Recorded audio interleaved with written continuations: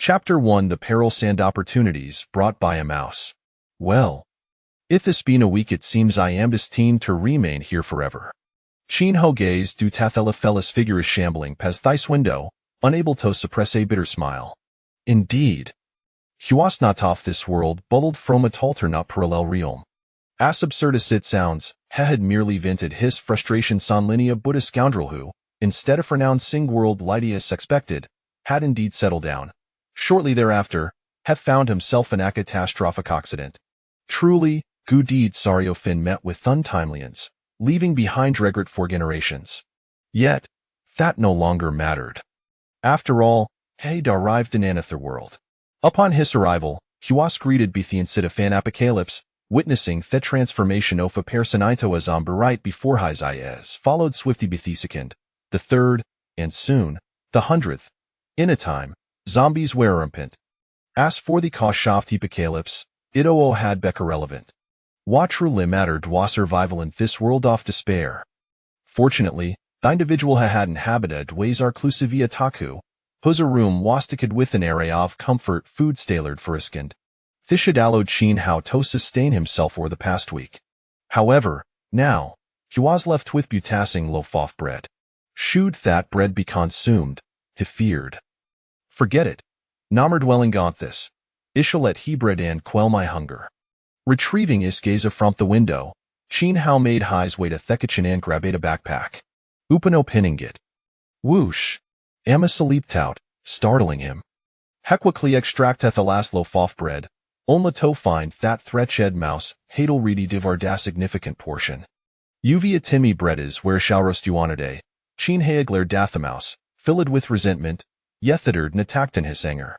Any disturbance might alert the zombies outside. And should the aroused, it would spell trouble for him. He then turned the satin to the remaining bread, hesitating. Toidet would risk an upset stomach due to them asnabling, yet abstain would mean enduring further hunger. Tote. Or not eat?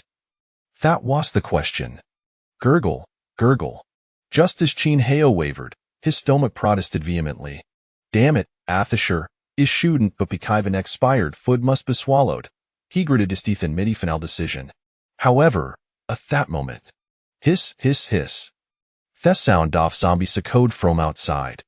Chin Hao froze, no longer daring to take another bite of bread. He had no choice.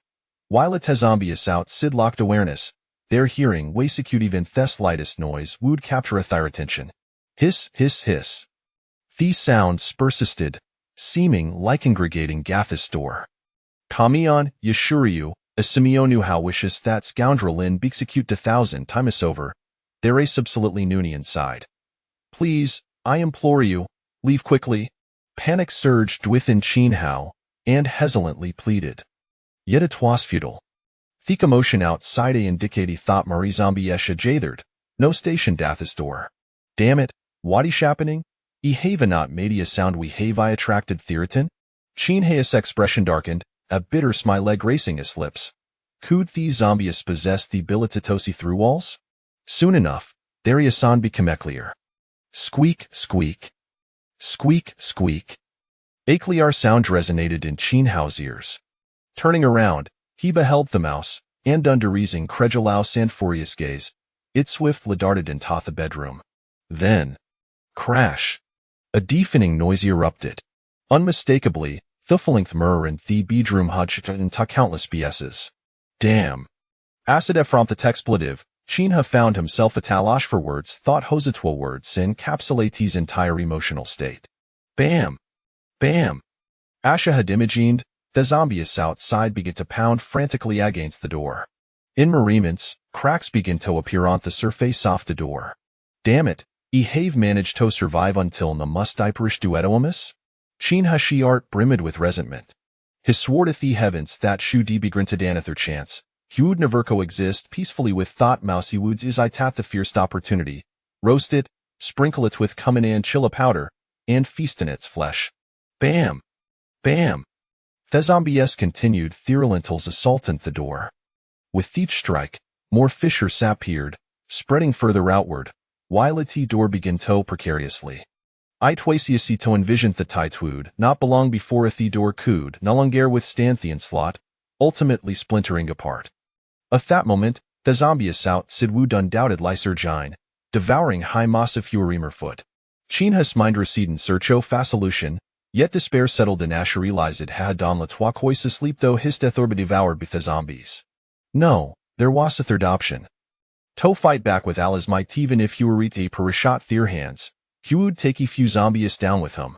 Damn you, wretched zombies, if I will even opeth to survival, ishal ensure a thought samio fi parashalong sadim.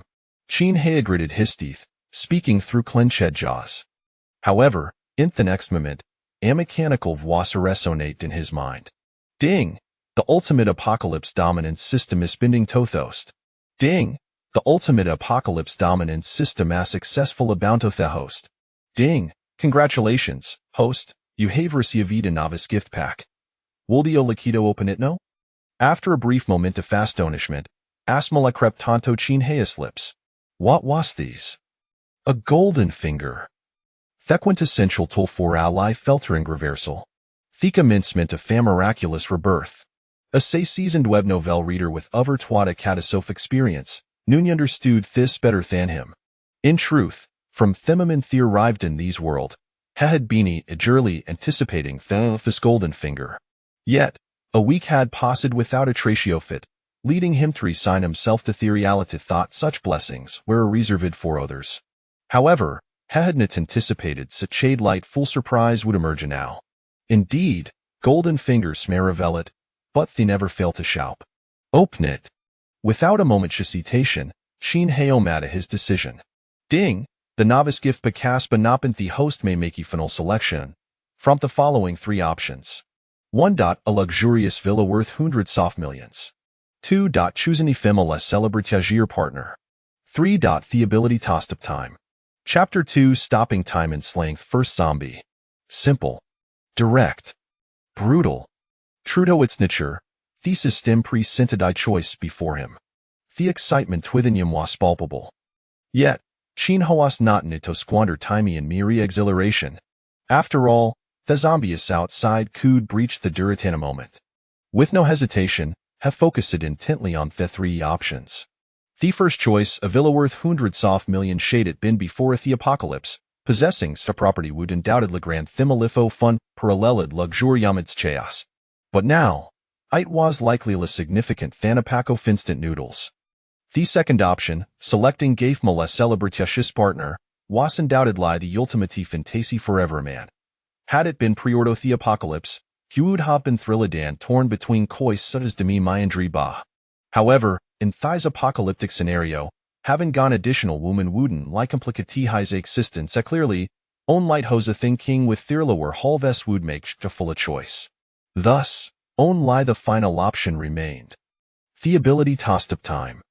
Asanotaku had played numerous time-stopping games and watched countless films featuring Thai's ability, particularly the captivating Gramense films from Japan that left the motherline enthralled.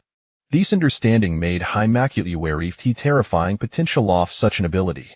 Once invoked, everything would fall into standstill, allowing him, Thuilder off this power, toked freely, unburdened by consequences, akin to Agadane exhilarating prospect. Iku's the ability to stop the me. Chin Hao made his choice with conviction. As soon as the words left his lips, Haku distinct la feel a warm current manifesting within his body, coursing through a very part of him. Wherever traveled, a comforter warm thin vlaped him, an indescribable sensation of pleasure. Simultaneously, a wealth of knowledge regarding the use and mastery of the timest ability flooded his mind. Could it be? Had acquired the ability to stop to me so easily? Wasn't that it too simple? Thoth heckin templatethesa thoughts internally, a triumphant, smiley involuntarily gristed the corners off his mouth. At that moment, Ade Topanel materialized before him. Host Chin Hao. Strength 8 normal 10. Speed 8 normal 10. Intelligence 10 normal 10. Superpower time stop duration and range increase with intelligence at current duration is 1 minute, and the effective range 5 meters around the host cooldown 4 times stopus 10 minutes. Task none. Chin Ha found himself a talash for words. Acity from intelligence, Both his strength and speed fell short of that of an average person. However, these was a common affliction among most reclusive individuals. Hathan shifted his focus to his superpower. According to the description of time stop, it seemed that by enhancing ice intelligence, he could prolong its duration and expand its range. But the question arose, how could levity ice intelligence? At that moment, a sharp sound pierced the ear. Crack! Crack! As the relentless pounding of the zombies continued, the fissure sent the dormal to plied and weakened. Ultimately, succumbing to thestrain, Thedo or succumbed. Creak! Creak! The door shuttered completely, revealing the figures of the zombies. These creatures, of course, noticed Qin Hao within the confinedness of the room. He. With frenzied roars and howls of excitement, the zombie surged forward, lunging at Qin Hao. Under normal circumstances, the strongest individual would be filled with dread at the sight of 7 or 8 zombies, ultimately succumbing to their grasp. Yet now, Qin Hao remained remarkably composed. A glimmer of a hunter's smiley appeared at the corner of his mouth as he regarded Disperi. How amusing! Aeson endowed with the power of time stop, a healthy ability to dictate their fates with ease. Time stop. Without hesitation, Qin Hao activated his power. Instantly, Sai Lin seemed to laped the surroundings. The Ersidites movement. The zombies, mid-lunge, frozen place, suspended in themit. At this juncture, only Qin Hao remained unaffected, Frito Actisha pleased. Truly, the ability to halt time is astonishing. What an exhilarating sensation, Qin Hao called in Thelputek claim. Simultaneously, a mechanical vsicho in his mind and smurry. Ding! Theferstas gisno wisha died nach wischter remain be stander bajin bislang the fierce zombie. Ding! Please see liminity on a zombie upon completion. Erward off 3 options will be granted. Goodness! A task is being assigned. Moreover, fulfilling it would il de coasof 3 words. Although it has specific soft hair words remain unknown, the initial 3 option of his gift pack suggests hath is ruard will undoubtedly put satisfying. With this realization, a wavy of excitement surged across Qin Hao's face. I ascertained that upon completing this task, huge received that was nothing short of remarkable. Thus, he wasted no time in resolve to accomplish this task swiftly, eager to claim the extraordinary word. Without further ado, Qin Hao seized a near befruit knife and, with 30 steps, approached the nearest zombie. Foremost individuals, confronting a zombie evenwiley armed would instill a paralyzing fear, rendering them near lion capable of resistance, leading to their demisithi handsoft dead. Just 2 days prior, Qin Hao had witnessed tormented individuals fall victim to Zingold zombie. Their racing was simple despite wielding weapons, they lacked the courage to engage, ultimately cornered by the zombie before being bitten to death.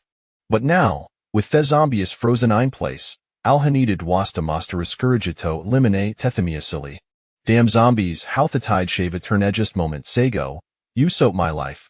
And no, I tis a mitern tovenquishiu, Qin hot, darkliba fori thrusting, thefrut knife fierce toward the zombie shed. Thud. Thick knife penetrat effortlessly. It was farassier than he had anticipated. Perhaps that transformation into a zombie erendaret, here skullsless resilient than those o fey living amon. Wary taperson, suckus de wood undoubted liar sultan a fatal conclusion. Yet ha could safe a zombie would react similarly? Thus, Qin Hao precedent, withdrawing thick knife and plunge in jit back into the zombie skull with hesitation. Again and again. Until the zombie shed was riddled with countless holes, and a grotesque mixture fluids flowed on the ground, hefinally seest high assault. At that moment, the system's mechanical was resonate in his mind and smurry. Ding! Congratulations, host, on eliminating a zombie. Ding!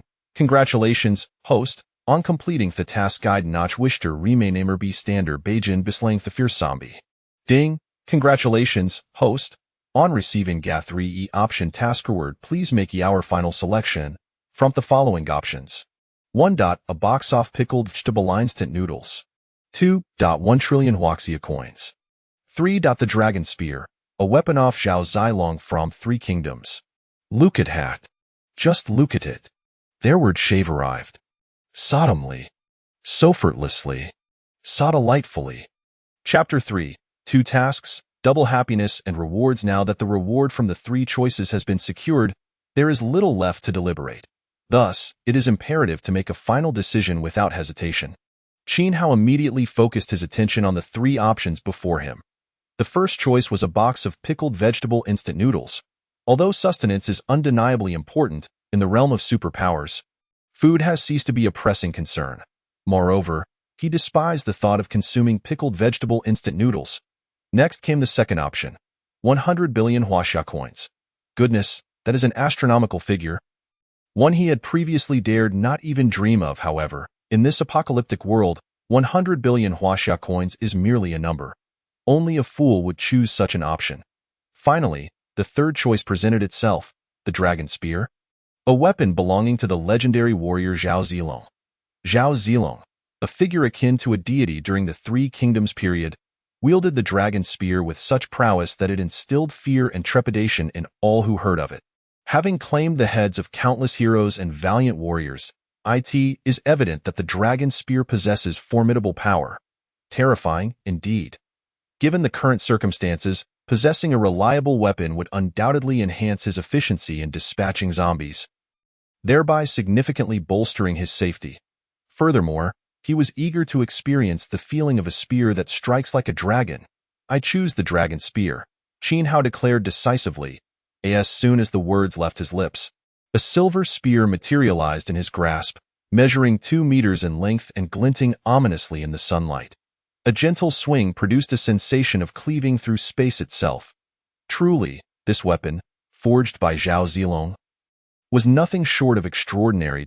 At that moment, the mechanical voice of the system echoed in his ears once more. Ding! A new task has been issued. I am no longer a mere bystander. Begin by slaying 10 zombies. Seriously? I've just completed one task, and now another appears.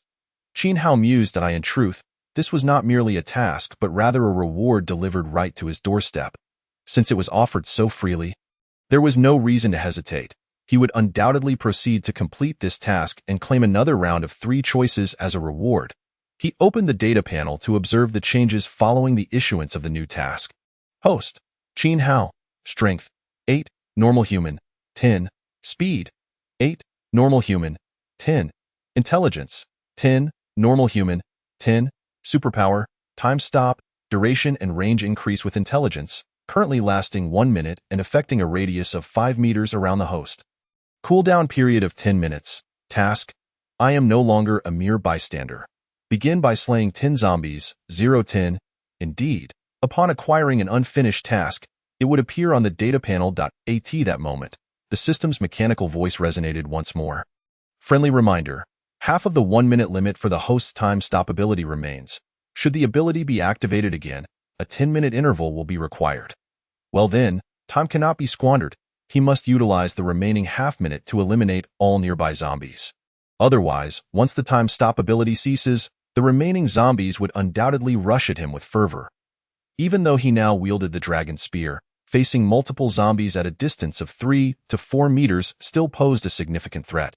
To the western paradise you go, Qin Hao thought to himself, no longer hesitating. He advanced with the dragon spear toward the remaining zombies. With a swift thrust, he pierced the skull of one zombie. A gentle twist sent its head exploding into fragments.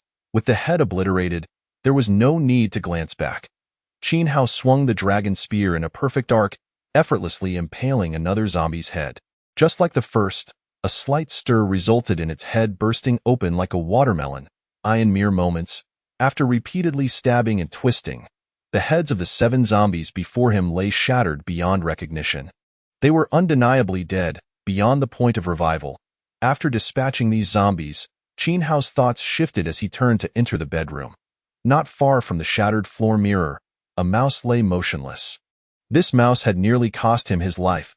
As the saying goes, a gentleman takes revenge, even if it takes ye after having dispatched a number of zombies. Qin Hao now felt emboldened. Moreover, with the dragon's spear in hand, he harbored no fears. Determined to act, he tightened his grip on the weapon, gently eased open the bedroom door, and cautiously stepped outside. It was evident that the zombie had sensed something. The moment Qin Hao appeared behind it, the creature abruptly turned. Their eyes met, an encounter that might have been romantic under different circumstances. Yet, Qin Hao hesitated not for an instant. He raised the dragon's spear and, in a swift motion, pierced through the zombie's mouth. The creature had no time to react before it collapsed to the ground, utterly lifeless. Qin Hao was momentarily stunned. Was it truly that simple? Nevertheless, he understood that this was the inevitable result of a surprise attack combined with the spear's formidable power. Having neutralized this threat, Qin Hao intended to return to the bedroom and wait out the next 10 minutes. However, a faint sound reached his ears, hissing, unmistakably the sound of zombies, originating from a nearby room. Suddenly, a thought struck him: if he could eliminate 2 more zombies, he would fulfill the task of killing 10. Completing this task would grant him a reward from which he could choose one of 3 options. He opened the data panel with a mere thought, and the interface materialized before him, visible only to him. Host: Qin Hao. Strength: 8, normal, 10, speed: 8, normal, 10, intelligence: 10, normal, 10, special ability: time stop, duration and range increase with intelligence. Current duration is 1 minute. Range is 5 meters. Cooldown is 10 minutes. Task 1. I am no longer a layabout. Starting from the killing of 10 zombies, 810. Task 2. I am no longer alone. Beginning with acquiring a subordinate, 01. Indeed, he only needed to eliminate 2 more zombies to collect another reward. Excitement surged within him. He approached the door, glanced around, and noted the absence of any zombies in sight. If he could enter that room and swiftly dispatch the zombies within before they made a sound, it should not attract the attention of any others. Resolving to act, Qin Hao stepped out of the room. Emboldened by the recent kill, soon, he arrived at the door of the designated room. With a gentle push, the door creaked open, revealing 2 zombies within. A female zombie was sprawled across a table, while a male zombie embraced her tightly from behind. It was clear that before the apocalypse, they had been an inseparable couple. Otherwise, they would not have clung to each other even in death. However, their current position was a cruel reminder to the lonely. And most importantly, it was nauseating. Qin Hao found himself at a loss for words and opted to send them both from this world directly. As he entered the room, he inadvertently alarmed the 2 zombies. They turned their heads towards him, emitting excited hisses. Crack! As they spun around in excitement, a sound reminiscent of something snapping echoed through the air. Qin Hao could only shake his head in disbelief. The male zombie continued its relentless charge towards him, seemingly unfazed. With no further hesitation, Qin Hao unleashed the dragon's spear. Thrusting it forward, he pierced the male zombie's skull. As he withdrew the spear, repugnant fluid sprayed forth, and the male zombie crumpled to the ground, breathless.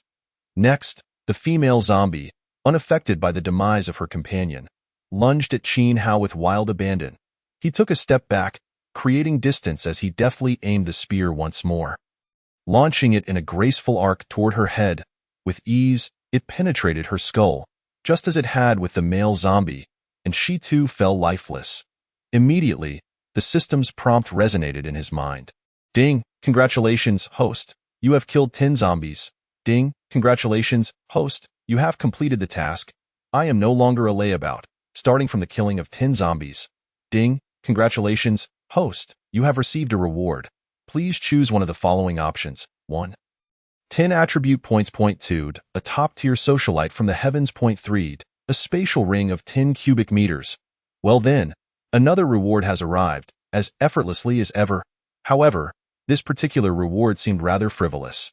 Qin Hao's attention immediately fixated on the second option, a top-tier socialite from the heavens. A socialite of such caliber, hailing from such exalted circumstances, would undoubtedly possess an exquisite figure and stunning beauty. Most importantly, after undergoing specialized training, she would not only embody the epitome of allure but also possess skills that would leave other women envious.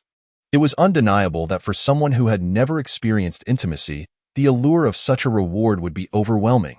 Thus, he thought, sorry but no, I shall pass on this choice. Chapter 5. Exquisite Beauties. Are you ready? It was a jest, of course. Though the idea of a top-tier socialite was enticing, she had likely been through countless hands and thus held no right to ascend his dragon bed. More significantly, he now had exceedingly high standards for his partner. After dismissing the second choice, only the first and third options remained. The first option, 10 attribute points, would undoubtedly enhance his physical prowess, no matter where they were allocated. Especially in the current situation, investing these points into intelligence could significantly extend the duration and range of his special ability. This would be crucial for his plan to recruit a stunning beauty as his subordinate. Then there was the third option, a spatial ring of 10 square meters. As a seasoned bibliophile, he understood the immense value of such an item. Possessing it would greatly simplify his life. He could store the dragon's spear within the ring when not in use and retrieve it effortlessly when needed, convenient and efficient. A veritable marvel that it would be no exaggeration to say this was an indispensable tool for both survival and travel. However, one stark reality loomed. This would not have an immediate impact on his forthcoming endeavors. "I choose the 10 attribute points," Qin Hao declared after careful consideration. "Please distribute the 10 attribute points," the system prompted. Without hesitation, he allocated all points to intelligence. Distribution complete. The system responded promptly. In that instant, he felt a warm current flow through his mind, leaving him with a newfound clarity. He opened the data panel once more, and the interface appeared before him. Host, Qin Hao. Strength, 8, normal, 10. Speed, 8, normal, 10. Intelligence, 20, normal, 10. Special ability, time stop, now with a duration of 5 minutes and a range of 10 meters. Cooldown remains at 10 minutes. Task, I am no longer alone. Beginning with acquiring a subordinate, 01. As he had anticipated, his intelligence had risen to 20 following the addition of 10 points. The time stop ability had also evolved. Its duration increased from 1 minute to 5 minutes, and its range expanded from 5 meters to 10 meters. What astonished Qin Hao was that the cooldown period remained unchanged at 10 minutes. He had assumed that with the increased duration and range, the energy required would naturally extend the recovery time. Yet, that was not the case. System, why has the cooldown period not changed? Qin Hao could not help but ask a question. Host, although each use of supernatural abilities consumes more mental energy, the increase in intelligence also enhances recovery capabilities, which is why it does not affect the interval between powers, the system explained. This explanation seemed quite reasonable, and he was thoroughly satisfied with it.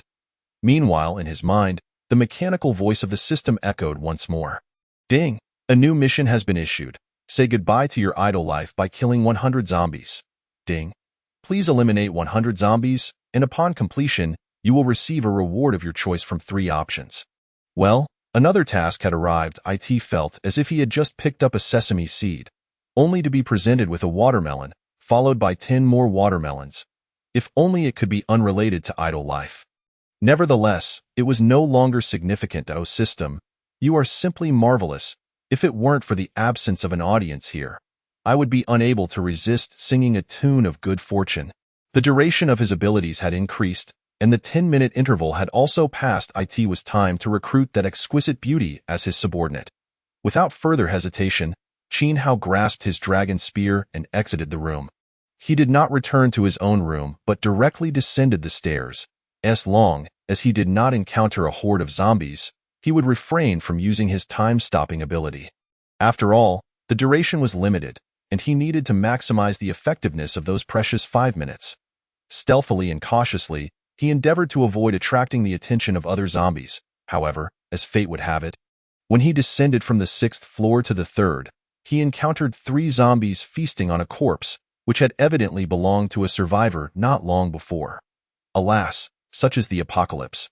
One moment a survivor, the next perhaps a zombie or a lifeless body. You shall perish. Qin Hao chose not to evade but to strike first. Before the 3 zombies noticed him, he swiftly approached, shaking his dragon spear, and plunged it directly into the head of one of the zombies. Splat! It pierced through effortlessly. In killing this zombie, he inevitably drew the attention of the other 2. Hiss, hiss, hiss. The 2 zombies, abandoning their deceased meal, roared and lunged at Qin Hao with fervor. Fresh prey undeniably held a fatal allure for them. Yet, regrettably, within a few swift moves, those 2 zombies met their demise at Qin Hao's hands. After vanquishing the 3 zombies, Qin Hao pressed on without delay, continuing his descent. After dispatching a few scattered zombies, he finally reached the ground floor. Before him appeared dozens of zombies, with even more lurking nearby. Naturally, these zombies took notice of Qin Hao. Hiss, hiss, hiss, with excited and bloodthirsty roars, they surged towards him. Time stopped. Without hesitation, Qin Hao activated his supernatural ability. As soon as he did, the surrounding zombies froze in place. Those that had been charging towards him became as motionless as statues upon entering his 10-meter radius. Wasting no time, Qin Hao brandished his dragon spear and sprinted toward the opposite building. With the zombies no longer in pursuit, he found it exceedingly easy to enter the adjacent structure. After approximately a minute and a half, he arrived at the door of the Exquisite Beauty's room. Meanwhile, the immobile zombies in the corridor were easily dealt with, and Qin Hao now carried an additional backpack filled with food he had taken from a convenience store on the first floor, as well as some protective gear and silky materials. Exquisite Beauty, my first subordinate. Are you ready? Qin Hao stood at the door, filled with anticipation. As a reclusive man, he had never encountered such a stunning beauty before. But now he was not only going to interact with her, but might also experience some indescribable wonders afterward. Most importantly, this was merely the beginning point. One could only imagine that his future life would be replete with sweetness. Chapter 6. Cheap yet quenching happiness. Without further hesitation, he prepared to push the door open, only to find it locked from within. Crack! Qin Hao struck the lock with his dragon spear, and with a resounding snap, it broke apart. That it must be said, the dragon spear was indeed formidable.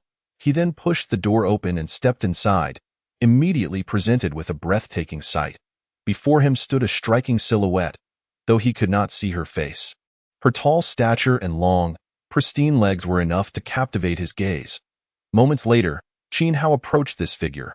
Her features were exquisitely beautiful, and her skin was as fair as snow. Even when compared to the hottest starlets before the apocalypse, she would undoubtedly stand out, especially in her crisp white shirt and black skirt uniform, which added to her allure and seductiveness. Wow, is this what they call a uniform? She was not merely a 9 out of 10. She had undoubtedly surpassed a score of 9.5. Qin Hao could not help but take a deep breath. Having such a beauty as a subordinate would surely make his future delightful. However, he did not wish to linger. Instead, he stepped forward and lifted her into his arms. Soft and smooth, the sensation was immensely pleasant, accompanied by a subtly refreshing fragrance. This beauty was truly exceptional. Qin Hao marveled once more as he carried her out of the room. There was no choice. As the door lock was broken, he had to bring her to a relatively safe place before his supernatural ability expired. The adjacent room was an excellent option. Before entering the beauty's room, Qin Hao had already identified the neighboring room as a temporary refuge. Once inside, he locked the door behind him, and only then did he reluctantly place the exquisite beauty onto the sofa. He took a moment to appreciate her once more. However, this time, his admiration was cut short as the exquisite beauty soon regained consciousness. She opened her eyes and was startled to find Qin Hao staring at her intently. "Who are you?" Lu Qianqian exclaimed, her expression filled with shock as she quickly distanced herself from him. "I am your benefactor." Qin Hao instinctively replied, "I'm sorry, I've watched too many live streams, so I tend to respond reflexively." He added an explanation. Lu Qianqian furrowed her brow, her face darkening. It was not solely due to Qin Hao's earlier words, but also because she realized she had awakened in an unfamiliar room with an entirely strange man. However, upon confirming that her clothes were intact and feeling no discomfort, she eased her tension slightly. "Where is this? What has happened?" Lu Qianqian was overwhelmed with confusion and unease. Yet, Qin Hao dismissively remarked, "Rather than concerning yourself with where you are or what has happened, you should be more wary of what will transpire next, such as what I intend to do with you." As soon as he finished speaking, Lu Qianqian retreated to the corner of the wall.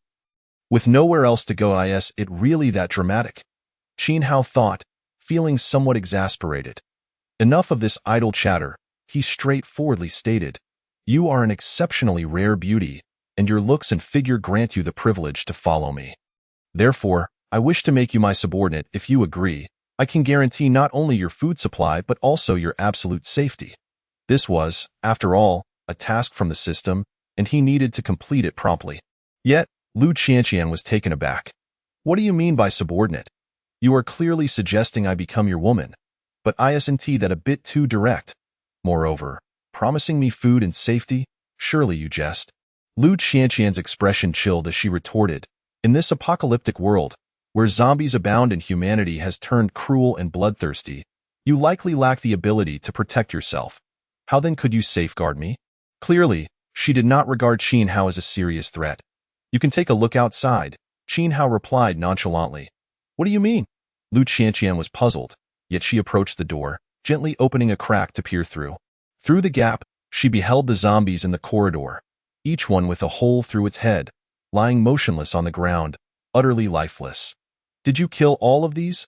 Lu Qianqian turned away, incredulously asking. What do you think? As Qin Hao spoke, he retrieved some food from his backpack. Canned meat, Texas-style roast chicken, pure milk, and little foreign snacks. I'm hungry now. I need to eat something. This is the perfect time for you to ponder over it, he declared. With that, Qin Hao indulged in the canned meat and Texas roast chicken, savoring each bite, occasionally washing it down with sips of pure milk or little foreign snacks, to add to his enjoyment.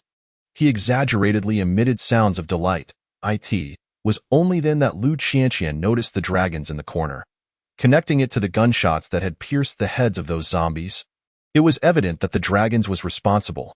Thus, it was clear that this young man before her had slain those zombies. He alone could dispatch 7 or 8 of them, and yet he appeared utterly unfazed. He was clearly no ordinary individual. Lu Qianqian couldn't help but steal another glance at Qin Hao, then her gaze fell upon the food in his hands. Canned meat, Texas roast chicken, and her favorite little foreign snacks. Since the apocalypse began, she hadn't seen such things, let alone tasted them. Most importantly, she was now so hungry that her stomach felt like it was pressing against her back, and she longed to share this delectable feast with Qin Hao. In this apocalyptic world, he managed to enjoy such culinary delights, which evidently reflected his strength. He was powerful yet not oppressive. It seemed he was not a bad person. Upon realizing this, Lu Qianqian glanced at Qin Hao again. A man with strength, a kind heart, and good looks. Didn't he perfectly embody her fantasy of a partner? As this thought crossed her mind, a peculiar sparkle appeared in her eyes when looking at Qin Hao. At that moment, Qin Hao had finished eating and, quite naturally, let out a satisfied burp. Beautiful lady, let us return to the earlier topic. He turned to Lu Qianqian and inquired, do you agree with my suggestion for you to become my subordinate? I agree, Lu Qianqian nodded without hesitation. Having contemplated it earlier, she felt no psychological barriers to her agreement. Excellent, Qin Hao smiled with satisfaction. Though this happiness felt somewhat cheap, it was akin to a long-awaited rain after a drought. Meanwhile, the system's prompt resonated in Qin Hao's mind. Ding, congratulations, host, you have acquired a subordinate. Ding, congratulations, host, you have completed the task. I am no longer alone by gaining a subordinate. Ding, congratulations, host, you have received a choice of rewards. Please select one from the following options. 1. A delicious beggar's chicken. 2.10 attribute points. 3. A 10 square meter space ring. Chapter 7. Yet another ridiculous task. Since you have agreed to be my subordinate, I shall fulfill my promise. You may help yourself to the food in my backpack at any time, Qin Hao offered, handing the backpack to Lu Qianqian. Master, can I really eat the food inside? Lu Qianqian asked, her eyes sparkling with delight. Of course, Qin Hao affirmed, nodding seriously.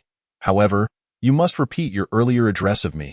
Master, Lu Qianqian obediently echoed, the sound pleasing to Qin Hao's ears. If you like it, I shall call you that from now on. She added hurriedly, that's fine, no problem. Qin Hao readily agreed. How could he refuse the request of such an exquisite beauty? Moreover, having a stunning beauty refer to him as master was undoubtedly an exhilarating experience. All right, now you can feast to your heart's content. Yes, master.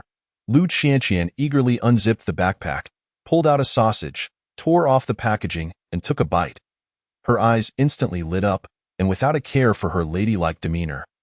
She devoured it with gusto. Indeed, beautiful women had a penchant for sausages. Qin Hao then focused on the reward options, as this was his favorite aspect of the system, and he needed to make a final decision promptly. The first choice, a delicious beggar's chicken, was irrelevant to him since, at this moment, food was no longer an issue. The second option, 10 attribute points, could significantly enhance his abilities, extending the duration and range of his supernatural powers, a commendable choice.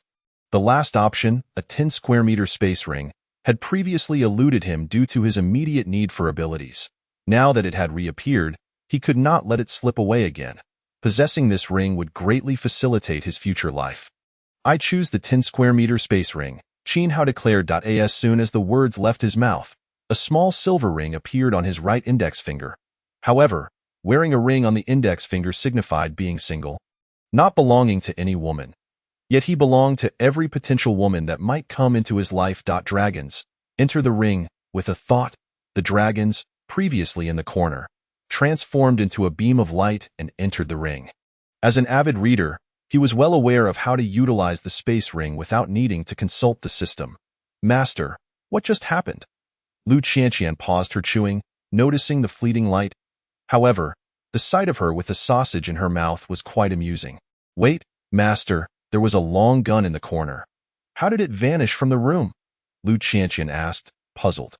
Not only will that long gun disappear from the room, but you may also vanish, Qin Hao replied. A glimmer of interest in his eyes, Lu Qianqian looked on in bewilderment.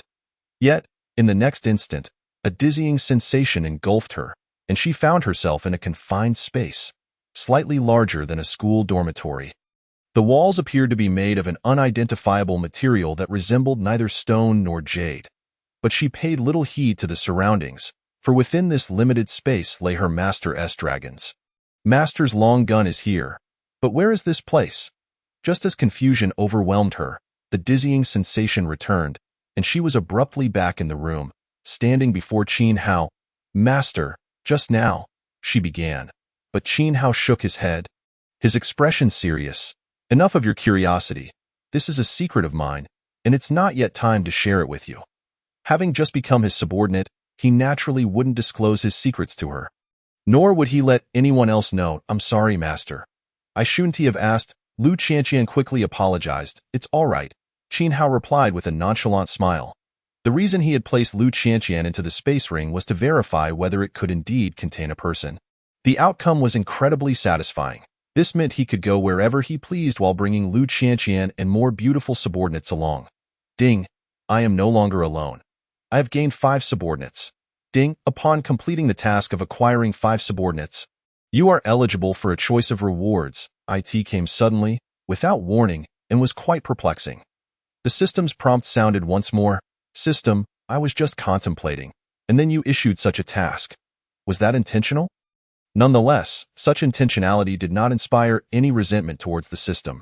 Master, I'm full now, Lu Qianqian said as she began packing up the backpack.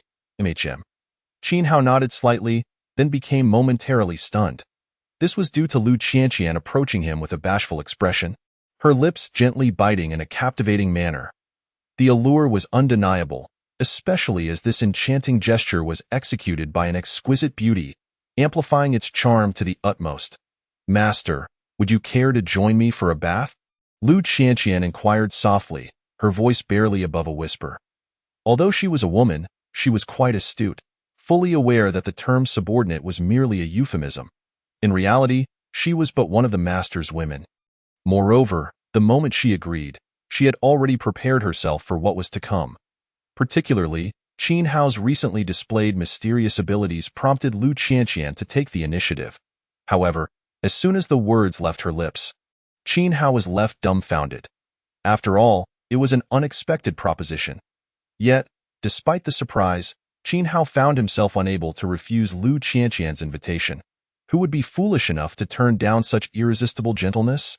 Well, Qianqian, is it? Qin Hao inhaled deeply and replied earnestly, since you have extended the invitation, I shall graciously accept. After all, to decline the invitation of a beautiful woman would be rather impolite. As he spoke, he wrapped his arm around Lu Qianqian's shoulders. Then, let us proceed to bathe. However, following their intimate encounter, Chapter 8, another mission. Must it be so frequent? An hour and a half later, Qin Hao and Lu Qianqian lay motionless upon the bed. Lu Qianqian, in particular, felt utterly drained. In contrast, Qin Hao appeared only mildly affected, with just a sheen of perspiration adorning his skin point. One could not help but admit that he was quite impressive. After a brief rest, Lu Qianqian turned over and pointed to a crimson stain on the sheets. her cheeks flushed with embarrassment. Qianqian, this is something I never anticipated. Qin Hao exclaimed in disbelief, though his tone was more one of delight. Master, before the apocalypse, many men pursued me, but I felt they were merely after my body. How could I possibly entertain their advances? Thus, I have never been in a relationship, Lu Qianqian explained, her brow furrowed. Do you think my perspective is overly extreme? Not at all, Qin Hao replied without hesitation. On the contrary, it was a rational and wise decision. If only other exceptional beauties shared your mindset, it would be even better. Master, while I'm unsure about the thoughts of other beauties, I can assure you that one of my close friends holds the same view as I do. As she spoke, a look of dejection crossed Lu Qianqian's face as she sighed. If it weren't for me, she would never have come to this city. Had she not arrived here, she wouldn't have to live in fear, constantly at risk of dying at the hands of zombies or those deranged individuals. It was evident that Lu Qianqian shared a strong bond with her friend. Otherwise, she wouldn't feel such profound guilt. Yet, her mindset seemed somewhat naive. Qianqian, it's not just our city overrun with zombies. Nearly every city has fallen to this fate. You needn't blame yourself for that, Qin Hao remarked dismissively. Upon hearing this, Lu Qianqian's spirits lifted slightly. Master, while I understand your words, I still feel an overwhelming sense of guilt. What if she were to die here? Lu Qianqian's voice trailed off, and her gaze toward Qin Hao held a contemplative glimmer. Master, may I ask you for a favor? Lu Qianqian pondered for a moment before bravely posing the question. Speak freely, Qin Hao encouraged. Could you please rescue my friend? She is also an extraordinary beauty, possessing both stunning looks and an enviable figure, equal to mine. If you save her, I can persuade her to become one of your subordinates. Lu Qianqian implored, placing all her hopes in Qin Hao. Please tell me about your friend, Qin Hao said, unable to suppress a chuckle. The system had just issued a task to recruit subordinates, and here Lu Qianqian was, divulging her friend's situation, like receiving a chilled watermelon on a sweltering day. My friend's name is Chen Zihan.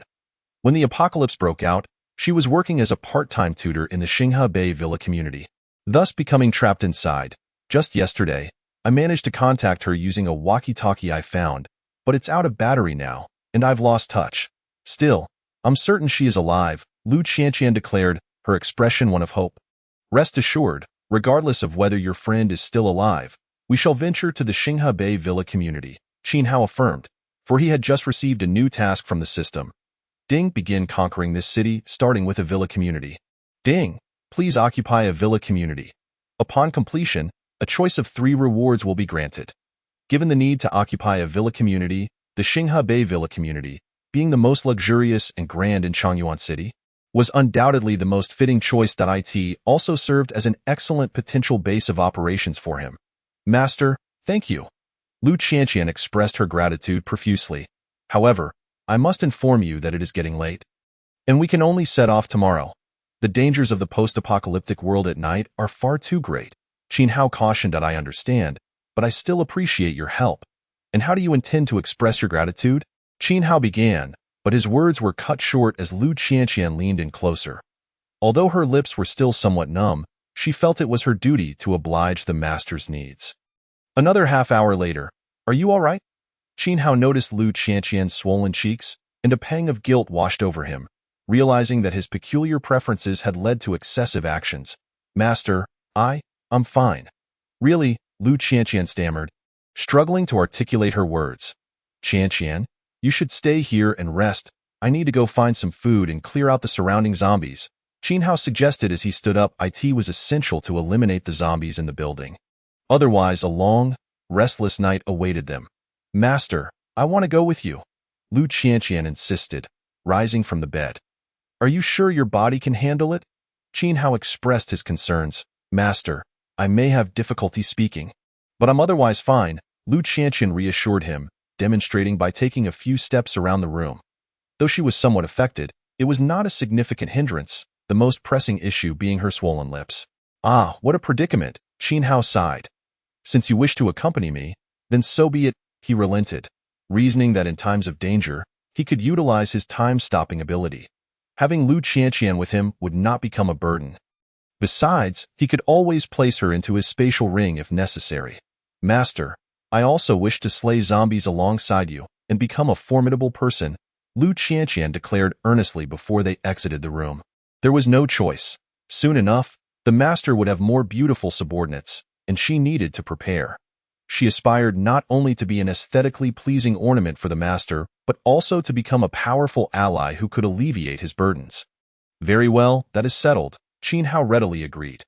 With beautiful subordinates growing stronger, he could avoid numerous troubles, so he had no reason to refuse. However, he did not anticipate that immediately after his words, the system's prompt would sound once more. Ding! Shared progress begins with leading your subordinate to slay 10 zombies. Ding! Please lead your subordinate to slay 10 zombies. Upon completion, a choice of 3 rewards will be granted. Seriously? Another task already? How frequent can this be? Perhaps a few more wouldn't hurt, Qin Hao mused, as more tasks translated into more opportunities for rewards. Chapter 9. A beautiful woman can be fierce too, with the system's alert echoing in his ears. Qin Hao realized that he had accepted several tasks merely upon entering this room. The question now was, how many tasks did he have in total? Well, at that moment, Qin Hao found himself momentarily perplexed. However, this was not an issue. He opened his data panel. As soon as his words fell, a data panel, visible only to him, immediately materialized before his eyes. Host: Qin Hao. Strength: 8, normal person, 10, speed: 8, normal person, 10. Intelligence: 20, normal person, 10, superpower, time stop, duration and range increase with intelligence. Current duration is 5 minutes, range is 10 meters around the host. Cooldown between uses is 10 minutes. Task 1. Bid farewell to mediocrity by slaying 100 zombies, 15. 100. Task 2. I am no longer alone, starting from acquiring 5 subordinates, 15. Task 3. Dominate this city, beginning with owning a villa complex, 01. Task 4. Progress together, starting with leading subordinates to kill 10 zombies, 010.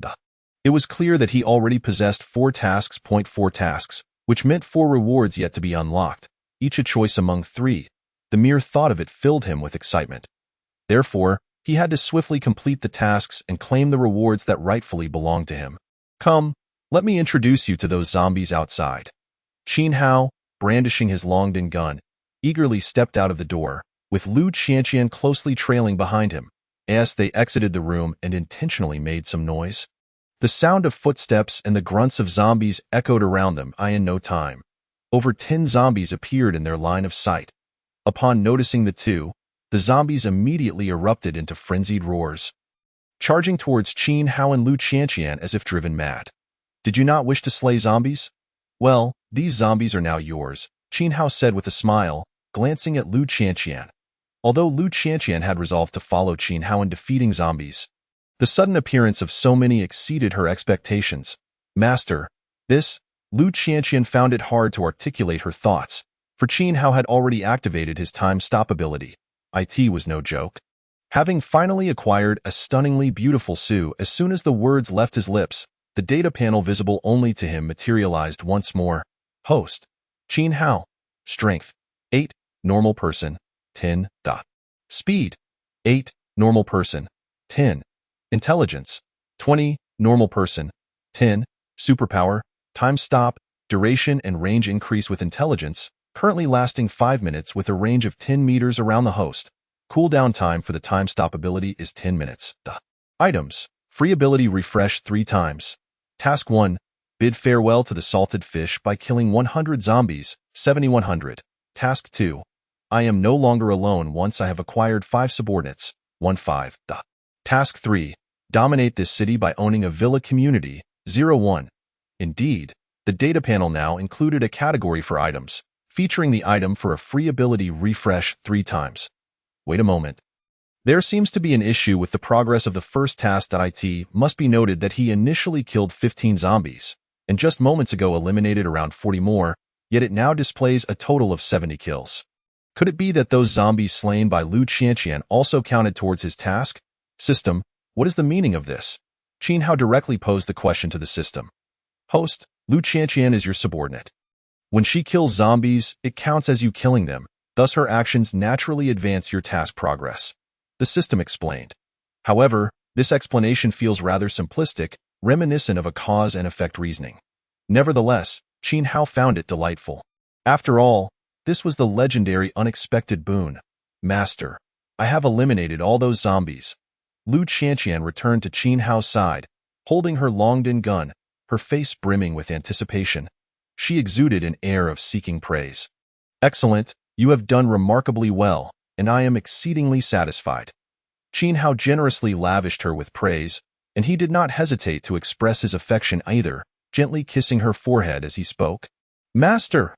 Lu Qianqian instantly blushed, yet her excitement and joy were unmistakable. Master, this is merely the beginning. I shall become stronger and slay more zombies. Lu Qianqian promptly assured him. Yes, I believe in you. Qin Hao nodded, a smile unconsciously gracing his lips. This was spurred by the system's prompt that echoed once more. Ding. Continue progressing by leading your subordinates to eliminate 100 zombies. Ding. Please lead your subordinates to kill 100 zombies. Upon completion, you may choose one of 3 rewards. Such tasks under this system come gently and quietly, reminiscent of Su Jima's poetry. Let us proceed and sweep this area once more, striving to eliminate all the zombies within. The zombies we encounter this time are agile. Do you have any issues with that? Qin Hao inquired of Lu Qianqian. Since her actions could simultaneously enhance the progress of 2 tasks, he naturally wished to afford as many opportunities to eliminate zombies to his beautiful subordinate. Master, I have no issues at all, Lu Qianqian affirmed with ANOD.AS, the master's subordinate and his woman. She certainly would not let him down. Then let us set off. Qin Hao led Lu Qianqian downstairs. Earlier, while he was busy dispatching zombies a few floors down, he had neglected to attend to those within the rooms due to concerns about time constraints. Now, it was time to address them. At the entrance of one room, Qin Hao kicked the door open. Instantly, a zombie lunged at him with claws bared. Lu Qianqian did not retreat. Instead, she stepped forward, gripping her Longdan gun tightly, and with a swift motion, plunged it into the zombie's skull. Next, they approached another room, facing 2 zombies simultaneously. Swish, swish. Before those 2 zombies could even close the distance, they fell under the might of Lu Qianqian's Longdan gun. Then, facing 3 zombies at once, her pace remained unimpeded. Witnessing Lu Qianqian's decisive and ruthless demeanor as she dispatched zombies with the ease of slicing through vegetables, Qin Hao found himself taking a deep breath, setting aside all else. In terms of individual capability to slay zombies, it was likely that he could not compare to this beautiful subordinate before him. However, this was quite agreeable. Having a formidable female subordinate was indeed a delightful experience. All right, let us return. After they had eliminated the zombies below, Qin Hao and Lu Qianqian returned to the room. Yet, as they entered, 2 young men stealthily emerged from around the corner upstairs. By their demeanor, it was evident they had already noticed Qin Hao and Lu Qianqian, as well as the scattered corpses of zombies. Brother Long, what is the meaning of these zombie corpses? Did those 2 just now kill them? One slender young man queried with a complex expression. Hearing this, the tall and robust Wang Long immediately shook his head dismissively, stating, Look at those 2. They appear so frail. How could they possibly have the strength to kill so many zombies? Clearly, they have nothing to do with this. But Brother Long, if they had nothing to do with it, who then killed these zombies? The slender youth, Chen Lin, wore an expression of confusion and doubt. I do not know who killed these zombies. But I can assure you, it was definitely not those 2 just now, and I can also confirm that the person responsible for slaying these zombies has long since departed. Wang Long asserted confidently. Brother Long, why is that? You are truly a dimwit. If that powerful individual were still here, do you think he would remain indifferent to that beautiful woman? Ha ha ha, Brother Long is clever.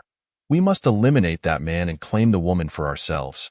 Damn it, just thinking about such an exquisite woman makes me unable to contain myself. Chapter 11. This is a reward delivered to our doorstep. At this moment, Qin Hao and Lu Qianqian had returned to the room. Master, we have forgotten something. What is it?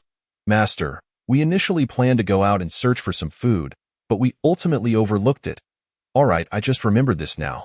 Master, should we not go look for it now? No need, it is too late for that, as we shall soon have guests. What? Did you not hear any sounds? Master, I did not hear anything at all. It was evident that Lu Qianqian truly heard nothing. But why did he hear the voices of two men? What was happening? Could it be that he was experiencing hallucinations? System, what is going on? Qin Hao once again inquired of the system. The system responded promptly. Host, this is because your intelligence has increased. With an elevation in intelligence, not only do you become more astute, but your auditory and olfactory senses, among other perceptual abilities, also enhance, allowing you to hear what others cannot. No way. There are such benefits? Qin Hao was utterly taken aback, overwhelmed by excitement and joy. Yet, he could not afford to dwell on this, as the footsteps of those two men drew ever closer. And even Lu Qianqian had begun to notice. Master, there are footsteps. Someone is indeed here. Lu Qianqian whispered. Qin Hao nodded and approached the door, retracting the bolt he had previously secured. Master, what are you doing? Lu Qianqian asked softly, her face a mask of confusion. And of course, I am welcoming our guests. Qin Hao replied with a faint smile. As soon as the words left his mouth, the footsteps halted at the door. After a brief silence, a loud bang resounded as the door was flung open, and a figure stumbled in, nearly losing their footing. Damn it, they didn't even lock it. Wang Long could not help but curse. Brother Long, are you all right? Chun Lin quickly stepped forward to steady Wang Long, then they laid eyes on Qin Hao and Lu Qianqian within. Their gaze locked onto Lu Qianqian. With exquisite features and a tall, alluring figure, her long legs exuded an irresistible allure. She was truly the epitome of beauty. Beautiful lady, come with me. I guarantee you a comfortable existence in this apocalyptic world. Wang Long swallowed hard, greedily proclaiming. Indeed, beautiful lady, follow me, dragon brother. Otherwise, we won't let you off easily. Chen Lin, standing nearby, echoed in agreement. Throughout the entire exchange, they never cast a glance at Qin Hao Dai. In their eyes, he was already akin to a corpse. And thus, there was no need to acknowledge a lifeless entity. Had this been the past, even in such a scenario, their indifference towards him would not have elicited any significant reaction. However, the circumstances had changed. She is my subordinate. If you wish for her to accompany you, shouldn't you seek my consent? Qin Hao stated coldly. Finally, Wang Long and Chen Lin turned their gazes towards him, their expressions rife with disdain and mockery. You insolent brat, had you remained silent, you might have prolonged your existence, but now you are courting death. Wang Long hissed like a venomous snake. You little wretch, kneel before my brother Long. He might grant you a swifter demise. Otherwise, you shall suffer beyond imagination. Chen Lin bellowed in fury. As they spoke, they brandished a dagger menacingly, their faces contorted with threats. How dare you show such disrespect to the master? I advise you to kneel and apologize. Or you will surely regret it, Lu Qianqian interjected, her expression darkening before Qin Hao could utter a word. They could hurl insults at her, but disrespect towards her master was utterly intolerable. What? Master? I never imagined such a stunning beauty could also play this game. Rest assured, once I eliminate this scoundrel, I shall take your place as your master. Wang Long sneered, his gaze upon Lu Qianqian akin to that of a predator stalking its prey. Beauty, you do well to recognize your situation. From this moment forth, my brother Long is your master. Chun Lin continued to fulfill his role as an obsequious lackey. Master, they truly are insufferable. Please, you must. Lu Qianqian was about to voice her indignation when Qin Hao silenced her with a mere glance. For within his mind, the system's alert echoed once more. To contend for supremacy in this world, one must eradicate all foes, especially those who dare to offend the host and plot against their life, who must be eliminated with the ruthless efficiency of autumn winds sweeping away fallen leaves. Ding! A new mission has been issued. I must become the strongest ruler, starting with the elimination of the enemies before me. Ding! Eliminate the enemies before you. Upon completion, a reward of 3 options will be granted. So they were not here to cause trouble, but rather to present rewards. Since they had voluntarily delivered the rewards to his doorstep, it would be impolite to refuse. Thus, he would graciously accept. I initially intended to offer you a chance, but now you shall be forever confined here. In other words, you will die here. Qin Hao had resolved to repay them in kind. Not merely for the sake of the 3 options, but also because this was the consequence they must bear for their murderous intentions. Ha ha ha! Wang Long and Chen Lin erupted in laughter. Once the mirth subsided, they sought to ridicule Qin Hao further, yet the opportunity had slipped away. Time froze. With a mere thought from Qin Hao, everything around him descended into an absolute stillness once again. While he could dispatch them with the dragon's spear alone, it would be foolish to forego a more reliable ability. Qin Hao did not rush to deal with Wang Long and Chen Lin. Instead, he traversed the upper rooms once more. After confirming that no other survivors remained aside from the two, he returned to the room. The time limit for his time-stopping ability was nearing its end. It was time to take action against them. He then appeared before Wang Long and Chen Lin. Seizing Wang Long's right hand and forcefully plunging the dagger he held into Chen Lin's chest, he similarly drove the dagger in Chen Lin's grasp into Wang Long's chest.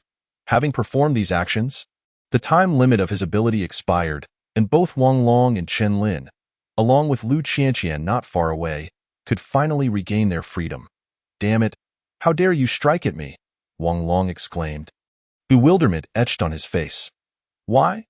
Both Wang Long and Chen Lin exchanged incredulous glances, and in their fury, they thrust their daggers deeper into each other. Ultimately, they collapsed to the ground, their eyes wide open, unable to close them. Clearly, even in death, they could not grasp how, in the blink of an eye, the other's dagger had found its way into their chests. As they fell, the system's alert resounded once more.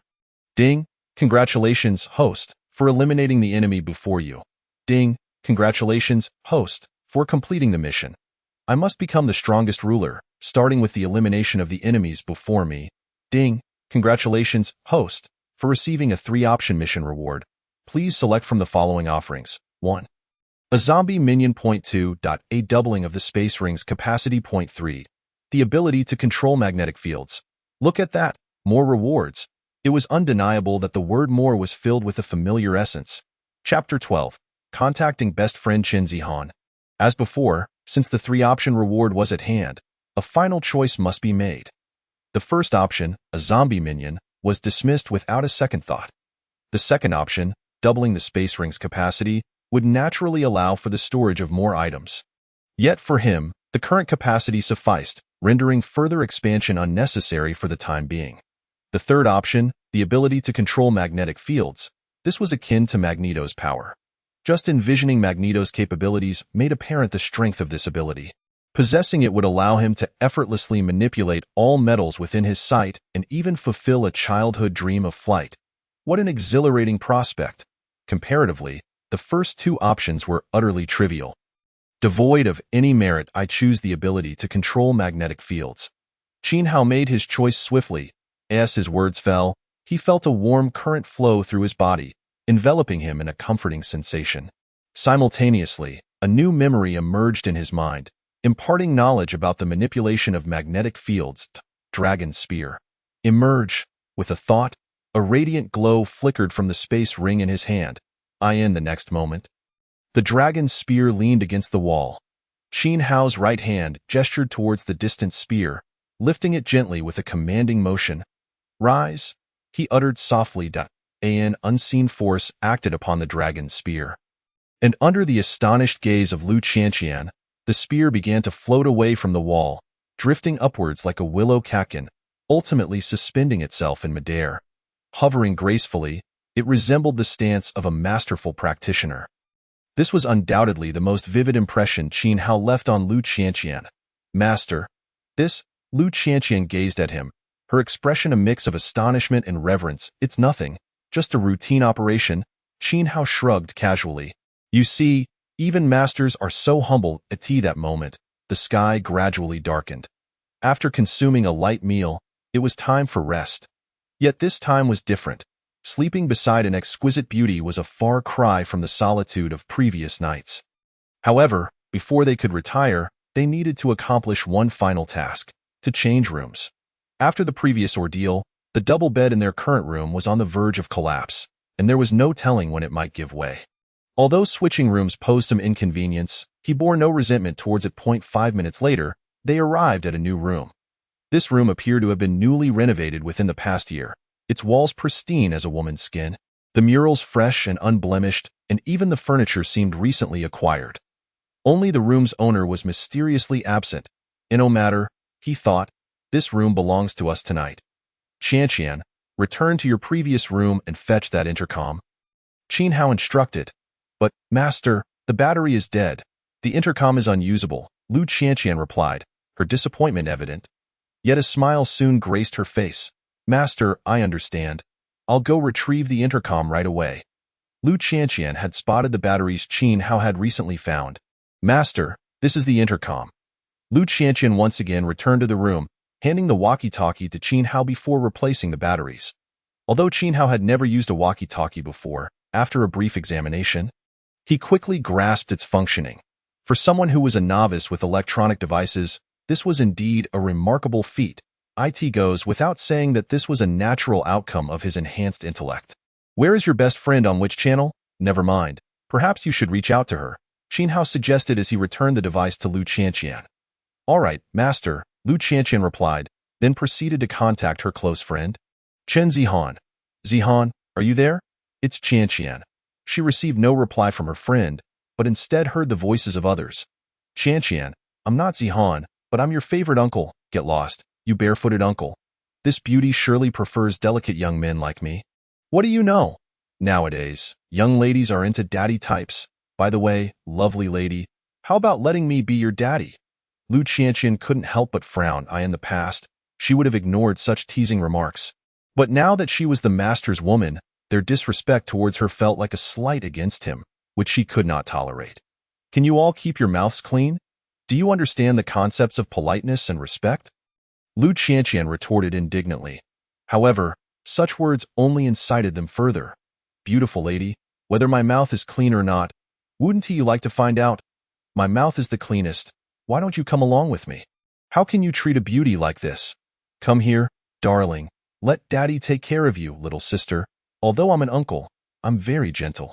Come on, you be my silly little sister, and I'll be your wise brother. What do you say? Hearing their increasingly audacious remarks, Lu Qianqian's body trembled with fury. Enough. You're all just keyboard warriors, bravados behind screens, with no real courage. There's no need to pay attention to them. Let us continue reaching out to your friend, Qin Hao interjected, preventing Lu Qianqian from responding further. The best way to deal with those keyboard warriors is to ignore them entirely. Otherwise, it will only lead to needless frustration. After all, the internet is their battlefield. However, as Qin Hao spoke, the keyboard warriors began to feel a sense of imbalance. Damn it. Others have beauties to accompany them, while all we have is our right hand. Let go of that beauty and let me have her, or I swear I'll take you down. How dare you touch my daughter? If I find you, I'll make sure you regret it. You little brat, if you don't want to die, release that beauty right now. Such a beauty is beyond your grasp. Yet amidst these clamorous voices, another sweet and melodious voice broke through, filled with surprise. Qianqian, is that really you? Upon hearing this, Lu Qianqian was instantly elated. Master, that's my best friend, Chen Zihan's voice. Wonderful, my friend is still alive. After informing Qin Hao, Lu Qianqian immediately replied to Chen Zihan through the walkie-talkie. Zihan, it's me. I'm still alive. How about you? Qianqian, although I don't want you to worry, I must tell you, I fear I may not have the chance to say goodbye in the future. Zihan, what is going on? Don't scare me. Qianqian, don't worry about me. I'm fine for now. However, I have run out of food and am extremely hungry. Tomorrow, I must go out to search for food. And it's possible we may lose contact. This is the reality of a post-apocalyptic world. Most survivors who manage to live on will ultimately perish in their quest for sustenance.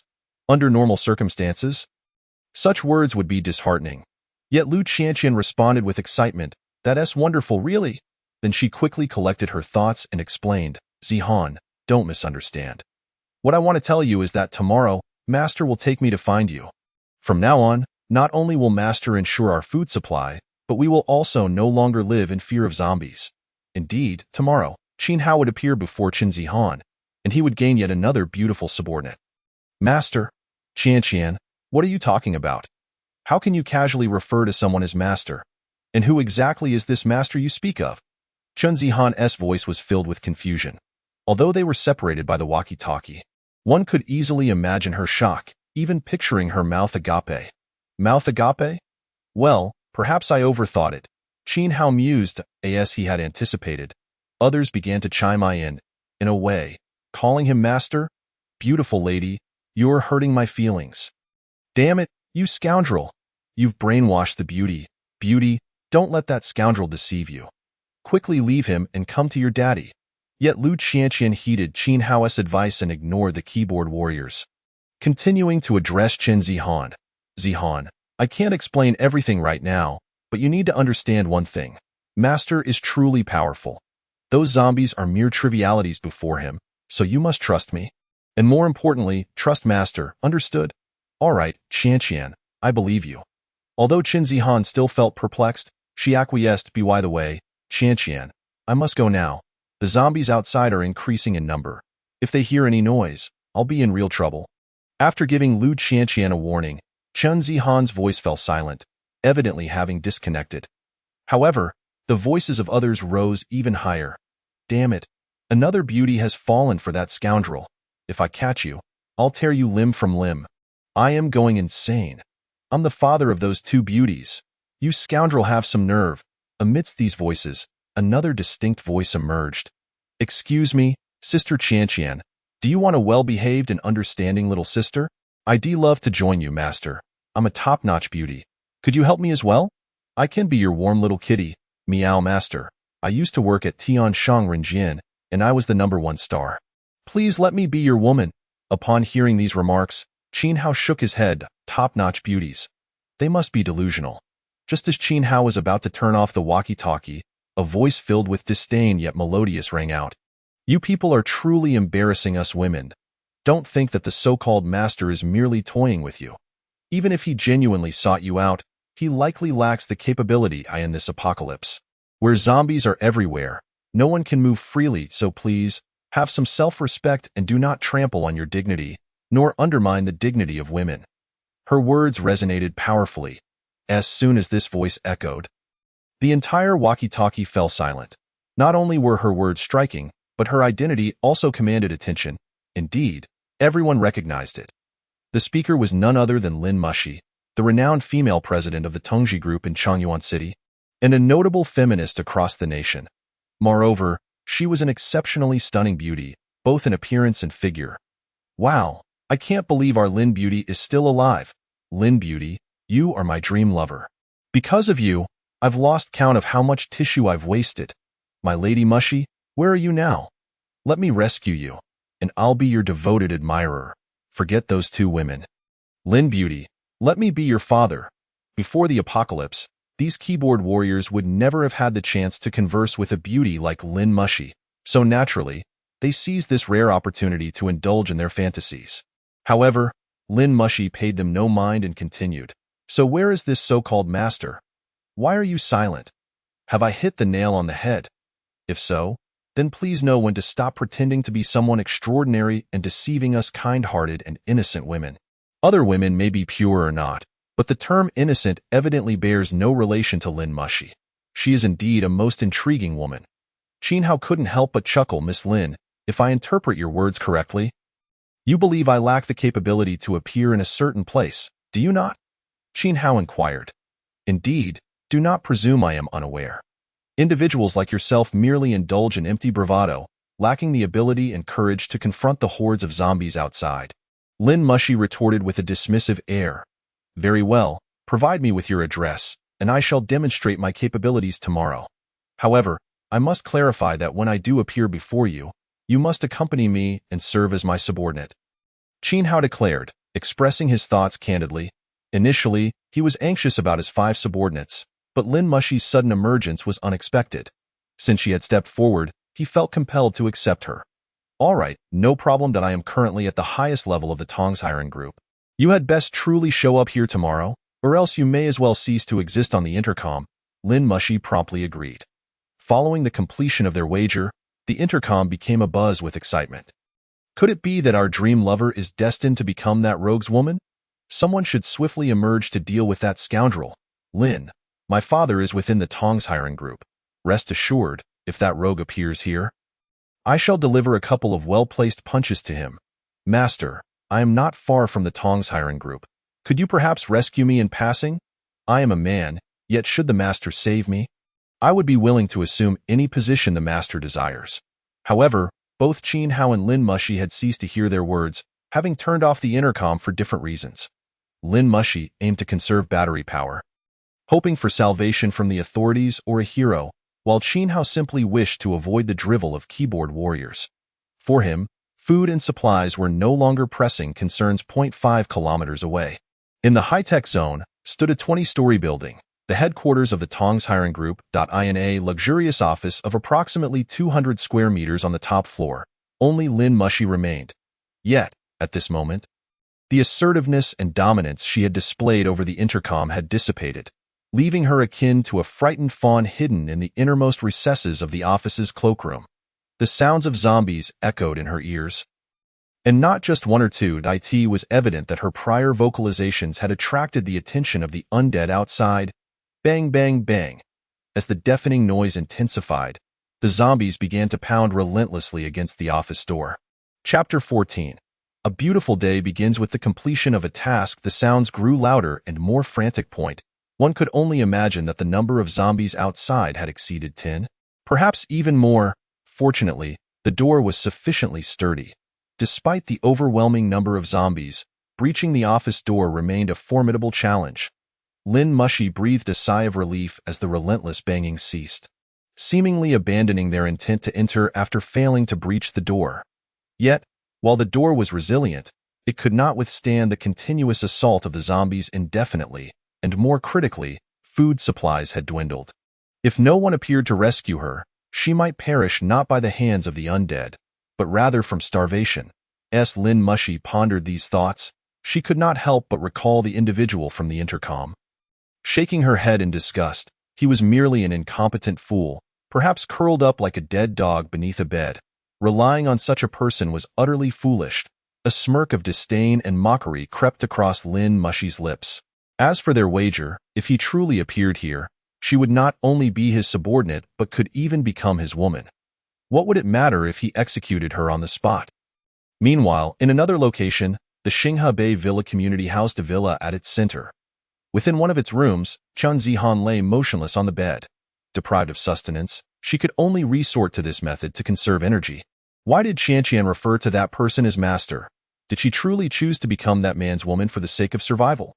Chen Zihan recalled Lu Qianqian's words. She did not look down upon Lu Qianqian. Rather, she was concerned that her friend's chosen individual might be unreliable. After all, in this apocalyptic world, one could never be sure of whom they might encounter. She hoped that person had not deceived Qianqian. Otherwise, not only would Qianqian's safety be compromised, but despair would also ensue.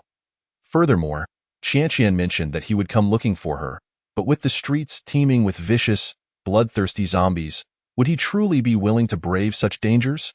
Perhaps, even if he did arrive, he would be like other men, merely interested in her. If such a scenario were to unfold, how could she face Qianqian? With no other pursuits to occupy her mind, Chen Zihan found herself lost in thought. Yet, if that person genuinely came here and requested her to be his woman, how would she choose? As these thoughts swirled in her mind, Chen Zihan felt overwhelmed. If she refused, what if he killed her in a fit of rage? That would be a grave loss. Yet, if she consented, it would mean sharing a man with her best friend. This would not only betray her friend but also seem rather perverse. Strangely, however, as she contemplated this last point, an inexplicable sense of anticipation arose within her. Time passed swiftly, particularly when joyous events transpired. When Qin Hao and Lu Qianqian opened their eyes, daylight had fully arrived. The sun hanging high in the sky. They had lain down early but had fallen asleep quite late. Master, why not rest a little longer? I shall go prepare some food for us, Lu Qianqian said. Her words punctuated by a struggle to speak as she prepared to rise. Qianqian. My apologies, Qin Hao remarked, noticing her swollen lips. Feeling a pang of guilt, he resolved to be more careful in the future. He had reminded himself of this before lying down the previous night. Master, this is what I ought to do, Lu Qianqian replied bashfully before making her way out of the bedroom. Her unsteady gait somewhat exaggerated. 20 minutes later, they had finally finished breakfast. Master, When shall we set off? Lu Qianqian asked eagerly. We can depart at any time, Qin Hao replied casually. This was one of the benefits of the apocalyptic world. Wherever one traveled, it felt like home. Master, it seems we have a dilemma. Lu Qianqian continued. What dilemma? We have promised to help my best friend while also committing to meet the beautiful CEO, Lin Mushi. How do we choose? That is not a problem. Qin Hao smiled. It seems you do not particularly enjoy going out. Otherwise, you would know that on our way to the Xinghe Bay Villa community, we will conveniently pass by the Tongshiren group. However, this means your friend will need to stay at the Villa community a bit longer. No worries, Master. I will inform Zihan to keep hidden and await our arrival, Lu Qianqian responded joyfully. She had initially feared she might not see her best friend today, but it appeared she had worried unnecessarily. Once we reach the Villa community, I will certainly persuade Zihan to become a subordinate of the Master, Lu Qianqian added. I trust you will succeed. Qin Hao nodded in satisfaction. Having Lu Qianqian persuade Qin Zihan was an excellent plan, and it provided Qin Hao with a unique experience. All right, let us tidy up and set off. What followed astonished Lu Qianqian in her mind. She assumed that the master would not waste the remaining food in the room. However, to her surprise, Qin Hao did not take any food but instead packed all the sports and health items into his backpack. After a brief moment of disbelief, warmth spread through Lu Qianqian's heart, and she felt immense gratitude. Master, thank you, she said, understanding that Qin Hao was considering her well-being and that of their future. After all, no man enjoys using such items. Washing one's feet with socks on would never be comfortable. All right, let us go. Qin Hao waved his hand and descended the stairs. The two of them soon arrived at the ground floor. Even through the closed door, they could still see a considerable number of zombies, at least 20 or 30 of them. One could imagine that if these zombies were to surround them, it would indeed spell their doom. Fortunately, Qin Hao possessed the ability to stop time. It seemed that the task of eliminating 100 zombies was nearing completion. A thought struck him, prompting him to open the data panel. As soon as he did, a data interface visible only to him materialized before his eyes. Host: Qin Hao. Strength: 8, normal human 10. Speed: 8, normal human 10. Intelligence: 20, normal human 10. Ability 1, time stop, duration and range increase with intelligence. Current duration is 5 minutes, range is 10 meters around the host, cooldown time is 10 minutes. Ability 2, magnetic field control, increases target control and range with intelligence. Current target control is 1, range is 10 meters around the host. No cooldown. Items: 3 free ability refreshes. Task 1, bid farewell to the idle life starting from killing 100 zombies, 9100. Task 2, I am no longer alone starting from acquiring 5 subordinates, 15. Task 3, dominate this city starting from owning a villa community, 01. Task 4, continue to improve starting from leading subordinates to kill 100 zombies, 14100. As expected, he only needed to eliminate 10 more zombies to complete the first task. Upon completion, he would immediately receive a reward to choose from. Without further ado, a splendid day would commence with the completion of tasks. Chapter 15. Was this a timely rain? No longer hesitating, he opened the ground floor door, and Qin Hao, alongside Lu Qianqian, stepped outside. Instantly, they attracted the attention of the zombies lurking outside. With a cacophony of growls, these zombies surged towards the two of them like frenzied grooms and best men at a wedding. What was supposed to be 20 or 30 zombies clearly swelled to 40 or 50. It must be said, in this apocalyptic world, zombies were in no short supply. With countless paths to take, safety was paramount. Utilizing his time stop ability, Qin Hao hesitated not a moment and unleashed his power. In the next instant, the world fell silent. Neither Lu Qianqian beside him nor the zombies within 10 meters could move, frozen like statues. Previously, after using his abilities, Qin Hao would pierce the heads of these zombies with his dragon spear. But now, he had no intention of approaching them. Quite the contrary, with his newfound ability to control the magnetic field, he was ready to put it to use. He retrieved the dragon spear from his spatial ring. Rise, with a mere thought, the spear floated above his head. Go. Another thought sent the spear quivering, and it shot forth like a bolt of lightning, swiftly reaching the nearest zombie. With a soft thud, it pierced through its skull. The demise of this zombie did not hinder the spear in the slightest. It continued its rapid journey towards the others, thud, thud, thud. As the dragon spear appeared before each zombie, it effortlessly pierced through their heads one after another. In mere moments, half of the 40 to 50 zombies in sight had been dispatched by the spear. After a brief interval, the spear, resembling a silver lightning serpent, had eliminated the remaining zombies as well. Checking the time, it took less than half a minute. Had he wielded the dragon spear manually, it would have taken him at least a minute and a half. Clearly, the existence of his magnetic field control ability significantly enhanced his efficiency in eliminating zombies. With all the zombies now dead, surely his reward was at hand. Just as this thought crossed his mind, the system notification chimed within Qin Hao's consciousness. Ding! Congratulations to the host for killing 100 zombies. Ding! Congratulations to the host for completing the task. Bid farewell to the idle life starting from killing 100 zombies. Ding! Congratulations to the host for receiving a 3-choice task reward. Please select one from the following options. 1. 10 attribute points. 2.1 super energy bar. 3. A colossal tank that crushes all. It was once more time for selection. The first option, 10 attribute points, while crucial, was not as urgent as one might think. The second option, a super energy bar, would greatly enhance physical attributes. Both strength and speed would undergo a dramatic transformation. Yet, like the attribute points, the urgency for this bar was not pressing.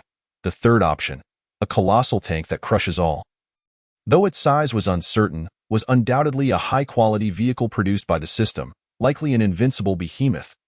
Under normal circumstances, this choice might not seem essential, but now, having such a massive tank would undoubtedly provide him with unimaginable convenience. He had previously resolved to rely on his time stop ability and the 3 free ability refreshes to ensure absolute safety while traveling. Although it was safe, it was terribly inefficient. After all, barreling through in a vehicle could easily lead to being surrounded by zombies.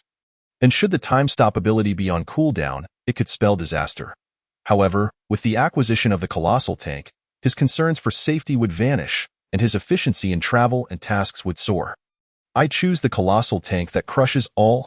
Qin Hao promptly made his final choice. As soon as the words left his lips, a blinding flash illuminated the area, and a tank materialized before him. With its appearance, Qin Hao realized that he had misinterpreted the meaning of colossal. This was no mere giant tank. It was a super entity, akin to a monstrous creature. Roughly estimating its dimensions, it stood at least 6 meters tall and was similarly wide. Entirely forged from steel, it was truly a steel behemoth from another world point. One could only imagine that should it charge forward, whether facing tall walls or buildings, it would effortlessly crush through. Such terrifying power. Oh system, just when I needed a powerful vehicle, you delivered this steel monster. It's like a timely rain, truly considerate of you. Qin Hao could not suppress his smile. Thus, even without utilizing his time stop ability, he could make his way to the Xinghuan Villa community with ease. Simultaneously, the system's notification echoed in his mind as he had imagined. Ding! A new task has been issued. From idle life to becoming a strong one. Starting from killing 1,000 zombies. Ding! Please kill 1,000 zombies. Upon completion, you will receive a 3-choice reward. Indeed, the task of eliminating zombies continued one after another. Without further ado, it was time to experience the reward he had just received. With eager anticipation, Qin Hao approached the colossal tank. Perhaps due to his excitement, he only remembered Lu Qianqian, who remained frozen like a statue when he stood before the tank. Come to me. He activated his magnetic field control ability. As he gestured, Lu Qianqian lifted off the ground, floating towards him like a willow fluff. This was another aspect of his magnetic field control ability, to manipulate a person's body at will. After all, every individual harbored various magnetic fields within their body, making it a natural outcome for the ability to take effect. Soon, they were seated inside the colossal tank. True to its formidable nature, the interior space was remarkably spacious, allowing for even acrobatics. Of course, somersaulting like the Monkey King was out of the question. One must understand that in this world, a tank of such enormous proportions was simply impossible. Next, it was time to charge into battle with the colossal tank. Although Qin Hao was a complete novice, he quickly grasped the skills of operating the tank through the manual instructions and explanations. Undoubtedly, this was a benefit of his enhanced intelligence. Let us set off. The engine roared to life, and they surged forward, the massive tank occupying the majority of the roadway. The zombies and abandoned vehicles scattered across the asphalt were of little concern, as they were effortlessly crushed beneath the tank's weight. As if traversing level ground, utterly unaffected. Goodness, this is terrifying. It truly is a steel behemoth, Qin Hao exclaimed, his heart racing with excitement. This was not merely an invincible vehicle rampaging through a post-apocalyptic world. It was a formidable artifact for exterminating zombies, completing missions, and reaping rewards. One could envision the possibilities. Armed with this colossal tank, he could utilize Lu Qianqian and his future subordinates as instruments, sending them out to eliminate zombies while he reclined and collected the spoils. What a delightful thought, my lord. What are you talking about?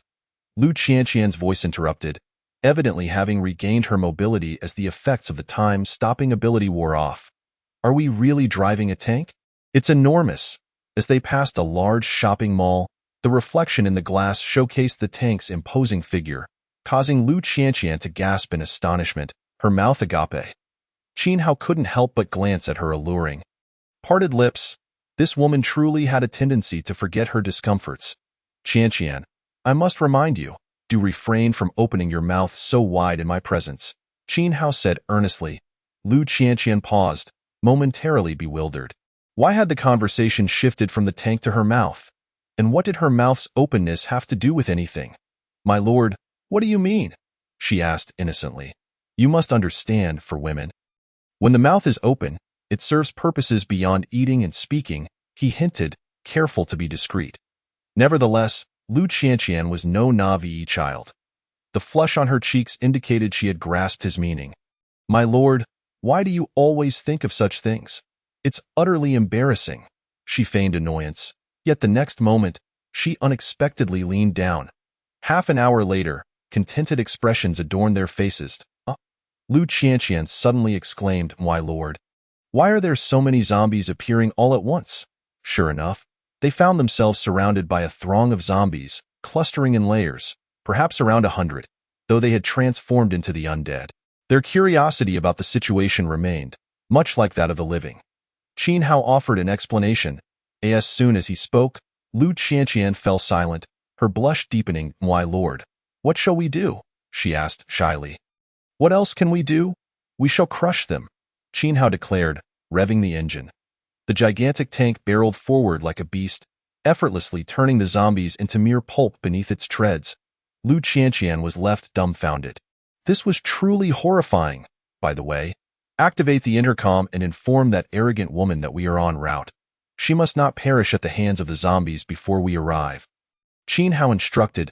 Yes, my lord, Lu Qianqian replied, shaking off her shock. She retrieved the intercom, switched to the designated channel, and immediately a cacophony of voices erupted, akin to a swarm of flies converging. Damn it, it's already morning. Why hasn't that idiot shown up yet? One voice complained. Show up? For what? To let us mock him? He is probably dead by now. Another scoffed. He is just a good-for-nothing blowhard. If he dares show his face at the Tongs hiring group, I'll make sure to end him. Lin Musher is my daughter now. No one can have designs on her. Upon hearing this last remark, Qin Hao's brow furrowed. This individual had been boasting fervently the day before, claiming familial ties that were nonsensical. Yet, Qin Hao chose to treat him as if he were invisible.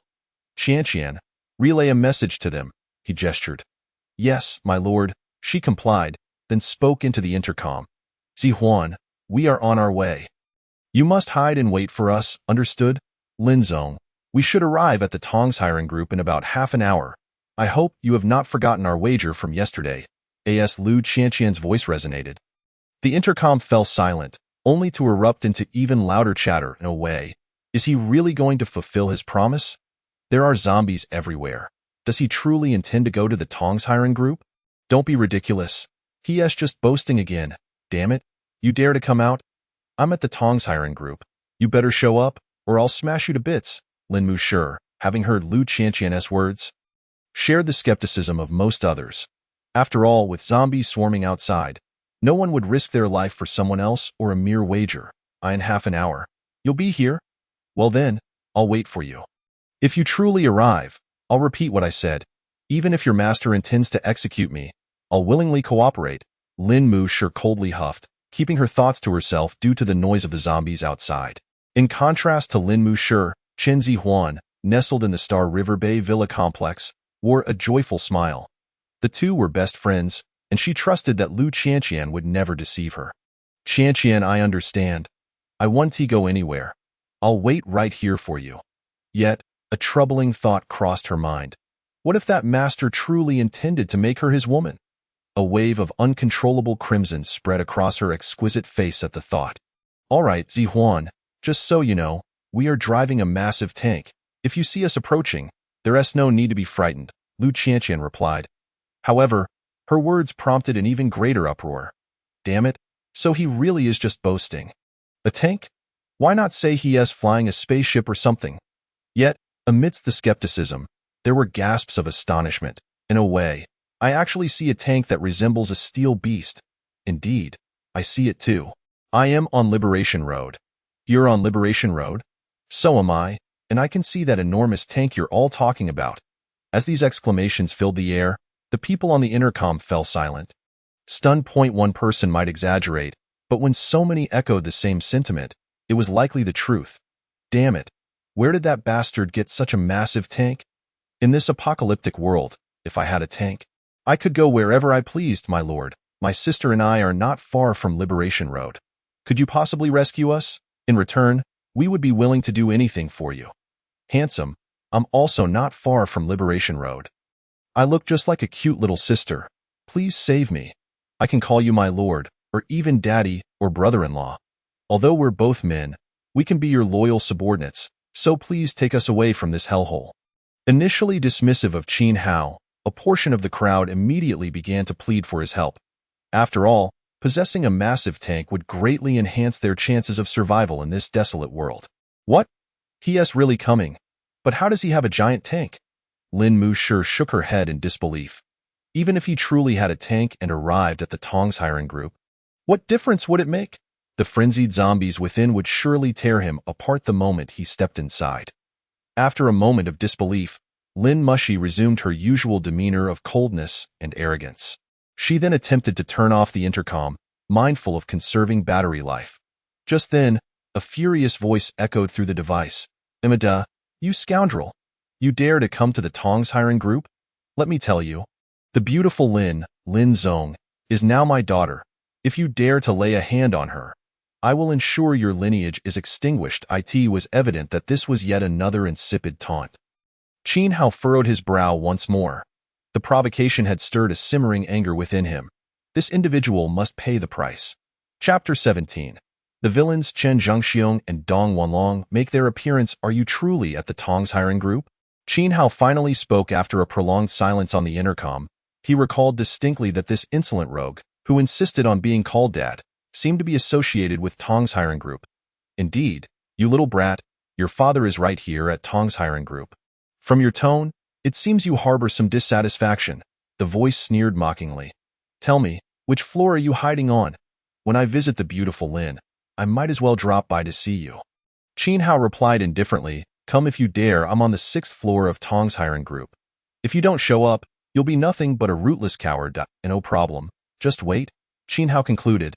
Refusing to engage further, I speak of a brother who revels in being called Dad, a man capable of driving a tank. Are you truly certain you wish to play with fire, brother? I can sense that this big shot is genuinely furious. It feels as though your life is nearing its end. I feel the same, brother. Perhaps you should apologize to the big shot. There's no need to gamble with your life over a fleeting whim. Upon hearing these words, the individual grew irate. Mada. Only cowards like you would hold that scoundrel in high regard. Just wait. When that scoundrel truly appears before me, I will sever his hands and feet and feed him to the zombies. Lin Zong, my dear daughter, rest assured, your father is here to ensure no one lays a hand on you. Just wait, I will come to rescue you soon. However, once I arrive, would you be so kind as to grant your father some pleasure? The focus swiftly shifted back to Lin Mushi, who finally recognized the voice. In a wonder, it sounded somewhat familiar. It belonged to Chen Zhengxiong, a manager within her organization. This revelation shocked her. as she had never anticipated that the timid and indecisive Chen Zhengxiong would transform into such a brazen character after the apocalypse. "Are you Chen Zhengxiong?" Lin Mushi inquired, breaking the tension. At the Tong's hiring group, on the 6th floor, in a restroom, Chen Zhengxiong stammered, momentarily taken aback by her words. Damn it, she recognized my voice and exposed me to everyone. If others find me, I could be in serious trouble. Panic and unease coursed through him, but soon he regained his composure. After all, in this apocalyptic world, even if someone harbored a deep-seated hatred for him, the relentless horde of zombies would obscure his presence.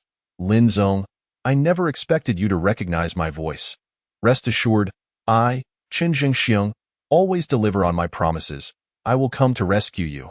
But first, shouldn't you call me Dad? He declared with arrogance. It was a thought he had never dared to entertain before, now reveling in this newfound liberty. Chen Zhengxiong, dream on, Lin Mushi retorted with palpable disgust. Although her knowledge of him was limited, she was aware that he was married with children. In the face of the apocalypse, he ought to be concerned about saving his family. Yet here he was, fixated on exploiting other women, a truly repugnant scoundrel. Dreaming? How amusing. Just wait until I stand before you.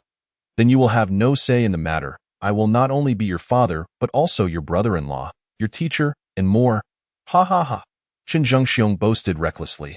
Lin Mushi, unwilling to entertain his nonsense any longer, promptly shut off the intercom. However, the outraged voices of others erupted in the background. Does anyone else think this scoundrel Chen Zhengxiong is even more despicable? Damn it, I am eagerly anticipating the arrival of that big shot to take down this scoundrel. I know this Chen Zhengxiong. He used to be spineless and subservient, yet after the apocalypse, he has morphed into this. Both Qin Hao and Lu Qianqian overheard the words of Chen Zhengxiong and his cohorts. Master, does this Chen Zhengxiong intend to harm Lin Zong? Lu Qianqian queried, her expression grim. Do not worry. Not everyone possesses the strength I currently hold. It will not be easy for him to reach Lin Mushi on the top floor. Qin Hao replied dismissively. Master, I may have overthought it. In this world, no one can match your prowess, Lu Qianqian said, her eyes filled with reverence and admiration, resembling the most devoted fan. Is that so? Qin Hao replied with interest. Indeed, without a doubt, Master is the strongest person in this world, beyond question. Lu Qianqian nodded fervently. Since you say so, I shall believe you. After all, you have experienced my strength firsthand for an entire night, Qin Hao remarked with a smile. Lu Qianqian was momentarily taken aback, then realized, her face flushing with embarrassment. Master, you're not just driving a tank. You're driving a car, all right? The clamor on the intercom persisted. By the way, is that big shot still around? Where are you now? Hurry and show up at the Tong's hiring group. I'm itching to see you and Chen Zhengxiong go at it. Big shot. I'm nearby at the Tong's hiring group. Please save us. My daughter and I are willing to follow you. What? Mother and daughter? We 3 generations, all right? Big shot. Please come to our rescue. At that moment, a disdainful voice cut through the noise on the intercom. What a bunch of fools. Just because you possess a tank, you consider yourself a big shot? Let me tell you, a person without strength who possesses treasures mismatched to their capabilities will only meet a faster demise. Though the voice emanated from the intercom, it sent a chill through the crowd, as they sensed a palpable aura of menace. Long Gu, is that you? Chen Zhengxiong exclaimed with excitement. Indeed, I am Dong Wanlong, the cold voice replied. Fantastic. I knew someone of your caliber would be unharmed, Chen Zhengxiong praised. Then requested, Long Gu, where are you? I wish to follow you. Dong Wanlong, you can go to hell. I detest worthless cowards like you who only boast online, Dong Wanlong mocked coldly. Chen Zhengxiong fell silent, his bravado shattered. Ha ha ha, I thought Chen Zhengxiong was formidable, but he is merely a braggart. Chen Zhengxiong, weren't you so arrogant? Why don't you keep talking? What kind of person is this Long Gu? Chen Zhengxiong inquired again, seemingly unfazed by Dong Wanlong's earlier remarks. Let me tell you, Long Gu is the captain of a security company with dozens of subordinates. In this apocalyptic world, he has undoubtedly slain countless zombies and humans alike. It is no exaggeration to say that he is a formidable presence not to be underestimated. Chen Zhengxiong, though I look down on you, your earlier statement holds some truth. In this city, no one can contend with us.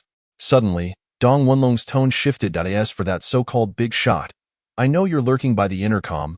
I have a message for you. Hand over that tank of yours, or I will take your woman and kill you. Chapter 18. To fulfill the mission, let us embark on this journey. Indeed, Dong Wenlong has but a singular ambition: to seize the colossal tank currently held by Qin Hao. Possessing such a formidable machine in this apocalyptic realm would grant him unprecedented power and freedom to roam unimpeded. Coupled with the allegiance of his numerous subordinates, he harbors hopes of dominating this city. The mere thought of it sends waves of exhilaration coursing through him. Thus, regardless of the cost, he is determined to acquire the tank from Qin Hao. That esteemed figure, I can offer you a chance at survival. Surrender the tank to me, relinquish your woman, and obediently serve as my subordinate. Should I be pleased, perhaps I shall indeed spare your life. Dong Wenlong declared coldly. While his visage remained unseen, the arrogance and superiority in his words were palpable, as though he had everything firmly under his control. Hey, you little brat, did you hear that? Hurry up and do as Brother Long says, or else he will ensure you meet a most dreadful end. Chun Zhengxiong hastily flattered. Initially believing that the esteemed figure was formidable, he now finds himself confronted by an even more daunting presence. The esteemed figure comprises merely two individuals, and now he finds himself in deep trouble. Brother Long, I no longer wish to be that esteemed figure's woman. Let me be yours instead, I beseech you. Come to my rescue. A plea emerged. Yes, Brother Long, my daughter and I deeply admire powerful individuals like you. Allow us to serve you. Another voice chimed in. Such is the nature of this apocalyptic world, where one's survival instincts can lead to an erosion of personal dignity. My lord, are they not going too far? Just moments ago, they were counting on your aid. Yet now they have swiftly turned to that man named Dong Wenlong. Lu Qianqian expressed her indignation. There is no cause for anger. To survive, they are capable of actions that defy imagination. Qin Hao shrugged dismissively. Dong Wenlong, allow me to offer a word of caution. If you wish to avoid death, it would be wise not to provoke me. Otherwise, you shall find no opportunity for regret, he warned, his tone laced with mockery. It is but a handful of individuals. Once my ability to halt time is unleashed, they will not stand a chance against me. Moreover, even without resorting to my time-stopping power, my control over magnetic fields alone would suffice to obliterate them effortlessly. Look, is this not merely a case of a strong man bullying the weak? I find it utterly uninteresting. However, the next moment, Qin Hao interjected, wait a moment. In those three short words, a hint of reconsideration lingered. What, regretting your earlier bravado? After making such bold statements, are you now reconsidering? Is it not a tad too late? Dong Wenlong retorted icily, clearly incensed by Qin Hao's preceding remarks. You insolent brat, our brother Long's authority is not to be trifled with. You have already challenged his sovereignty. Brace yourself, for he will ensure your demise. Chen Zhengxiong seized the opportunity to strike. Already backing down, is this the fleeting glory of an esteemed figure? I cannot believe I sought help from such a scoundrel. Brother Long, I was wrong. Allow me to be your woman. The disdain for the so-called esteemed figure grew palpable among the others, who began to ridicule him. Yet, they were unaware that Qin Hao harbored no regrets. On the contrary, he was eager to confront Dong Wenlong and his cohorts. Enough of this idle chatter. Swiftly provide me with your address, and I shall drive the tank to you. However, I must request one thing. Ensure your necks are clean, for I do not wish to sully my spear. Ignoring the taunts of the crowd, he addressed Dong Wenlong directly, as his words hung in the air. The gathered individuals fell into stunned silence. Kill them. Qin Hao had previously appeared fearful and regretful, but now he boldly provoked them. Such audacity was utterly astonishing. Little did they know that just moments prior, a system notification had echoed in Qin Hao's mind. Ding, new mission released. I shall continue my ascent to power by eliminating Dong Wenlong and his cohorts. Ding, eliminate Dong Wenlong and his companions. Upon task completion, a reward of 3 choices awaits. Initially, he had no intention of engaging with Dong Wenlong, but now, with a mission at hand, the stakes had changed dramatically. Moreover, Dong Wenlong and his crew were hardly virtuous. The prospect of eliminating them bore no weight of conscience. You little brat, First you seek to trouble me, and now you wish to challenge Brother Long? What do you think you are? If you are going to boast, at least prepare a proper script. Chen Zhengxiong was always the first to mock. Though not a paragon of virtue himself, there was a kernel of truth in his words. Qin Hao's bravado was indeed excessive, an esteemed figure. Perhaps in the realm of boasting, you wretched scoundrel, why have you not allowed the zombies to devour you? Brother Long, I am your unwavering admirer. Might you eliminate that scoundrel and then come to my aid? I could become your most loyal subordinate. Others seized the moment to deride Qin Hao while ingratiating themselves with Dong Wanlong. Silence. At Dong Wanlong's command, silence enveloped the room. The collective fear of Dong Wanlong's wrath was palpable. But so too was the hope that he might offer them salvation. You insolent brat, are you serious? You truly intend to present yourself before me? Dong Wanlong inquired with a chilling tone. Indeed, simply provide your address, and I shall hasten to you without delay, Qin Hao affirmed resolutely. His mission demanded action, and there was no time for hesitation. Very well, Dong Wanlong's voice grew even more sinister. My brothers and I have seized control of the Chongyuan branch of Jincheng Bank.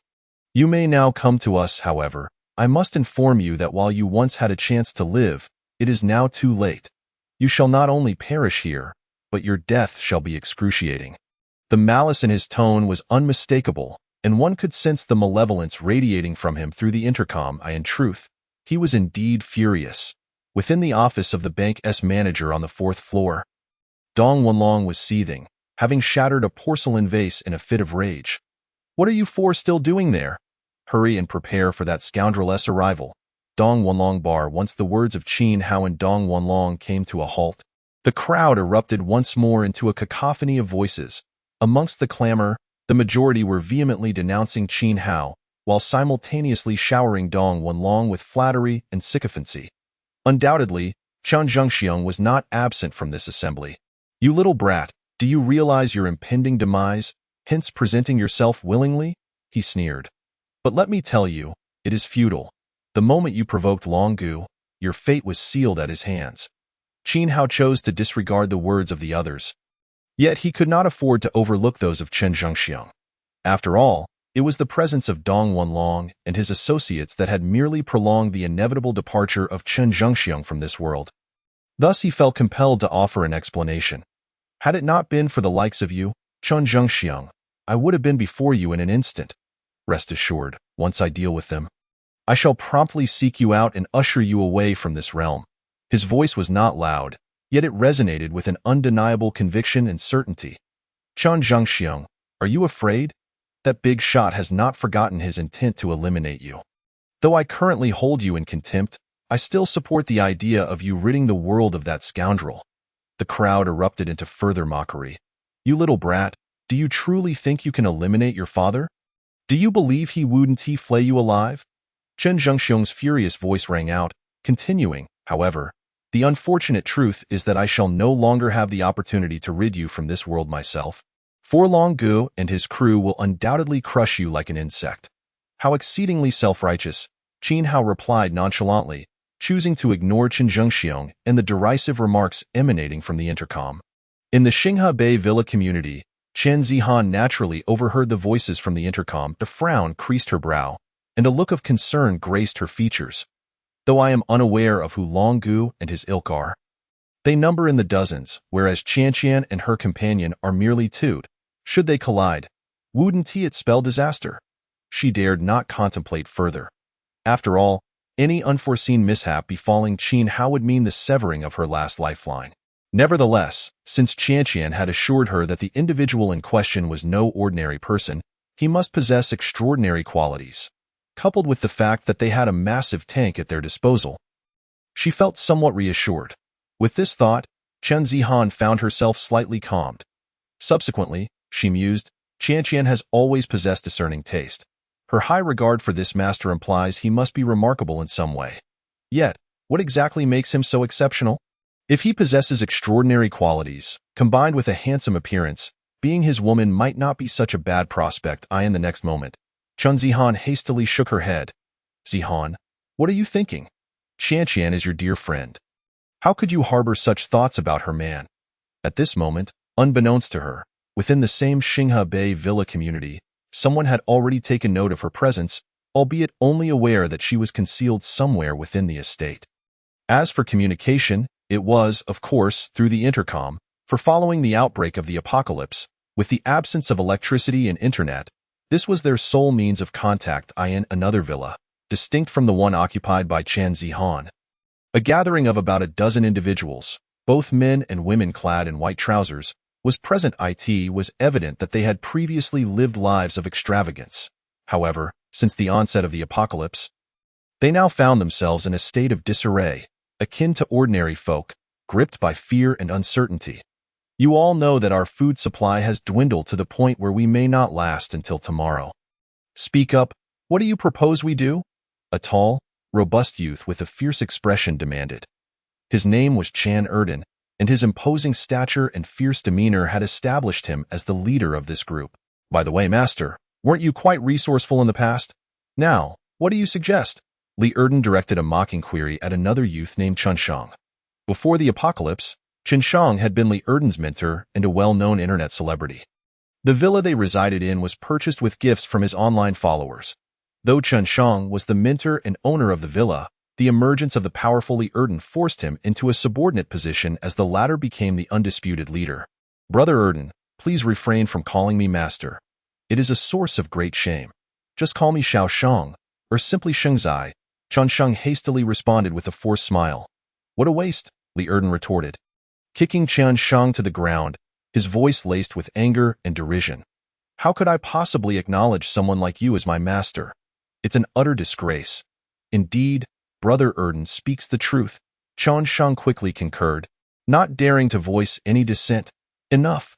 Li Erden waved his hand in irritation before turning to address the others with a serious demeanor. You all heard it. There is a beautiful survivor in our community, which surely means she is food. Our next course of action is to seize her supplies, and of course, I want that woman for myself. Though there were several women in their midst, he had lost interest in them, and the prospect of acquiring a new woman was too enticing to ignore. Brother Erden, you are absolutely right. But how do we locate her? Indeed, Brother Erden, even if we manage to find her, the outside is crawling with zombies. How can we approach her? Quite so, Brother Erden. This is indeed a dilemma we must confront. The others voiced their concerns, prompting Li Erden to furrow his brow. Though their words irked him, he could not deny the validity of their concerns. Brother Erden, I have a plan. Chunshang, once respected but now dismissed, seized the opportunity to speak up, eager to mend their fraught relations. Speak, Xiao Shang, Li Erden replied with interest. Brother Erden, the zombies are mindless creatures devoid of intelligence. If one person can create a distraction, we can safely make our way to another villa, Chunshang proposed eagerly. Xiao Shang, who would have thought you could come up with such a clever idea? Truly worthy of your former status as a famous internet personality, our mentor, Li Erden praised. Brother Erden, you flatter me. I merely wish to alleviate your burdens, Chunshang replied, pleased with himself. However, the next moment, as Li Erden's words echoed, Chunshang's smile faded. Xiao Shang, since you proposed this idea, you must be prepared for the task. Therefore, the responsibility of luring the zombies falls upon you. With that, all eyes turned to Chunshang, their expressions a mix of mockery and amusement. Only Chunshang stood there, utterly bewildered at that very moment. Qin Hao and Lu Qianqian drew ever closer to the Jincheng Bank Chongyuan branch, their eyes already catching sight of the imposing sign that marked its presence. As a well-known local bank in Chongyuan City, it boasted an impressive and colossal sign design to capture the attention of all.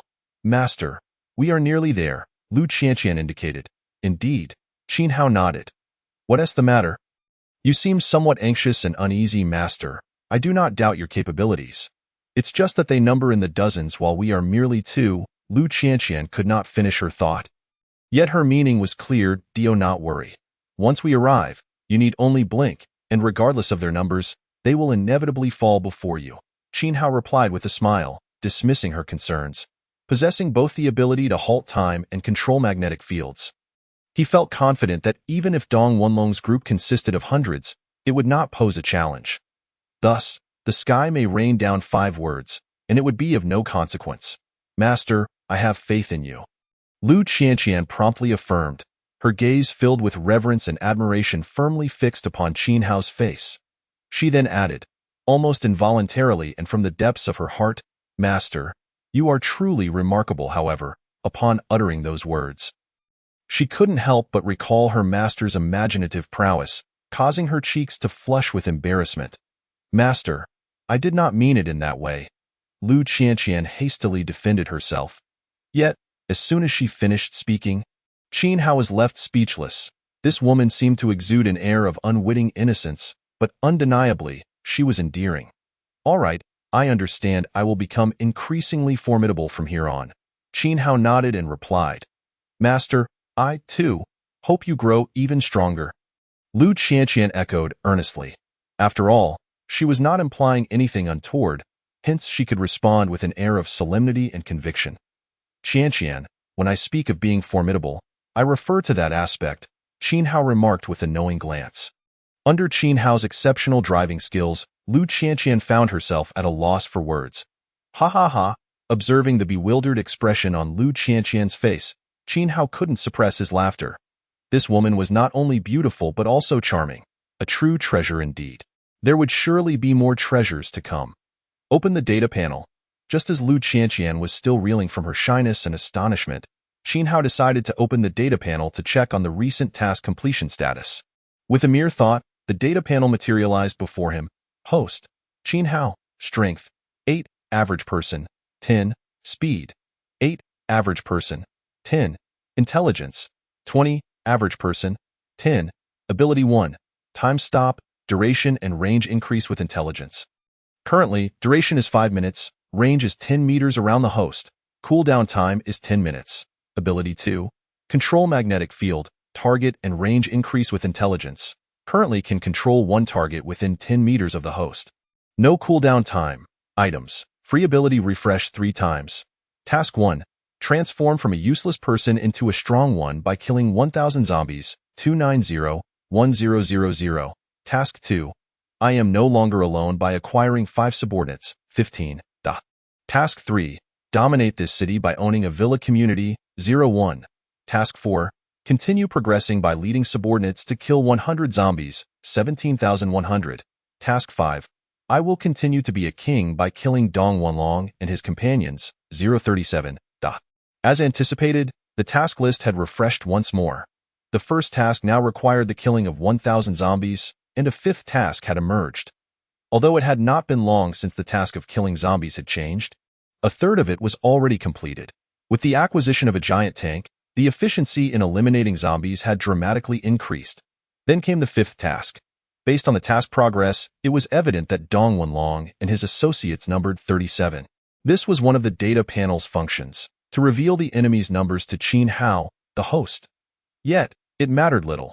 Regardless of how many they were, they would all inevitably perish at his hands. By the way, Qin Hao also noticed another issue. Why did the items section not display the dragon dagger and the spatial ring? He had initially intended to inquire about this with the system, but ultimately dismissed the thought, as it was not a matter of great significance. Their presence or absence would not affect him in any way. "Master, I see them." Lu Qianqian's voice chimed in from beside him. Qin Hao refocused his attention. His gaze directed towards the Jincheng Bank's Taiyuan branch, now visible not far away. Shadows appeared beside different windows, all watching the gigantic tank they occupied. Soon, Qin Hao arrived at the bank's entrance. However, he did not stop immediately. Instead, he first eliminated the surrounding zombies. This was both for the sake of task progress and to facilitate their entrance into the bank. After all, the other party was preparing to open the bank's doors to welcome the two of them. It would be rude to decline their invitation. Without further ado, once the surrounding zombies were cleared and the bank's main door was opened, Qin Hao and Lu Qianqian disembarked from the giant tank and entered the bank. As they stepped inside, the bank door was promptly secured behind them, creating a sense of closing the door to catch the dog. However, who the dog was remained uncertain. It was evident that upon their entry, all eyes, be it Dong Wanlong or his subordinates, were drawn to Lu Qianqian, their gazes wide with greed and desire. There was no denying it. Lu Qianqian was simply too beautiful in comparison, even the most attractive among them. Secretary Guamimi paled in comparison. As they stared at Qin Hao and Lu Qianqian, He, too, couldn't help but scrutinize each of them, including Guamimi, who nestled close to Dong Wanlong. Suddenly, Qin Hao was taken aback. No way, isn't this woman my former brother's girlfriend? Once upon a time, she had mercilessly ridiculed him. Chapter 21. You wouldn't be counting on that person, would you? As Qin Hao gazed at Guamimi, she, too, was looking back at him. However, after a slight pause, her expression turned to one of disdain and mockery, as if Qin Hao himself were a mere joke. So it was you, the good-for-nothing, Guamimi scoffed with evident disgust. As her words fell, everyone instinctively turned to her, intrigued. What do you mean? Do you know him? Dong Wanlong inquired. Dragon brother, he is a good friend of my ex-boyfriend. Yet he is nothing but a complete loser, a poor wretch. To boot, Guamimi mocked unabashedly, bastard, I won't allow you to insult my master like that. Before Qin Hao could respond, Lu Qianqian had already expressed her anger. Qin Hao silenced her, turning his cold gaze towards Guamimi. If I recall correctly, you never broke up with my brother. You had a boyfriend but still cavorted with others. You truly are trashed. His words, Guamimi and Dong Wanlong exchanged glances, their lips curling into smirks of disdain and derision. Your brother knew full well of my affairs with others while he was alive. He turned a blind eye and dared not utter a word. What right do you have to criticize me?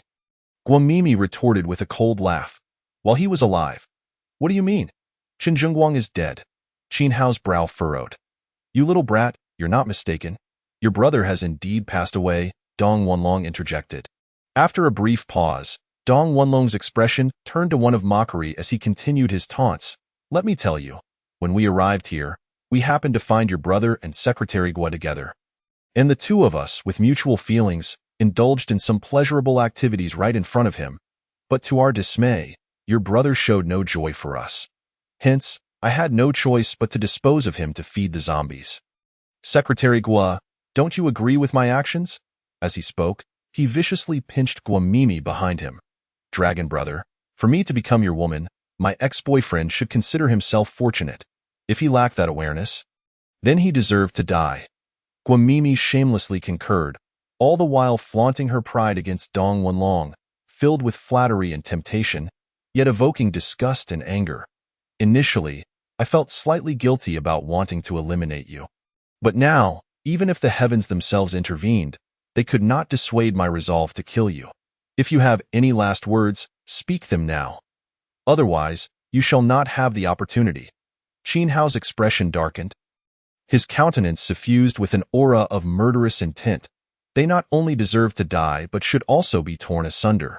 Strangely enough, when Qin Hao's gaze fell upon Dong Wanlong and his men, they felt an involuntary shiver, akin to being preyed upon by a beast. Yet, they dismissed it as a mere figment of their imagination. Ridiculous. They were a group of 30 or 40. How could they fear these two, an ordinary youth and a delicate woman? How laughable. Just you think you can kill us. Dream on. But as for you, I not only intend to kill you but also to claim your woman and your giant tank. Ha ha! Dong Wanlong let out a derisive cold laugh. Qin Hao, oh Qin Hao, you remain as inept as ever. Your abilities lacking yet your tongue remains unrelenting. A wastrel like you, even in that place, wouldn't be able to savor 4 dishes. Guamimi similarly hurled scornful remarks. Others naturally did not lag behind. You little brat, daring to flaunt before our dragon brother. You truly don't know your own mortality. I advise you to offer up your woman and your giant tank. Then bow to our dragon brother 100 times. Perhaps he'll grant you a swift death. Knowing full well we wouldn't spare you, you still dared to present yourself. Your courage is commendable indeed. This is not courage, but sheer folly. Yet, we do appreciate your delivery of our tank. Ha ha ha. Hearing their words, Qin Hao couldn't help but sneer. Their arrogance was truly remarkable. They had first slain his good brother, and now sought to take his life, along with his woman and tank. They were destined to pay for their actions. I'll take your previous words as your final testament, and now you shall bear the consequences of your deeds. Qin Hao no longer wished to engage in further banter with them. In the next moment, he activated his ability. Time stopped. As his words fell, Dong Wanlong and the others, who had intended to continue mocking him, were instantly rendered immobile, trapped in absolute stillness. At that moment, Qin Hao had no hesitation. Summoning the Longdan gun, he wielded his ability to manipulate the magnetic field, causing the Longdan gun to dart forth like the most agile silver serpent. Piercing towards Dong Wanlong and the others repeatedly, each shot birthing a blossom of crimson in merely 10 seconds. Aside from Dong Wanlong and Gua Mimi, every other person's forehead had been punctured, blood spilling forth. Qin Hao then seated himself leisurely on a nearby sofa, extracting a cigarette, lighting it, and taking a slow drag. After all, there was naught else to occupy his time. He knew Lu Qianqian was also in absolute stillness. Otherwise, he could have engaged in more pleasurable pursuits with her. Nevertheless, perhaps it was for the best. Such matters, once commenced, were seldom easy to conclude. Sigh. Ultimately, he was just a bit too formidable. After indulging in a few cigarettes and resting his eyes for a while, the time-stop ability reached its final limit. Everything returned to normal. All but Lu Qianqian and the three others lay motionless on the ground, lifeless. Lu Qianqian showed little reaction, having experienced similar events numerous times. In stark contrast, Dong Wanlong and Gua Mimi were utterly dumbfounded. In their eyes, terror and dread surged intensely. Dragon brother, what is happening? Why are they all dead? Gua Mimi trembled uncontrollably, gazing at Qin Hao as if he were a demon from the depths of hell. Shut your mouth! Dong Wanlong glared fiercely at Gua Mimi, forcing himself to regain composure.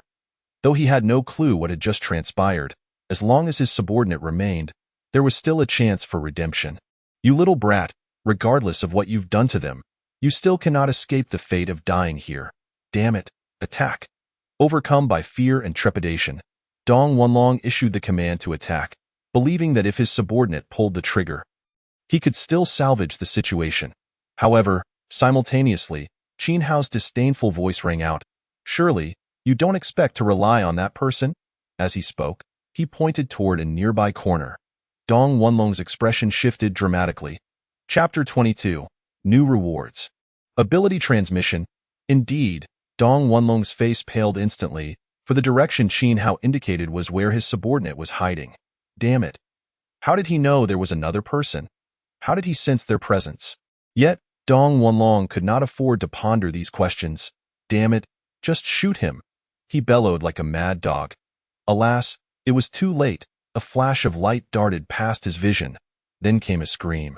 Accompanied by a thud, a figure collapsed to the ground, struggling momentarily before lying still, dead beyond revival. A Longdan gun, held by Qin Hao, was lodged in the man's head. Aside from you two, everyone else is dead. How do you feel? Do you still wish to seize my woman and my tank? Qin Hao retracted the Longdan gun, his expression cold. Damn it, he didn't make a sound. How did you know he was there? And how did you discover him? Dong Wanlong's face was a mixture of terror and confusion. He could not fathom that Qin Hao's awareness of the individual's existence stemmed from the prompt of the data panel. The task displayed on the panel indicated the progress of his missions. After eliminating everyone within sight, the task requiring the elimination of 37 individuals was only partially completed, with 34 confirmed dead. Clearly, aside from Dong Wanlong and Gua Mimi, another person remained hidden, making it a simple matter for someone with Qin Hao's acute perception to locate them. Of course, Qin Hao would not waste time explaining. Those about to meet their demise had no need for further clarification. With a mere thought, the Longdan gun levitated, its sharp tip pressing against Dong Wanlong's forehead. I'm sorry, I was wrong. I truly understand my mistakes. Please spare me. If you let me go, I will serve you like a dog. Dong Wanlong immediately knelt, pleading desperately. Pfft. The Longdan gun pierced through his head, silencing his pleas forever. What a jest. Qin Hao had merely allowed Dong Wanlong a moment longer to savor the terror of death. Now that he had tasted it, Qin Hao would not grant him further opportunity for idle chatter. Now, only Gua Mimi remained. Qin Hao, I'm sorry, truly sorry. For the sake of your brother, please spare me. Gua Mimi, overwhelmed by fear and confusion, quickly knelt, begging for mercy. Now you remember my brother. Qin Hao sneered. This woman was utterly detestable. Qin Hao, I know you used to secretly admire my legs. You like me? Don't you? If you spare my life, I can be your woman and let you experience all sorts of pleasures. As she spoke, Gua Mimi crawled closer to Qin Hao, her hands gradually moving upward. Qin Hao stepped back. Had this been in the past, a beauty like Guo Mimi, especially with her position as a bank employee, might have captivated him in an instant. But now, as a man endowed with a system and abilities, he remained utterly unmoved. Enough, I don't kill women. You may leave, Qin Hao said with distaste. Thank you, truly thank you, Guo Mimi exclaimed, joyously bowing to Qin Hao before hastily making her exit. Here you go. Qin Hao disregarded Guo Mimi, handing the Longdon gun to his beautiful subordinate, Lu Qianqian. Lu Qianqian paused for a moment, then, pifty, with the sound of piercing flesh, the Longdon gun shot through Guo Mimi's chest. Blood gushing forth like a fountain. Guo Mimi slowly collapsed to the ground, her eyes filled with disbelief and resentment as she looked at Qin Hao. Qianqian, what are you doing? Didn't I just say I wouldn't kill women? Qin Hao questioned Lu Qianqian. Master, she is my kill. It has nothing to do with you, Lu Qianqian explained. Guo Mimi, did you hear that? This was her doing, not mine. Qin Hao turned to Guo Mimi, shrugging, with a final gasp. Guo Mimi could no longer hold on, her head lolling as she breathed her last. Simultaneously, a notification from the system echoed in Qin Hao's mind. Ding, congratulations, host, for eliminating Dong Wanlong and his group. Ding, congratulations, host, for completing the mission. I want to continue being a king starting with the elimination of Dong Wanlong and his group. Ding, congratulations, host, for receiving a choice of 3 rewards. Please select one from the following options. 1 at the weapon Qingtang sword from the 3 kingdoms era. 2.10 attribute points. 3.an opportunity to transmit an ability. As imagined. The reward of choosing one from 3 has arrived once again. There is nothing much to say. Naturally, one must make a decision at the earliest opportunity. The first choice is the legendary Green Gaunt sword, a weapon of Cao Cao from the 3 kingdoms period. Although the Green Gaunt sword is a divine blade specifically crafted for slaying, its utility is rendered somewhat redundant by the existence of the Dragon Dagger. Moreover, Cao Cao has a penchant for broadswords and the straightforwardness of long spears. He truly despises the cunning and subtlety of a blade. Thus, he promptly discards this option. The second choice offers 10 attribute points, which is invariably a commendable selection, for it pertains to the enhancement of physical prowess and the amplification of one's extraordinary abilities. Both the enhancement of physical capabilities and the strengthening of extraordinary powers are intimately tied to one's survival.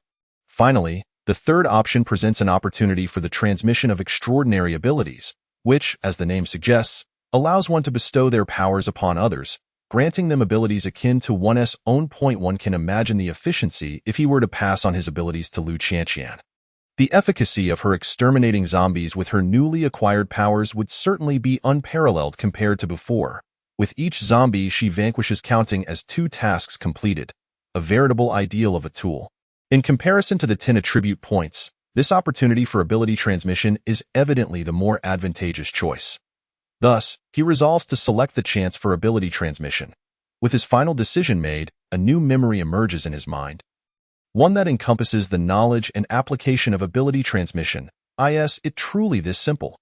Qin Hao finds it hard to believe. However, whether it is indeed so simple will be revealed through action. Qianqian. Qin Hao turns to Lu Qianqian. Master, Lu Qianqian responds obediently yet with a hint of reverence. Would you like to become an extraordinary being? Qin Hao directly poses the question. Lu Qianqian, taken aback, gasps in astonishment. Chapter 23. Ability transmission completed. Slaying zombies. Indeed, Lu Qianqian's mouth falls agape in sheer astonishment, wide enough to swallow anything whole. However, what truly matters is her overwhelming surprise. Could it be that the Master can genuinely transform her into an extraordinary being? Master, what do you mean by that? Lu Qianqian asks, her bewilderment leading her to utter a rather superfluous question. Precisely what you think it means. Qin Hao chuckles and adds, have you forgotten my prior warning? No matter how incredulous it may seem, it would be wise to keep your mouth closed for now. Yes, Master, Lu Qianqian promptly complies, though the astonishment and disbelief in her eyes intensify. Becoming an extraordinary being is something she had never dared to dream of. You have yet to respond to my initial question. Qin Hao reminds her, Master, I am willing. I wish to become an extraordinary being, for that would enable me to assist you to the fullest extent. Lu Qianqian nods fervently, a mixture of anticipation and excitement evident in her voice. Her excitement stems not only from the prospect of becoming an extraordinary being, but also from the recognition and care Qin Hao shows her, which fills her heart with profound happiness. Very well, Qin Hao nods in approval. At that moment, the system's notification chimes in. Ding. As the ability to stop time is exclusively reserved for the host. The host may only transmit other extraordinary abilities to their subordinates. Upon hearing this, Qin Hao feels a hint of exasperation. Aside from the ability to stop time, the only remaining power he possesses is the ability to control magnetic fields. Nonetheless, since the system has already provided a reminder, he must comply. In truth, deep down, Qin Hao never harbored intentions of transmitting the ability to stop time to anyone. After all, it is his most formidable and unparalleled power. It is not a matter of distrust in Lu Qianqian, but rather the reality that in this apocalyptic world, every individual must retain their own trump card. All right, I am about to begin. All you need to do is stand still. Do not resist, and do not move, understood? Qin Hao prepares to act. Master, I understand, Lu Qianqian affirms earnestly. With a single command from her master, she would not hesitate to lay down her life, let alone cooperate in acquiring extraordinary powers. Without uttering another word, Qin Hao places his index finger upon Lu Qianqian's forehead. He then closes his eyes, softly intoning, "Transfer the ability to control magnetic fields to my subordinate, Lu Qianqian." Maintaining this posture, he silently counts to 10 in his mind. Once he concludes the count, he withdraws his finger, signifying the completion of the ability transmission process. It was as simple as child's play. Had it not been for the disbelief and incredulity he felt upon realizing this, he would have thought it too easy. For Qin Hao, the simpler the process, the better. Ideally, he would prefer to complete it with just a thought, not only to save time but also to relish the sensation of wielding divine power.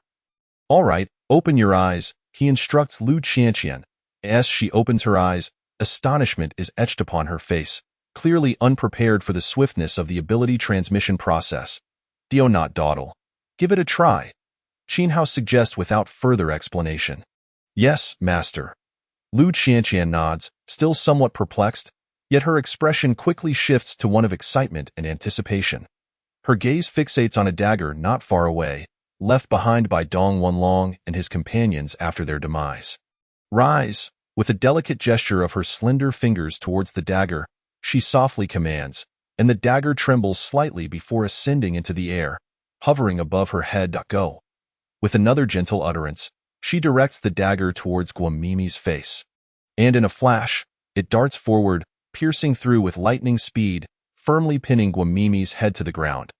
Qin Hao cannot help but swallow hard. His beautiful subordinate is indeed formidable. Master, I apologize. Noticing the change in Qin Hao's expression, Lu Qianqian hurriedly begins to explain. However, Qin Hao interrupts her with a shake of his head. No need for explanations. It's fine. After all, you didn't stab the dagger into my face. Master, it was you who transmitted the ability to me.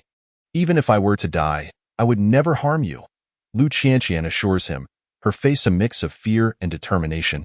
Enough, I trust you, Qin Hao replies with a smile. He has full confidence that Lu Qianqian would never betray him.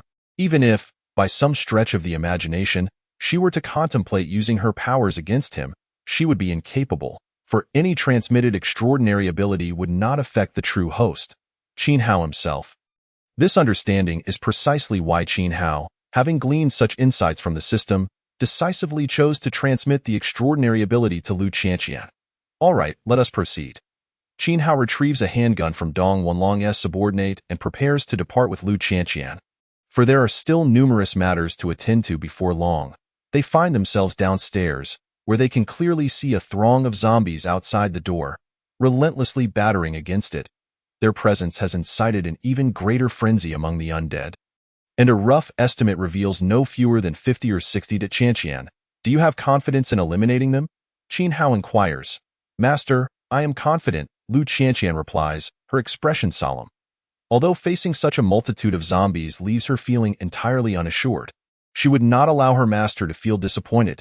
Even if it meant her demise, she would not hesitate. Very well, all these zombies are yours. Qin Hao has resolved to let Lu Qianqian handle the situation alone. After all, if he were to slay the zombies himself, it would only hinder one task's progress, whereas Lu Qianqian's success would concurrently advance two tasks. It is imperative to maximize Lu Qianqian's utility. However, he will not allow her to confront the zombies head-on. He is acutely aware that should they swarm, it would be perilous for both of them without resorting to the ability to stop time. Thus, they enter the adjacent bank lobby, moving sofas and chairs to create a barricade between themselves and the door. While these obstacles may only slightly impede the zombies' movements, it is sufficient to buy Lu Qianqian some time to eliminate the incoming horde. Qianqian, are you ready?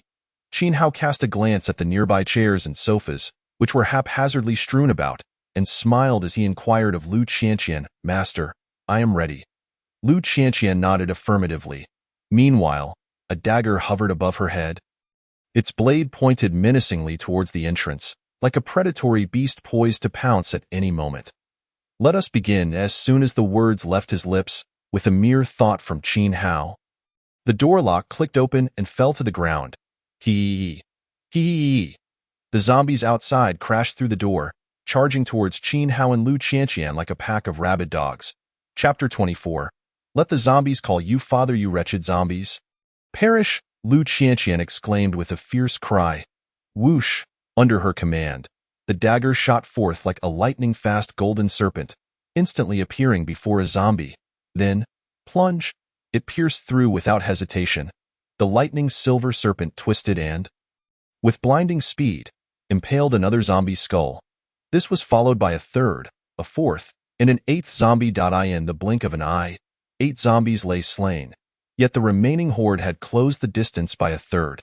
Under normal circumstances, after Lu Qianqian dispatched another 10 zombies, the remaining ones would confront them in close combat.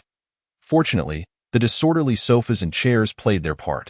Many zombies stumbled and fell due to their presence, which in turn affected the others around them. This granted Lu Qianqian more time to treat them as mere live targets. She did not squander this opportunity. Whoosh again, under her control, the dagger transformed into a harbinger of death, mercilessly reaping the lives of the zombies before her. In a short while, over half of the zombies had fallen to Lu Qianqian's blade. However, some zombies finally breached the barrier of sofas and chairs, roaring and lunging at Qin Hao and Lu Qianqian. Yet, these zombies posed no threat to the duo. With Qin Hao's assistance, they swiftly dispatched every last one in sight. That moment, apart from the corpses of 50 or 60 zombies. Not a single one remained standing. Master, I am truly sorry. I cannot eliminate all the zombies by myself, Lu Qianqian said, her voice laden with remorse. What are you saying? You have done remarkably well, Qin Hao replied earnestly. Having just acquired supernatural abilities, to have vanquished over 50 zombies was no small feat. Both in skill and in courage, she had far exceeded mere competence. Really, Master? Am I truly that impressive? Upon hearing Qin Hao's praise, Lu Qianqian, who had previously felt a tinge of disappointment, could not contain her excitement and elation. Indeed, you are truly exceptional, Qin Hao affirmed with a nod. Master, I can be even more exceptional, Lu Qianqian hinted suggestively. As Qin Hao pondered her words, Lu Qianqian had already knelt down, for with great allure comes great trouble, often prompting innocent goddesses to engage in less than innocent actions.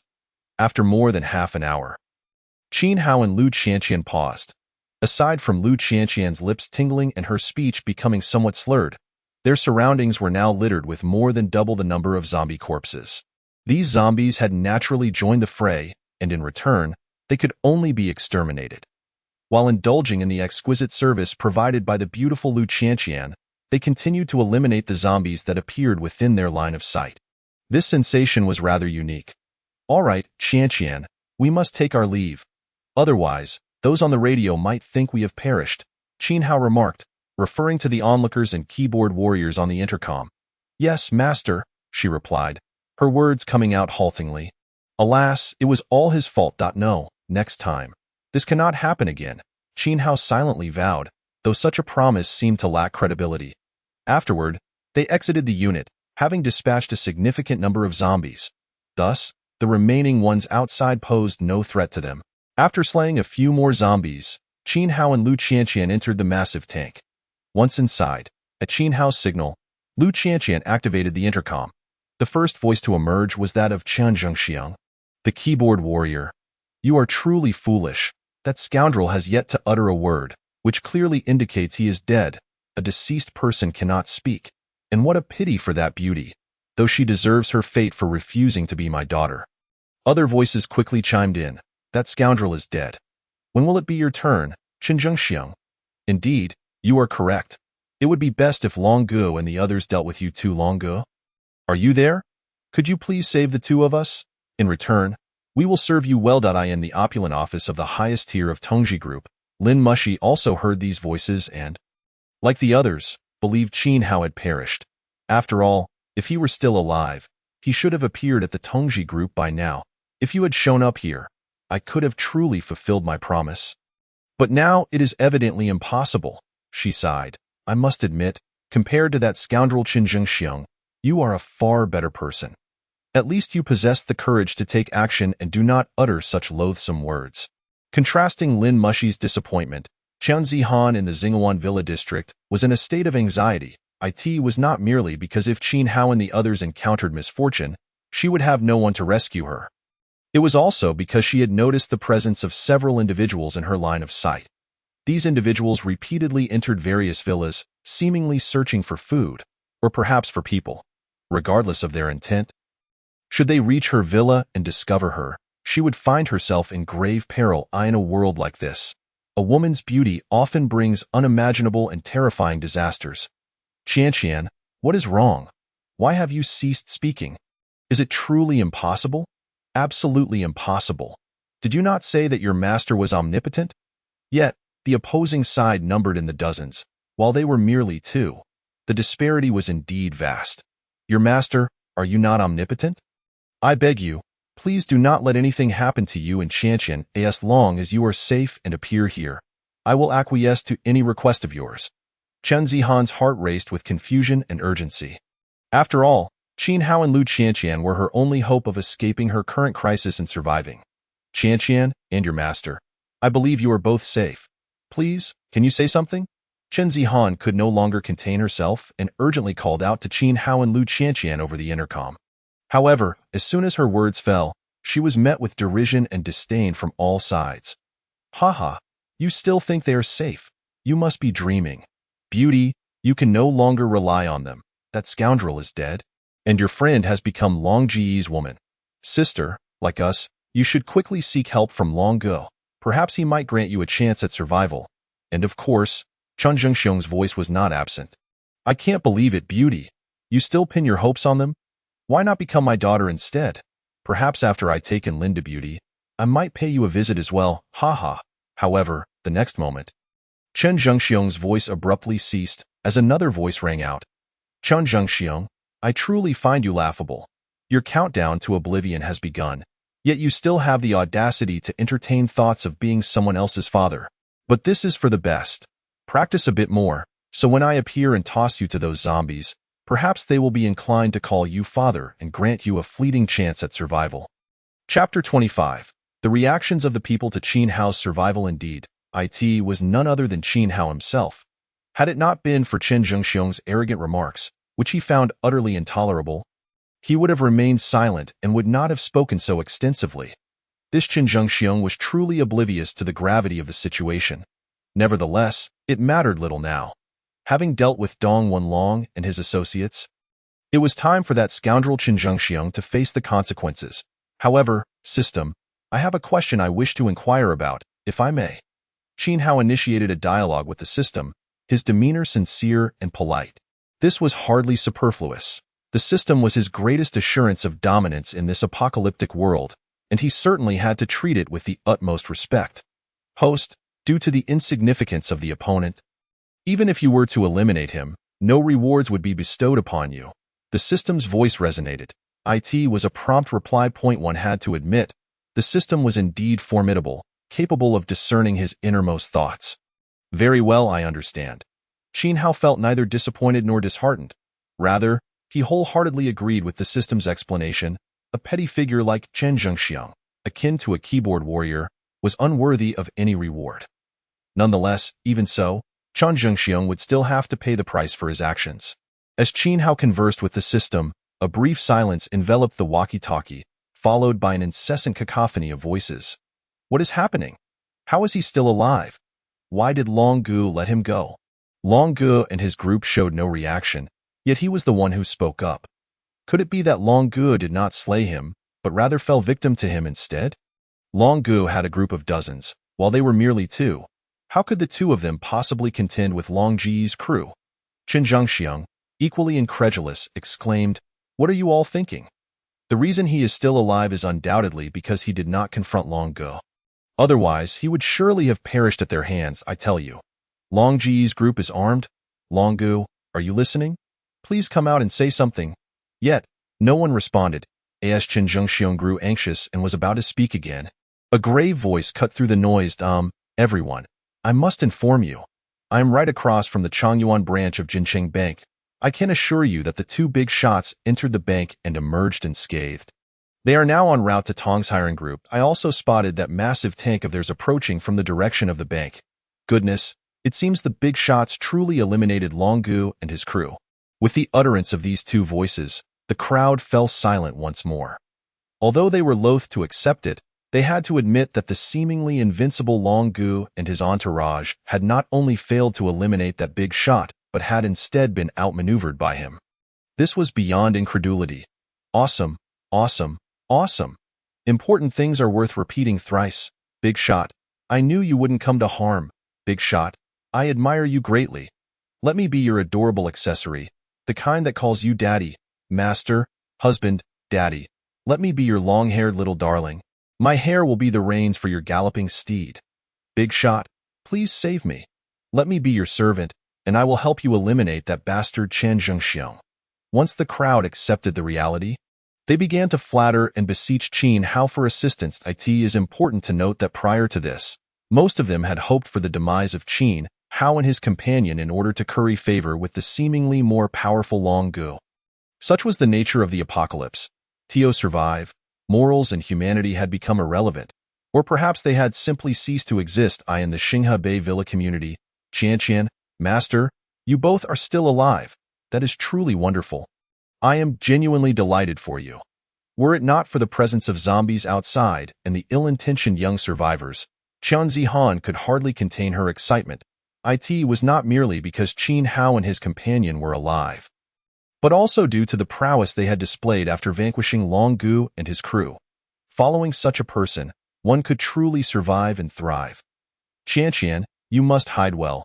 Do not attract any trouble. Once we finish our business here, we will rush over as quickly as possible, Lu Qian promptly reminded. She was right. Hiding was crucial, and they must not encounter any unforeseen mishaps before the two of them arrived, lest they find themselves unable to help. In light of her addressing him as master, Qin Hao also offered a reminder. However, Lu Qian suddenly blushed, as if a thought had crossed her mind. Master, Qian, rest assured, I will be perfectly safe. Chen Zihan hastily assured them. She had initially intended to share the predicament she faced with Qin Hao and Lu Qian, but ultimately changed her mind. She did not want them to perceive her as someone incapable of enduring challenges. Most importantly, she did not wish for her master to harbor such thoughts about her. What she did not realize was that their conversation on the walkie-talkie had also reached the ears of Li Erden and others. In another villa, Li Erden and his group were present. Brother Erden, there are only 5 villas left. We will soon locate that woman. Indeed, Brother Erden, rest assured. Just give us 2 more hours, and we will definitely find her. The others chimed in, wearing smiles and speaking cautiously. 2 hours, that is far too long. You have only 1 hour. If you fail to find that woman within an hour, do not blame me for being unkind. Li Erden stated, his cold gaze locking onto Chen Shang, a smirk playing at the corners of his mouth. Xiao Shang, you have done well. I am quite satisfied. So continue to divert those zombies. Understood, Brother Erden? I understand, Chen Shang replied with a bitter smile as a frigid glint flickered in Li Erden's eyes. He loathed this apocalypse. Were it not for the end of days, both Li Erden and the others would still be groveling at his feet. The great internet celebrity. Within the Tong's hiring group, Lin Mushi switched on the walkie-talkie, having also heard Qin Hao and Lu Qian's conversation. I truly did not expect them to still be alive. A smile involuntarily graced Lin Mushi's lips. If they could dispatch Long Gu and his group of dozens, perhaps he could indeed find his way into my office. If he truly appeared in my office, would that not mean, remembering Qin Hao's request and her own promise? Lin Mushi's face flushed like a monkey's bottom under a street lamp. However, she quickly shook her head. While his strength was commendable, gaining access to my office would require ascending from the first floor to the highest level. A journey fraught with the potential threat of hundreds, if not more, zombies. This was no trivial task. Aside from Lin Mushi, another individual harbored similar thoughts. Chun Zhengxiang. You little brat, even if you have slain Long Gu and his crew, what does it matter? Dream on if you think you can enter our building and stand before me. Those countless zombies will surely shred you to pieces. Forget it. You were so arrogant, so I will wait right here for you. I implore you to hurry and appear, so that I may hand you over to the zombies. I can hardly wait. Initially, Qin Zhengxiang had felt fear, but now he was fearless, even resorting to provocation. Chapter 26. No way, they can actually fly. You truly are courting death. Your current arrogance and hubris will only lead you further down the path of self-destruction. Before Qin Hao could speak, Lu Qianqian had already voiced her indignation. Let me tell you, Lu Qianqian was about to say more when Qin Hao interrupted her. Chun Zhengxiang, he called out. Your grandfather is here, Qin Zhengxiang retorted with bravado. Qin Hao's brow furrowed deeper as he coldly replied. Just wait. Once I arrive at Tong's hiring group, I will ensure I am the first to confront you. Haha, come on. I beg you to hurry. I can hardly wait for you to toss me to the zombies. Chun Zhengxiang continued his taunts. However, Qin Hao chose to ignore him. All that needed to be said had been articulated. It was now time for action. Engaging in a war of words with Chen Zhengxiang was a game for children. Damn it, Chen Zhengxiang, you are insufferably arrogant. I want to team up with the big shot to eliminate you. While I too hope the big shot swiftly dispatches this arrogant scoundrel, the multitude of zombies outside makes it no easy feat for him to reach the 6th floor amidst such a swarm. You underestimate the big shot too much. His capabilities are beyond our imagination. Why, esteemed friend, after you have dealt with that scoundrel, could you perhaps come to our rescue? My sisters and I possess both allure and sweetness. Others have voiced their discontent and indignation towards Chun Zhengxiang's arrogance and hubris, rising up in protest. However, Qin Hao understood that rather than protesting against Chen Zhengxiang, they were, in truth, seeking his favor. Nevertheless, regardless of their actions, Qin Hao chose to disregard them. In this apocalyptic world, an additional person merely adds to the complications, save for the beautiful subordinates, of course. Approximately 15 minutes later, a towering building of 10 stories emerged within their line of sight. Merely 100 meters ahead, adorning the facade of this edifice was a colossal, gilded sign bearing the name Tong's Hiring Group. They had finally arrived at their destination. Meanwhile, through the intercom, Chun Zhengxiang's brazen and provocative taunts continued to echo. Where is that so-called big shot? Why have you not yet appeared near our establishment? Are you lost, perhaps? Shall I guide you? Or perhaps I should procure a loudspeaker and announce your arrival? The condescension and derision in his words were palpable. No need for that. I have already arrived beneath your Tong's Hiring Group, Qin Hao's voice resonated. This was not merely a retort to Chen Zhengxiang's earlier remarks, but also a notification to the upper echelon. Lin Mushi, that he had indeed arrived downstairs, and that she should prepare herself to become his subordinate. What? He truly has arrived? Lin Mushi could hardly believe her eyes. Hastily, she approached the window and peered outside. Confirming her suspicions, indeed, a massive tank, several times larger than any ordinary vehicle, was stationed below their building. There was no doubt. It must be them. However, what did it matter if he were present? The building housed hundreds, if not thousands of zombies. He still could not breach my office. Lin Mushi shook her head dismissively. Yet, inexplicably, she began to feel remorse over her prior commitments and her acquiescence to Qin Hao's demands. I never expected this so-called big shot to actually show up beneath our building, Chen Zhengxiang muttered in disbelief. Ha ha ha, Chen Zhengxiang, you scoundrel, have you finally learned to fear? The big shot has arrived. It is too late for regrets now. Prepare to experience the terror of being at his mercy. Many voices chimed in mockery. Dream on. Even if he stands below, He cannot reach me, for the zombies within the building will surely tear him to shreds. Chen Zhengxiong scoffed coldly. Will the zombies truly shred me to pieces? A smile appeared on Qin Hao's lips, one filled with profound implications. Chen Zhengxiong, who said I must enter the building and ascend to your 6th floor via the stairs? Qin Hao replied with a faint smile. What a foolish man. He had no idea how many ways there were for him to appear before that scoundrel, in any corner of the building. The moment his words fell, an unsettling silence enveloped the intercom, as if they struggled to comprehend Qin Hao's statement. Haha, you crack me up. If you're not entering the building or climbing the stairs, are you planning to fly in? Qin Zhengxiong was the first to mock him again, determined to humiliate the so-called big shot. But then, a gasp erupted from the intercom. What the hell? What am I seeing? They are actually flying. What nonsense, brother. What on earth are you talking about? Have you lost your mind in the daylight? Damn. I'm right across from Tong's hiring group, and I see that big shot soaring into the air with a woman. Though he stood at a distance, he clearly perceived that the big shot could indeed FOS. These exclamations filled the air. Chen Zhengxiong stood there, dumbfounded, swallowing the taunts he had almost uttered. He hastily approached the restroom door once more. Sure enough, in his view, a young man and a woman ascended from the ground, as if in a cinematic spectacle, soaring towards the 6th floor where he resided. Damn, what is going on? Why are they truly flying? At that moment, Chen Zhengxiong was utterly flabbergasted. Not only was he taken aback, but Lin Mushi, too, in the upper office, was rendered speechless. Her sparkling eyes widened in astonishment, akin to the brightest star in the sky. Who on earth is he? How is it possible for him to fly? Could he be a being from a celestial realm? Lin Mushi shook her head, finding it too surreal to comprehend. Then, she contemplated her own predicament. If this were the case, he could indeed appear in my office, and I would be compelled to serve him.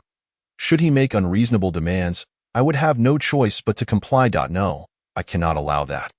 Even if it costs me my life, I must refuse such a fate. As for what they thought, Qin Hao remained oblivious, too engrossed in the thrill of flying through the air.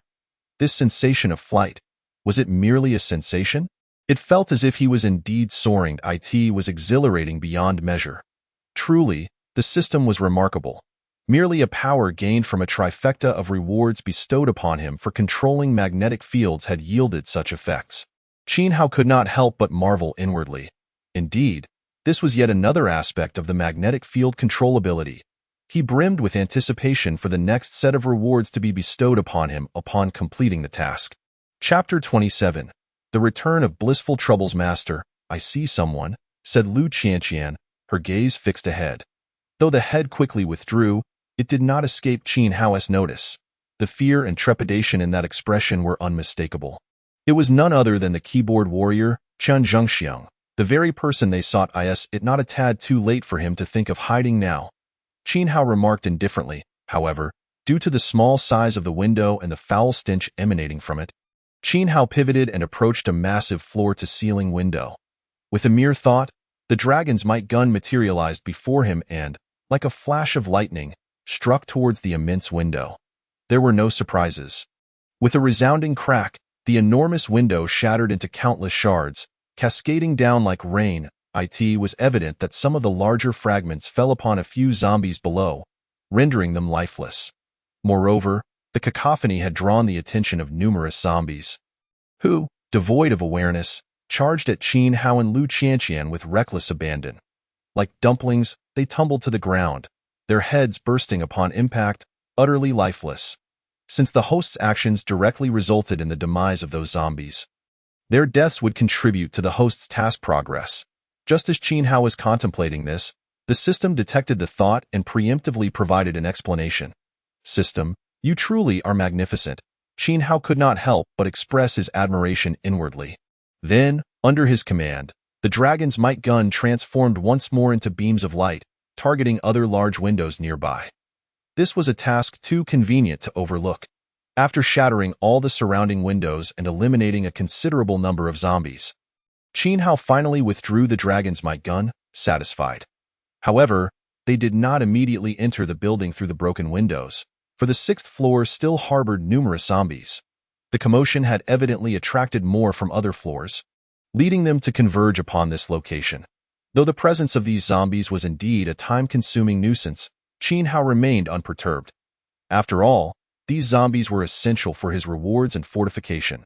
It seemed that leading his subordinates to slay 100 zombies would be significantly easier. And perhaps he could accomplish it right away. Qin Hao promptly turned to Lu Qianqian. Qianqian, stop dawdling. Use your abilities to eliminate more zombies, Qin Hao commanded, as he handed the Longdon spear to Lu Qianqian. Yes, master. Although she need not take action herself, as the zombies would leap to their demise, she felt compelled to comply without hesitation, given it was her master's request. Whoosh, with a mere thought, Lu Qianqian transformed the Longdon spear into a flurry of light. Striking the zombies with the swiftness of lightning, it was evident that, in contrast to her initial attempts, Lu Qianqian had become increasingly adept at wielding her abilities. Now, as she dispatched the zombies, her demeanor was markedly more ruthless. In this apocalyptic world, such transformations were, indeed, necessary.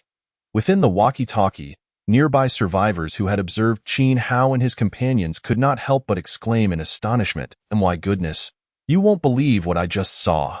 Those masters can manipulate a spear to continuously slay zombies. I saw it too. Good heavens, are they even human? They resemble the superhumans from television or movies. Is this for real? Superhumans, they are akin to deities. I don't know if what you're saying is true, but one thing is certain. Chen Zhengxiong, that scoundrel, has been rendered speechless. Indeed, Chen Zhengxiong, weren't you so arrogant? Didn't you wish for the masters to throw you to the zombies?" However, regardless of their words, Chen Zhengxiong remained silent. It was not that he had not heard their remarks. Rather, he was too frightened to speak. For heaven's sake, he was merely a keyboard warrior. Online, he could launch scathing attacks that silenced his opponents. But now, faced with the impending reality of his adversaries, he found himself devoid of courage. Especially after hearing the crowd's descriptions of Qin Hao and his companions, his anxiety intensified, wishing he could find a mouse hole to hide in. "Please don't find me. I beg you, don't find me. I'm already hiding in the restroom. Please respect the restroom and don't come looking for me." Chen Zhengxiong trembled uncontrollably, a stark contrast to the brash persona he had crafted over the walkie-talkie. However, unbeknownst to him, Qin Hao had no knowledge of his plight. Moreover, Qin Hao was preoccupied as the system's alert rang out once more after Lu Qianqian had eliminated dozens of zombies. "Ding, congratulations, host, for leading your subordinates in the extermination of 100 zombies. Ding, congratulations, host, for completing the task and progressing to the next phase, leading your subordinates to eliminate 100 zombies. Ding, congratulations, host, for receiving a choice of rewards. Please select from the following 3 options. 1. The Qinggang Sword, a weapon from the era of Cao Cao in the Three Kingdoms. 2.10, attribute points. 3.3 free ability refreshes. Look at that. Merely wanting to deal with a keyboard warrior led to the completion of a task, resulting in a reward of choices. It couldn't be any simpler. The only disappointment for Qin Hao was that each option had already appeared in previous rewards. Nonetheless, this did not diminish the joy of making a choice. I choose the Qinggang Sword from the era of Cao Cao in the Three Kingdoms. After a moment's hesitation, Qin Hao made his final decision. Acquiring the Qinggang Sword meant he would no longer need to share the Longdon spear with Lu Qianqian. As a man with a system, sharing weapons with his beautiful subordinate felt beneath his dignity. Naturally, the second and third options were not particularly significant for Qin Hao at this stage. Simultaneously, the system's notification echoed within Qin Hao's mind once more. "Ding! A new task has been issued. You are to continue progressing by leading your subordinates to eliminate 1,000 zombies. Ding! Please lead your subordinates to eliminate 1,000 zombies. Upon completion, you may receive a choice of rewards." Well then, the delightful dilemma had returned. Chapter 28. Prepare to become my beautiful subordinate. The task was complete, and the rewards had been secured. There was no longer a need to linger, wasting no time. Qin Hao and Lu Qianqian entered the hall on the 6th floor. Although a few zombies remained, these scattered foes posed no threat to their safety. With merely the Qinggang Sword in Lu Qianqian's hands, she could effortlessly dispatch them all. As they entered the building, the walkie-talkie erupted with excited voices. "Ha ha ha! The masters have entered the building. Chen Zhengxiong, you scoundrel, are you ready to face the zombies? Master, don't hold back. Just take out that scoundrel Qin Zhengxiang, Master. You are simply too dashing, almost divine. Please grant me the chance to bear your child. Though he was a man, I could become a woman for you. Master, I just beg for a chance. As before, Qin Hao paid no heed to these voices and instead approached the room where Qin Zhengxiang was hiding. At last, he understood why he had caught a whiff of a foul odor earlier. The rascal had taken refuge in the restroom. Fearful of dying at the hands of zombies, did he not fear dying from the stench? One could not deny. He was indeed a tough character.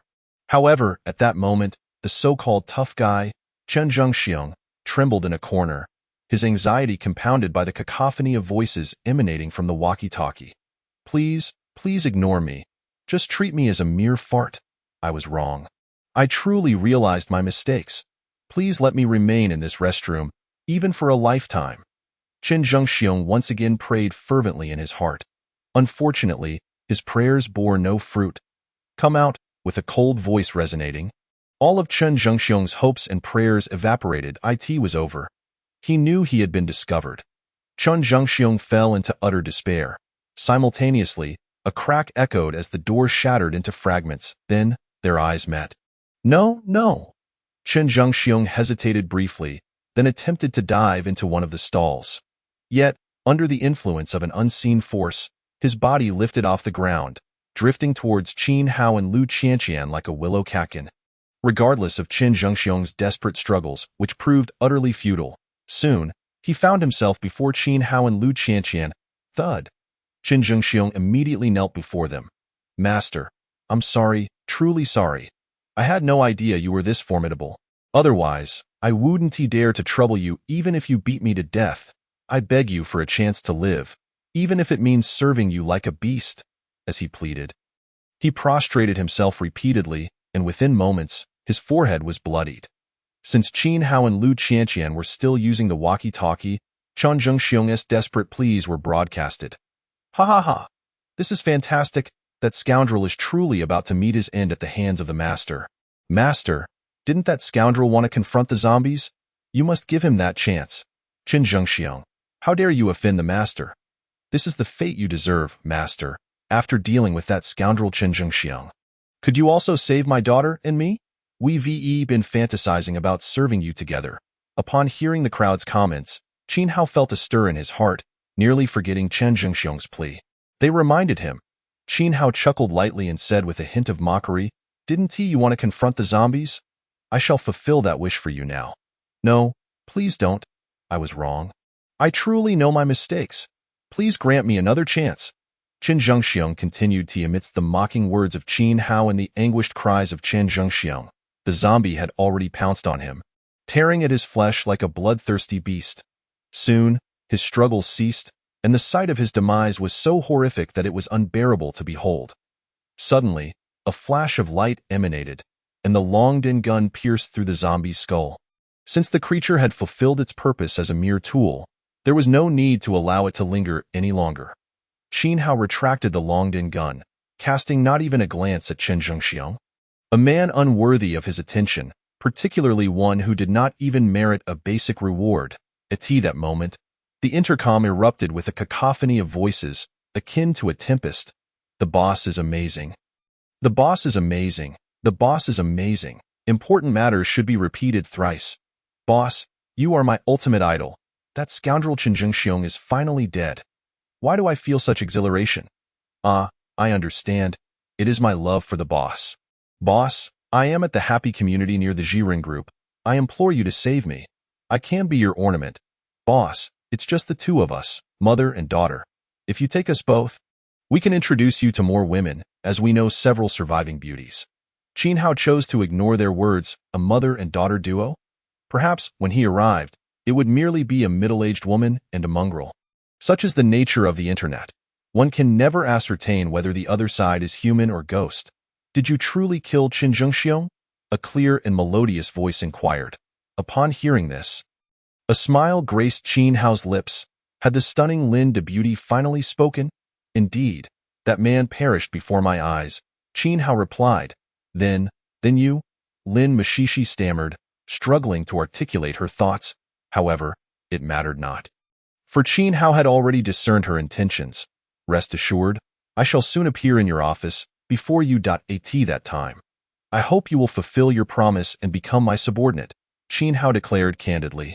Were it not for her beauty and his desire to recruit her as his subordinate, he would not have gone to such lengths to arrive here. Thus, regardless of whether she agreed, he was determined to make her his subordinate. Chapter 29. They are all good actors in the luxurious Star River Bay Villa community. Within one of the villas, Qian Zihan listened intently to the voices on the intercom while observing the movements of Li Erden and his companions. She could hardly fathom that her best friend's master possessed the ability to fly. Flying.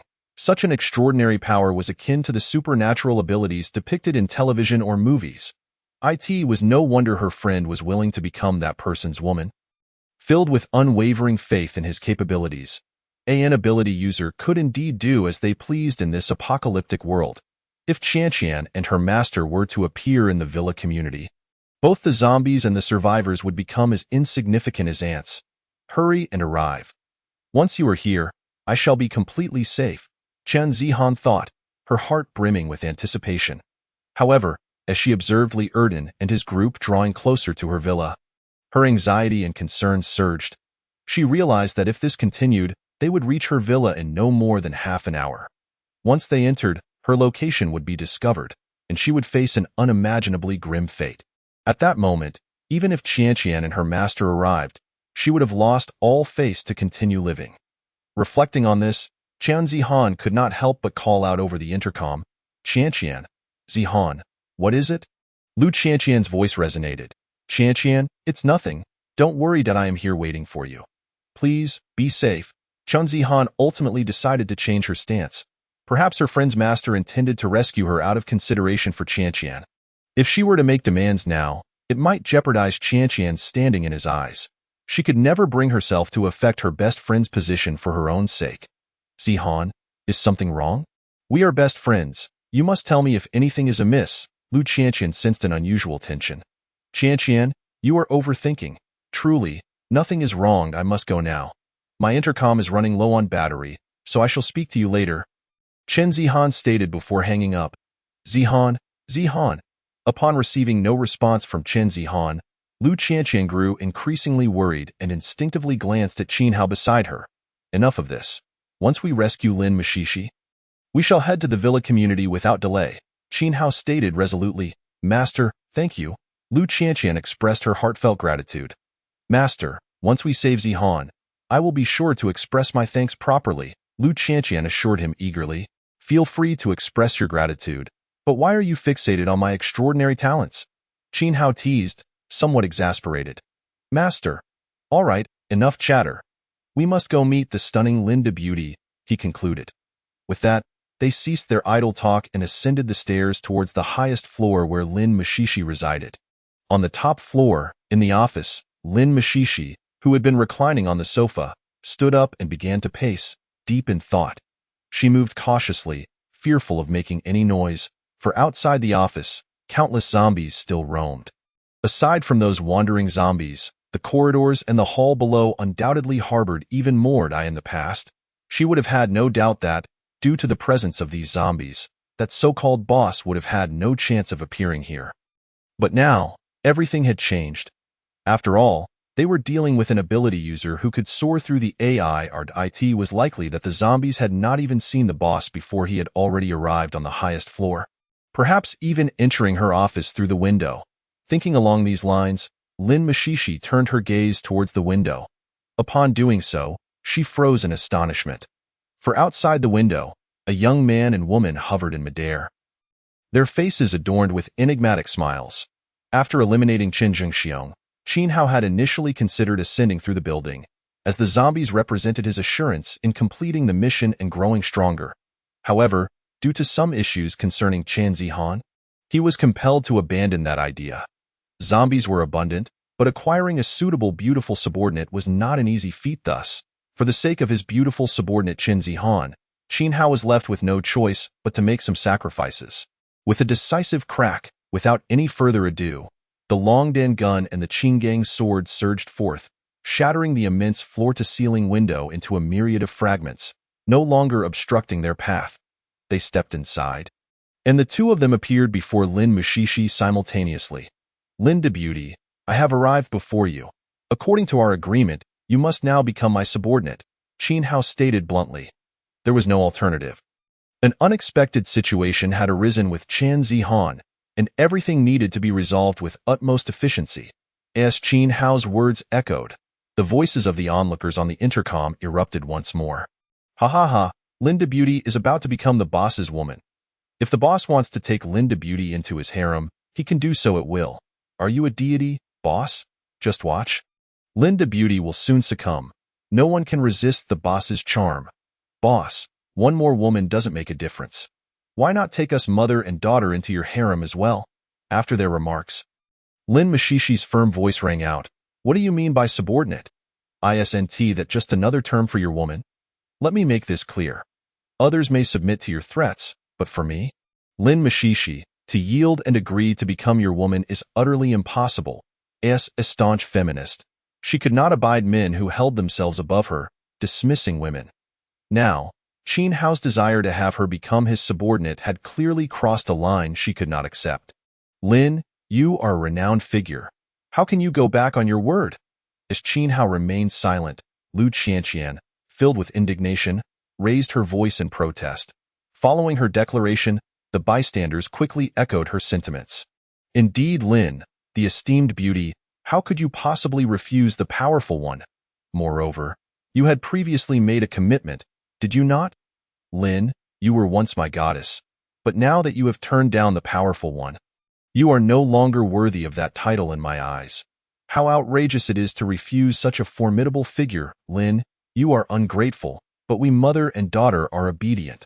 Perhaps you might reconsider our position. This cannot be tolerated, absolutely intolerable, powerful one.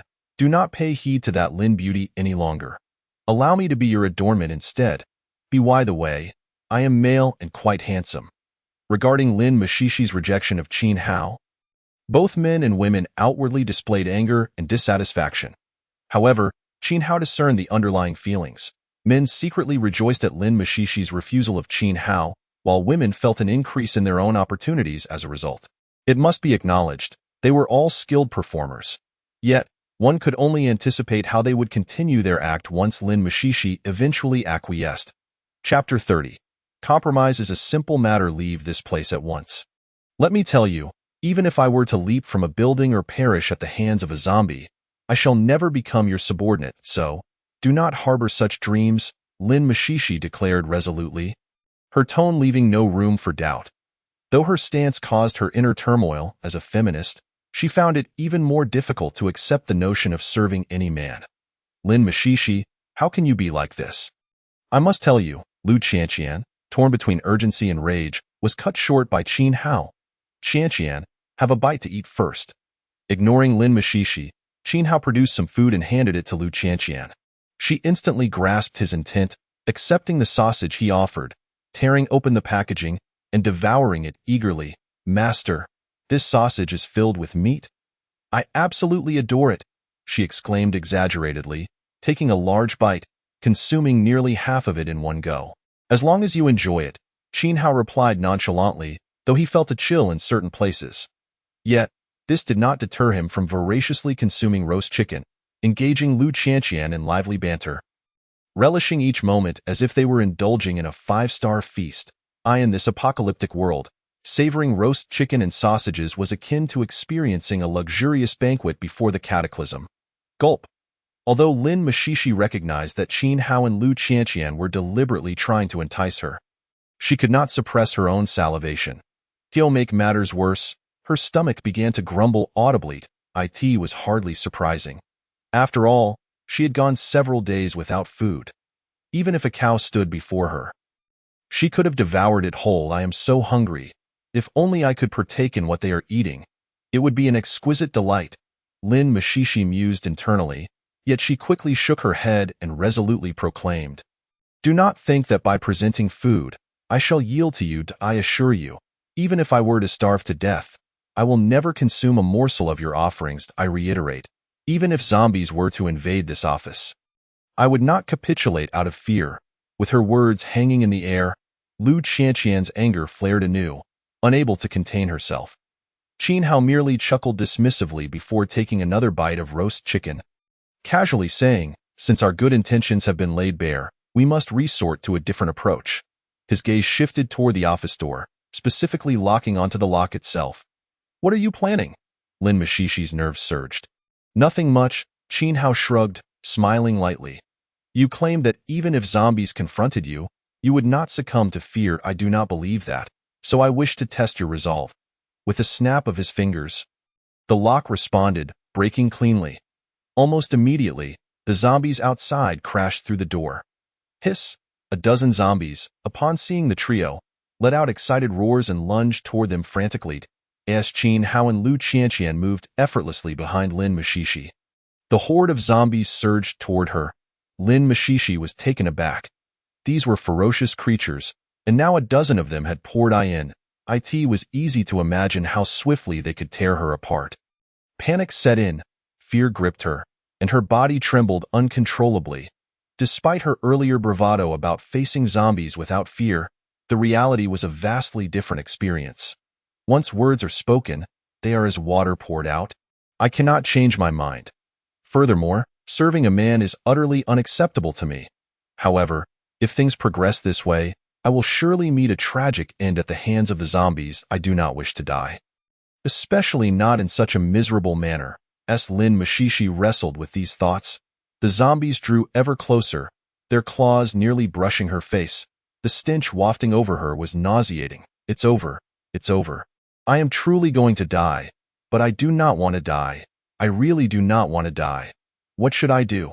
Must I truly become his subordinate? Yet what of my dignity as a woman? I must uphold my promises, for a person who cannot even keep their word has no right to speak of dignity. Upon realizing this, Lin Mishishi found her heart clear of turmoil, instead filled with resolve. I agree to be your subordinate." Just as the zombie's claws were inches from her face, Lin Mishishi called out loudly, "Do you see? Compromise is that simple, indeed. The law of what is truly fragrant reigns supreme." Qin Hao smiled faintly. Then, with the ability to stop time activated, the dozen zombies had reached Lin Mishishi, and even with both he and Lu Qianqian employing their magnetic control abilities, they could not defeat all the zombies simultaneously.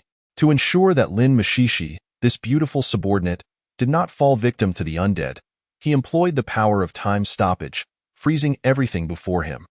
Once all was still, without hesitation, under his command, the dragon's spear soared into the air, transforming into a lightning-fast serpent, striking at the zombies repeatedly in mere moments.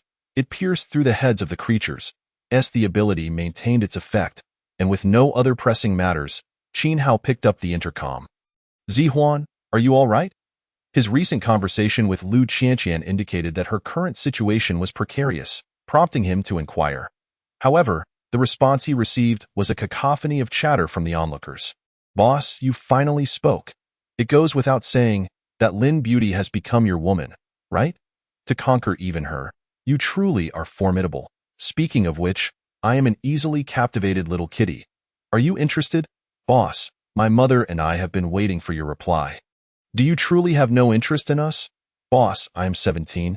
Having played the lead in Yifun's music video, I am beautiful, a sweet singer, and possess a lovely figure. Yifun was quite pleased with me. And you surely would be too. Save me, and let me be your leading lady, would you?" It was evident that upon learning of Qin Hao's acceptance of Lin Mishishi as a subordinate, their previous excitement had dissipated, replaced by palpable envy and jealousy. Nevertheless, they continued to flatter and appease him, displaying commendable self-control as actors. "Zihuan, if you can hear me, please say something." Qin Hao persisted in reaching out to Qin Zihuan. Moments later, though her voice remained absent, a taunting and warning voice echoed back. "Tio, that so-called powerful one. I must remind you, the Zihuan you speak of is about to become my woman. If you do not wish for her demise, it would be prudent to refrain from approaching this place. Otherwise, I assure you, she will meet her end before your eyes." Chapter 31. With no choice but to forge ahead in the Star River Bay Villa community. Within one of the lavish villas, Li Erden and his companions gathered. As Li Erden spoke, his gaze drifted toward a nearby villa, The last one remaining unsearched, it was needless to say that the woman named Chen Zihan must be inside. If they could locate her and threaten that powerful figure not to appear, he would be able to indulge in a blissful life. The mere thought of this made Li Erden lick his lips. That so-called big shot, let me remind you once more, I am not jesting here. Should you dare to show up, I will indeed kill Chen Zihan. For her safety, it would be wise not to test my patience. Li Erden issued yet another warning. Brother Erden, he is a genuine big shot. Will our threats not backfire and provoke him instead? One of the others expressed concern. Indeed, Brother Erden, I share the same worry. Is this truly the right course of action? The group felt a twinge of unease. However, Li Erden dismissed their apprehensions with a scoff. Damn it, once we find that woman and have her under control, that so-called big shot will have no choice but to bend to our will. As he spoke, he glanced at Chen Shang, who was slumped on the ground. Xiao Shang, have you rested enough? Li Erden said impatiently. Brother Erden, I am utterly exhausted. Could we not find someone else to divert the zombies? Chen Shang pleaded, his tone filled with despair. What are you saying, Chen Shang? Brother Erden is giving you a chance to prove yourself. Another interjected, that's right, Chen Shang. This is a special privilege from Brother Erden. You must not falter. If you dare to let down Brother Erden's goodwill, we shall feed you to the zombies, the others chimed in. Their voices laced with indignation. Xiao Shang, as you can see, this is the will of the crowd. So do not disappoint you. As Li Erden smirked mockingly, then added with an air of finality, you have 5 more minutes. After that, you will go out and draw those zombies away. A wave of dejection washed over Chen Shang. Yet under the weight of Li Erden's threatening gaze, he could only let out a deep sigh. Saying nothing more, having settled these matters, Li Erden once again activated the intercom. What the hell? Who dares to challenge our big shot? Have they forgotten the fates of Qin Zhengxiong and Long Ge? He seethed. You little brat, do you truly wish to provoke the big shot? It seems you seek death. Big shot, before we eliminate another scoundrel, could you please come to our aid?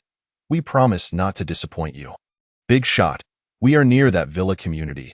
Could you save us and let us be your loyal followers? Upon hearing these pleas, a sneer of disdain and mockery curled at the corners of Li Erden's mouth. What a bunch of bottomless fools. With people like you, even in another world, you'd be hard-pressed to find a decent meal. Despite his contempt, he chose to ignore them. After all, he was a man capable of threatening that so-called big shot, and he deemed it beneath him to engage with such lowly individuals. What is going on? Where is the big shot? Why the silence? Yet, whether he spoke or remained silent mattered little, as long as he heeded Li Erden's warning and refrained from appearing in their villa community. Qin Hao's silence only fueled Li Erden's arrogance, prompting him to continue. Are you certain you wish to proceed with this course of action? At last, Qin Hao's voice broke the air, simple yet laced with an icy chill. You insolent brat, the big shot is angry now. Prepare to face his wrath. To provoke the big shot will yield a fate akin to that of Qin Zhengxiong and his ilk, big shot. Please do not spare him. Just eliminate this scoundrel, big shot. You are too handsome. Let me be your ornament. Considering how many times I have pleaded, grant me this opportunity. Qin Hao's declaration incited a fresh uproar among the onlookers. In the midst of all this, Li Erden's furious voice echoed through the intercom. Damn it! How dare you question my resolve? If you doubt my words, test me, I assure you. The moment you set foot in our villa community, you shall witness the corpse of Chen Zihan. Li Erden roared defiantly. Very well. I shall see how you manage to kill the one I wish to protect. Qin Hao retorted sharply. Simultaneously, the familiar sound of the system's notification chimed in his mind. Ding! A new task has been issued. Defend your position as the Apocalypse's overlord by driving Li Erden and his cohorts out of the Star River Bay Villa community. Ding! Please expel Li Erden and his gang from the Star River Bay Villa community. Upon completion, you may choose one reward from 3 options. This was the sound Qin Hao had been awaiting. The system had not disappointed him, presenting yet another task with a 3-fold reward. With this, his venture into the Star River Bay Villa community would directly influence the progress of 3 tasks. 1. No longer being alone by acquiring 5 subordinates. 2. Competing for dominance in the city by acquiring a villa community. And 3. the freshly issued task of defending his position as the Apocalypse's overlord by expelling Li Erden and his crew. Therefore, with unwavering determination, he set his sights on the Star River Bay Villa community. "Damn scoundrel, do you not wish to see how I shall slay that woman?" Li Erden's frigid roar resonated once more. "Let me make it clear one last time. Should you dare to enter our villa commune," Qin Hao silently mused. However, he did not dwell on it. She had already become his beautiful subordinate, and he possessed both the time and the means to conquer this woman. Moreover, the process of conquest itself was a source of enjoyment. "Qianqian, have you managed to contact your friend?" Qin Hao inquired. "Master, neither my friend nor that scoundrel who spoke earlier has said anything further," Lu Qianqian replied anxiously. "Do not worry too much," Qin Hao said after a brief contemplation. "Those ruffians still require your friend to restrain us, so she will certainly be safe." "Understood, master." Although Lu Qianqian acknowledged his words, the worry and anxiety on her face were still evident. After all, Chen Zihan was her closest confidant, and her concern was entirely justified. At this moment, Qin Hao and his companions were oblivious to the fact that after their departure, within the building, in the 6th-floor hall, the very place where they had slain numerous zombies and the keyboard warrior Qian Zhengxiang, a seemingly motionless corpse began to stir. Had Qin Hao and his group been present, they would have recognized that this corpse belonged to none other than the keyboard warrior Qian Zhengxiang, who had perished at their hands. His body was riddled with gaping wounds, from which various grotesque fluids oozed. There was no trace of pain evident, only a maddening bloodlust. It was clear that Qian Zhengxiang had transformed into a zombie. This was an understandable occurrence, as in this world, most individuals who fell victim to zombies ultimately became zombies themselves. In addition to Qian Zhengxiang, several other zombies roamed nearby. Soon, these zombies approached Qian Zhengxiang, glancing at him before diverting their gaze. Since he had become one of their kind, they naturally did not attack him. However, Qian Zhengxiang did not avert his gaze from his fellow zombies. Instead, the bloodthirsty and ferocious glint in his eyes intensified. Then, with a sudden lunge, he pounced upon the nearest zombie, tearing into its head like a wild beast. In a matter of moments, he had created a fist-sized cavity in the zombie's skull. Qian Zhengxiang swiftly extended his claws, and when he retracted them, he discovered a gray crystal, resembling a walnut, nestled within. This was a corpse core, a unique object that materializes within the brains of humans after they transform into zombies. Without a moment's hesitation, Qian Zhengxiang immediately consumed the corpse core, tilting his head back to swallow it whole. After a brief pause, he lunged at another zombie. Perhaps it was an illusion, but compared to before, Qian Zhengxiang now moved with greater speed and ferocity. In the Xinghuan Villa community, as Qian Shang led the weary group in diverting the surrounding zombies, Li Erden and the others swiftly made their way from their villa to another nearby villa, the last one they had yet to search. Upon entering the villa, Li Erden urged, "Don't just stand there. Everyone, quickly spring into action. We must locate the woman named Chen Zihan." As soon as Li Erden's words fell, the others responded affirmatively and began searching in various directions. Approximately 5 minutes later, one of the young men emerged from upstairs, pulling along a visibly panicked young woman, in her early 20s, tall and slender. Despite her disheveled appearance and tattered clothing, she could not conceal her stunning beauty and alluring figure.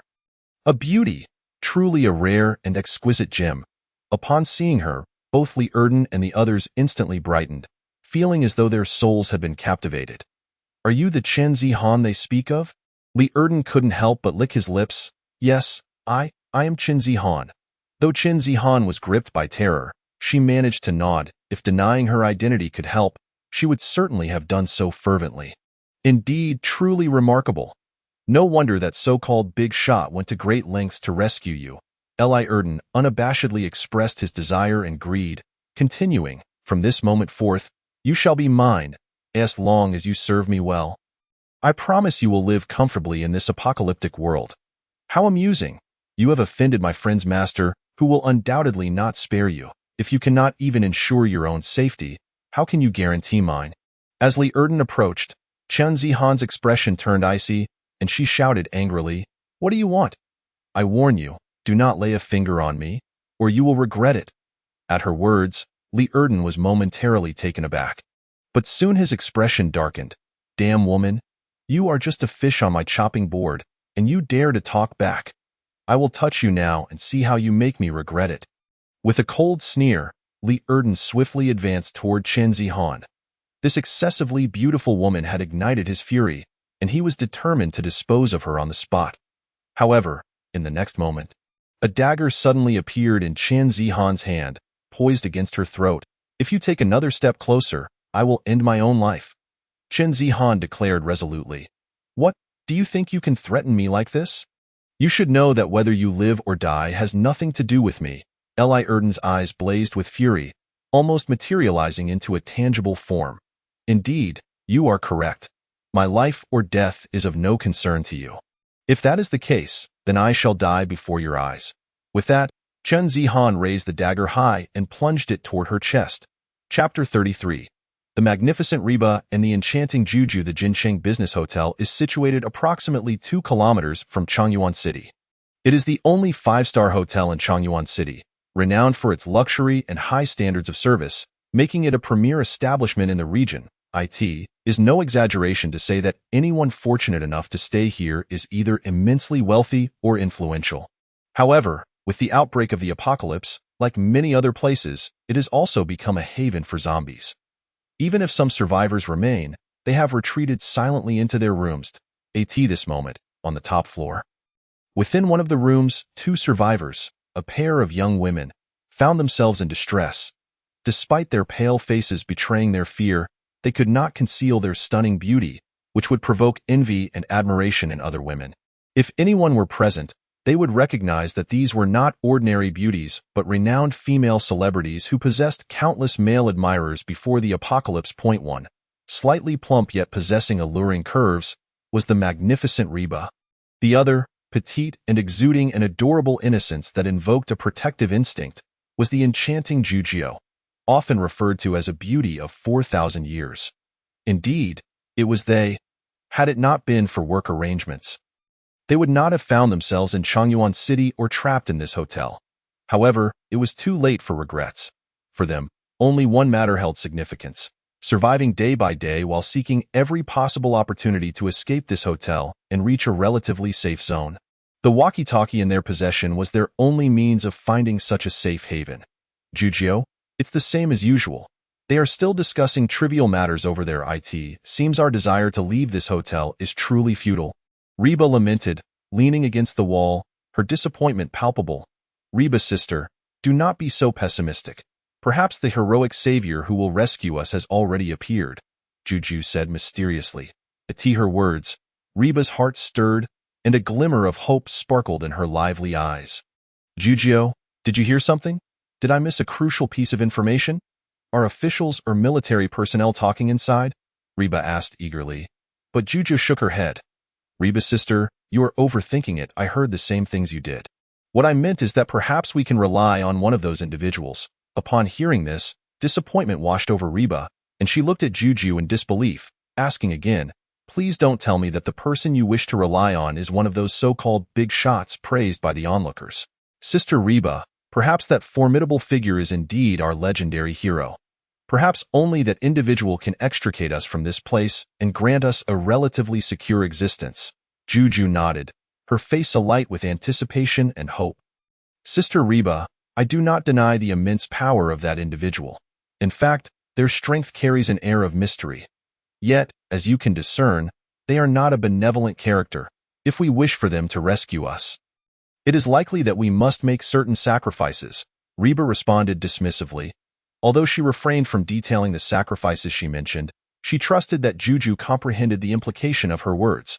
Clearly, Juju understood Reba's meaning. With a faint smile, Juju, equally unconvinced, replied, Sister Reba, we are in an apocalyptic world now.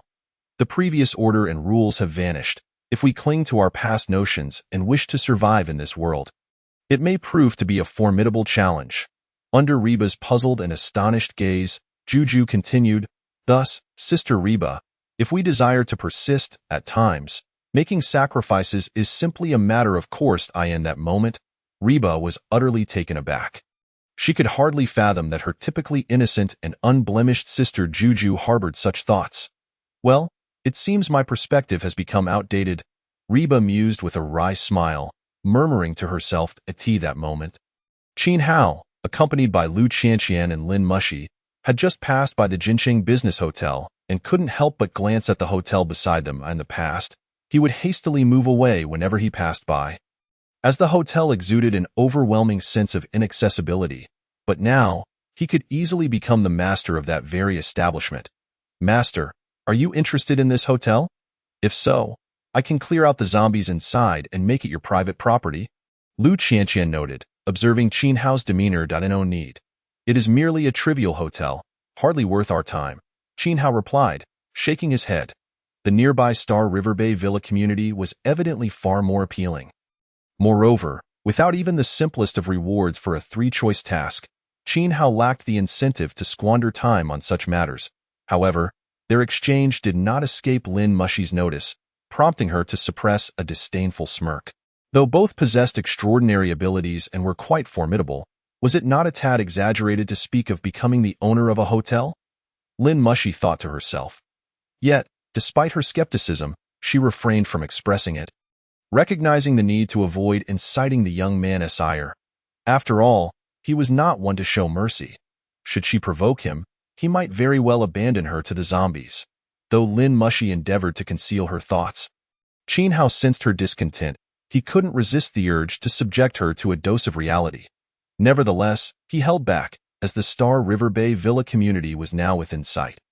For Qin Hao, it was far more crucial to enter the villa community, deal with the provocateurs, rescue another beautiful subordinate, and seize control of the villa community, as it pertained to the rewards of his most cherished three-choice task. And it promised not one, but three rewards, threefold joy and happiness, which he deemed paramount. Li Erden and Company. Are you prepared to vacate the villa community? Chapter 34. Not a single raindrop in the villa where Qian Zihan resided. Li Erden and his companions were also present. However, in addition to their original group, several survivors from the villa community had joined them, having been discovered during Li Erden's search. Now, they all looked to Li Erden for guidance, while those with divergent opinions had been dealt with swiftly upon Li Erden's arrival. Such is the nature of the apocalypse. When disagreements arise, there is little to discuss. One simply erases the opposing party from existence. I say, beautiful lady, Brother Erden is dashing and charming. Why are you so oblivious? Indeed, fair maiden, just follow Brother Erden. To become his woman is surely a blessing from your past life. Absolutely, had Brother Erden been interested in me, I would have eagerly warmed his bed-long agiot. As the crowd realized Li Erden's intentions towards Chen Zihan, they began to encourage her to comply. However, Chen Zihan remained silent, turning her head away in defiance. You wretched woman, do you truly believe that so-called hero can rescue you?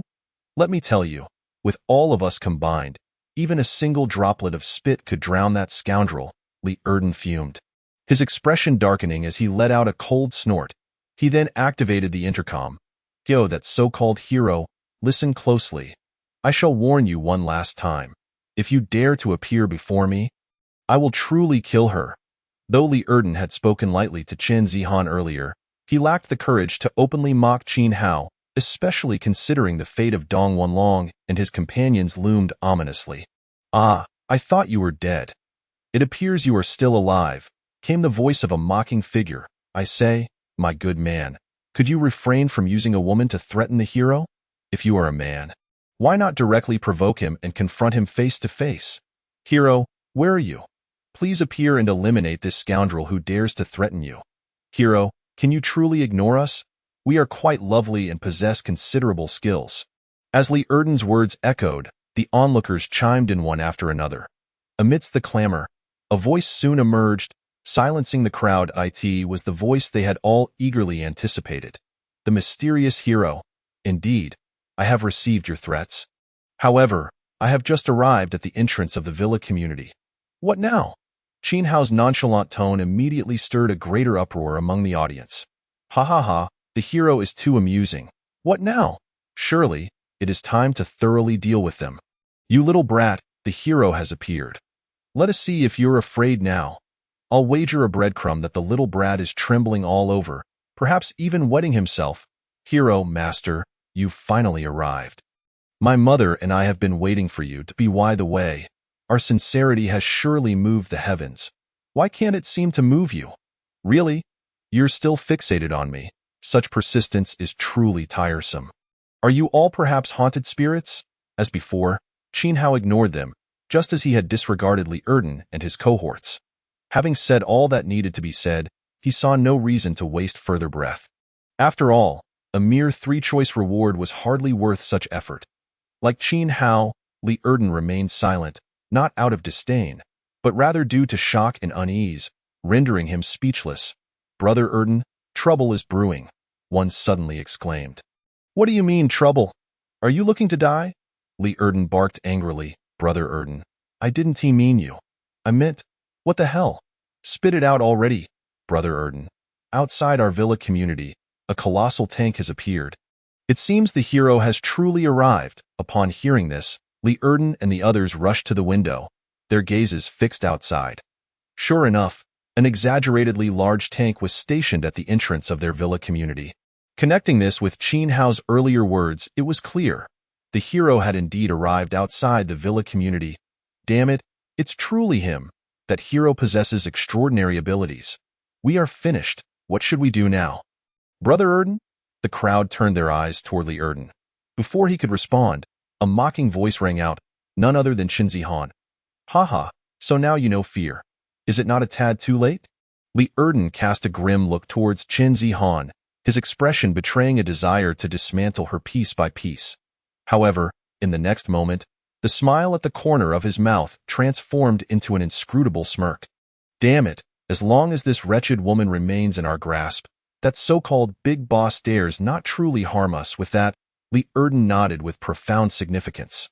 Although Qin Zihan sensed something amiss, it was ultimately too late. A figure suddenly approached from the side and struck the dagger from her grasp, while another person seized her from behind.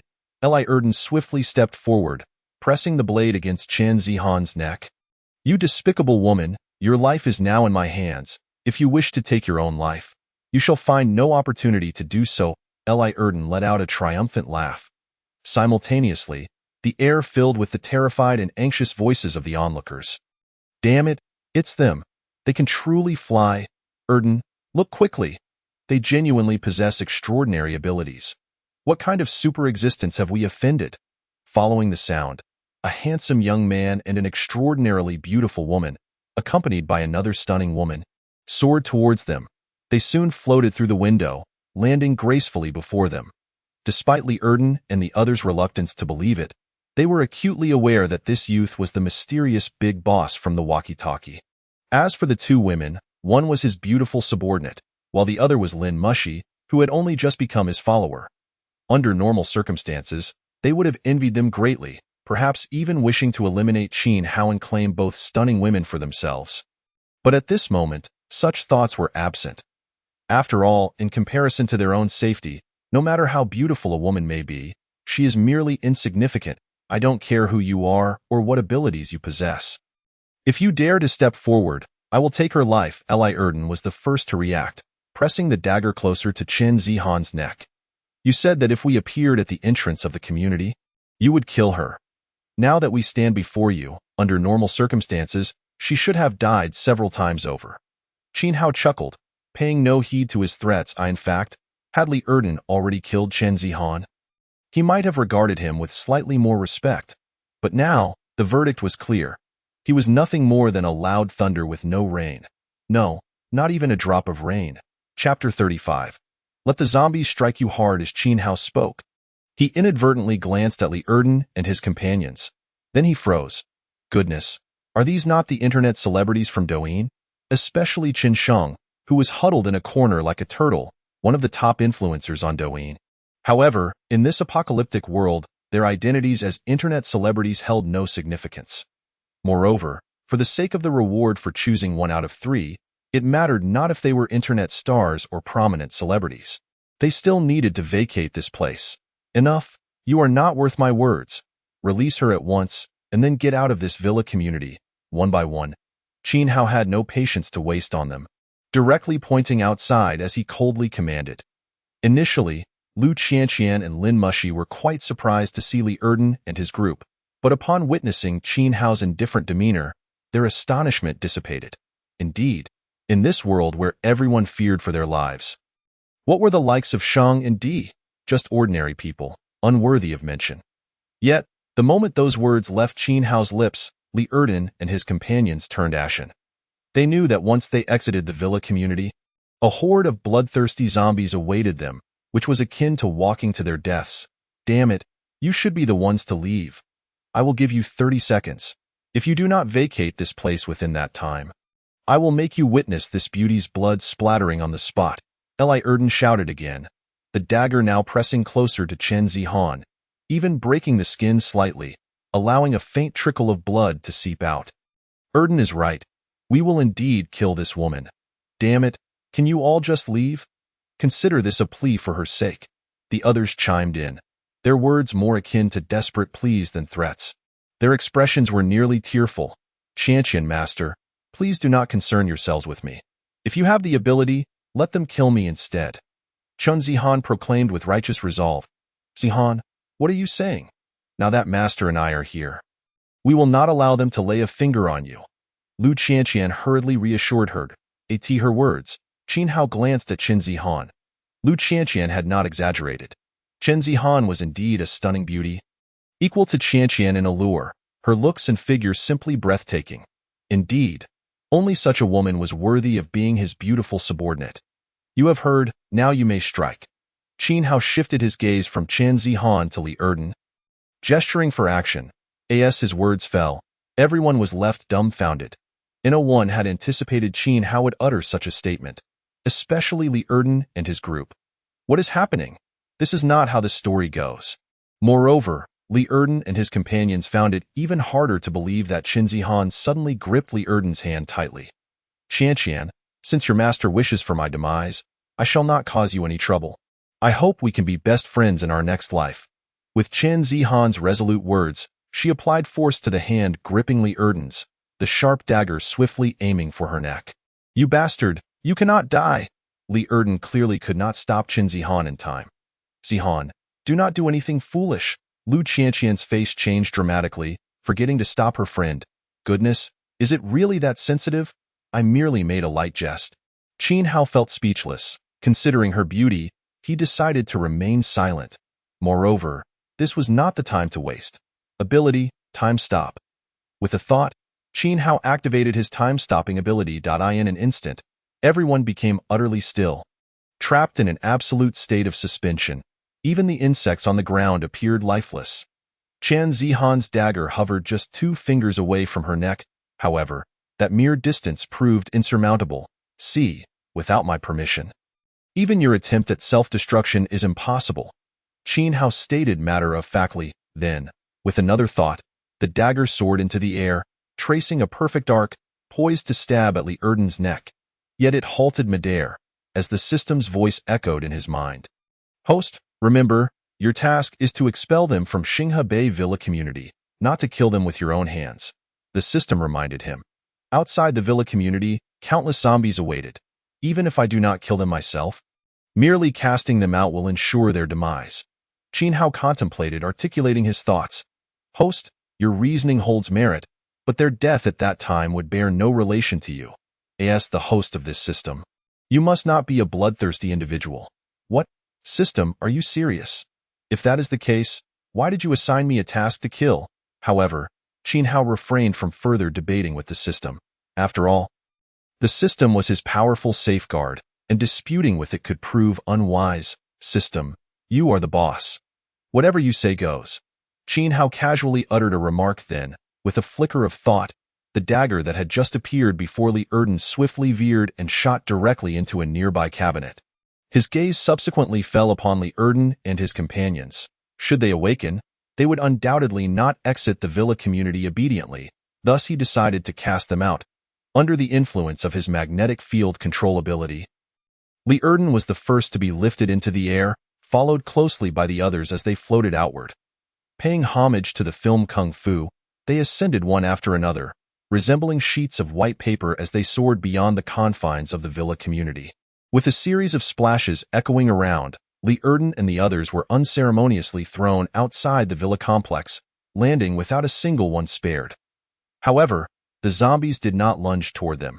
Due to the villa being adjacent to the outer wall of the community, a stretch of the area outside was encompassed within the temporal stasis effect of his powers. After accomplishing this, he indulged in a few cigarettes while admiring the beauty of his 3 female subordinates. Until the effect of time suspension finally came to an end, everything returned to normal. What is happening? Why are we outside the community? Damn it. Why are there zombies everywhere? Oh my God, I don't want to die. Is there anyone to save me? As soon as Li Erden and the others regained consciousness, they were confronted by a horde of zombies, instantly engulfed in terror. The renowned Shang Zai, who was famous online, turned out to be an ordinary person after all. Besides him, the others were also internet celebrities, seemingly all part of Shang's entourage. Famous internet personalities, now reduced to mere fodder for zombies. Qin Hao led Lu Qianqian and the others to the window, observing Li Erden's group while engaging in animalistic commentary. Although their voices were low, they reached Li Erden's ears, reigniting a flicker of hope within them. They had thought the 3 of them did not recognize these prominent internet personalities. However, now that they did, perhaps they were even fans, which could bode well for their fate. We are members of Shang's group. Please save us. I am Shang Zai, their master. Considering you are all my fans, spare me, please. If you rescue us, once everything returns to normal, we can help promote your products. Damn it. Foolishness. This is simply revolting that I apologize. I enjoy watching live streams, so let the zombies give you a couple of punches. After Qin Hao expressed his disbelief, he mockingly retorted. Amidst their despair and curses, Li Erden and his companions were swiftly overwhelmed by the zombies, meeting a tragic end. Simultaneously, a system prompt resonated within his mind. Ding! Congratulations, host, for expelling Li Erden and his group from Xinghe Bay Villa community. Ding! Congratulations, host, for completing the task of defending your position as the Apocalypse Overlord by casting Li Erden and his group out of Xinghe Bay Villa community. Ding! Congratulations, host, for receiving a reward for a 3-option task. Please make your final choice from the following 3 options. 1.10 Attribute Points. 2.1 Romantic Encounter Reminder Card. 3. A Quick Guide to the Lightness Skill Lingbo Weibo from the Martial Arts World. Taught by Prince Duan Yu of Dali. Chapter 36. I am willing to be your woman. See? Rewards are coming again. However, he remained as calm as a still pond, devoid of any emotional fluctuations. This was quite normal, as the continuous stream of rewards had left his hands somewhat numb. Moreover, after receiving rewards, he was faced with successive choices, which was truly a delightful dilemma. Bring on more, he thought, wrestling with his thoughts as he began to make his selections once more. The first option appeared again. Well, it had come up numerous times, so there was nothing new to discern. The second option? A romantic encounter reminder card, upon acquisition and use, would allow the holder to immediately locate exquisite beauties nearby, drastically reducing the time spent searching for them. For a lecherous person, this was undeniably an invaluable tool. Although Qin Hao is not particularly lecherous, he needed 2 female subordinates, and a romantic encounter reminder card would undoubtedly be of great assistance. The only issue was that one card was far from sufficient, as it could only indicate one location, while he required 2 female subordinates. Then there was the third option, the Lingbo Weibo Quick Guide from the Martial Arts World, taught by Prince Duan Yu of Dali. This was impressive. Now even skills from novels had made an appearance. By selecting this, he could immediately learn the Lingbo Weibo, moving with the grace of a phantom and the swiftness of a swallow, allowing him to appear dozens of meters away in an instant point. One could imagine that even amidst a horde of zombies, not a single one would brush against Qin Hao's clothing. However, for someone who could fly, this so-called Lingbo Weibo seemed less appealing. I choose the romantic encounter reminder card. After a brief contemplation, Qin Hao made his final choice. As soon as he spoke, a card resembling a tarot card appeared in his hand, bearing the words romantic encounter card. With a thought, the card was stowed away in his spatial ring. It seemed more prudent to utilize this card after securing Qin Zihan as a subordinate. He then turned his gaze toward Qin Zihan, surveying her from head to toe. Not bad, truly remarkable. Before the apocalypse, she would have been the kind of beauty he would have never dared to approach. But now, would you like to?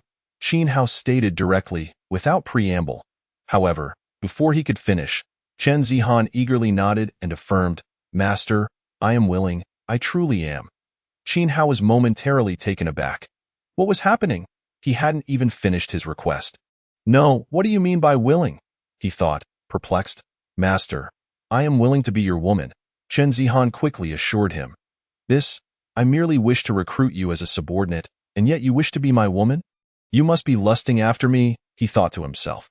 "Remember, you are currently just one of my subordinates. If you wish to be my woman, you will have to undergo further evaluation," Qin Hao said. Feigning profundity.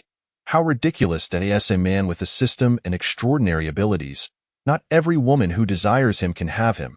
He must consider that in the future, he will have many more beautiful subordinates. If every beautiful subordinate desired him and he complied, he would surely be overwhelmed. Thus, a threshold must be established. Any woman wishing for something beautiful with him must first demonstrate exceptional merit. What led you to make such a clever choice? Qin Hao inquired with curiosity. "Master, you are so handsome and powerful, and most importantly, you truly treat us well. Thus, to become your woman, or rather, to become your subordinate, is indeed my honor," Chen Zihan explained. "Just now, Zihan told me that merely through the intercom. She felt a connection with you. Upon seeing you in person, she became even more infatuated. However, feeling somewhat guilty, she had held back until I assured her that a man as strong as you would never belong to just one woman.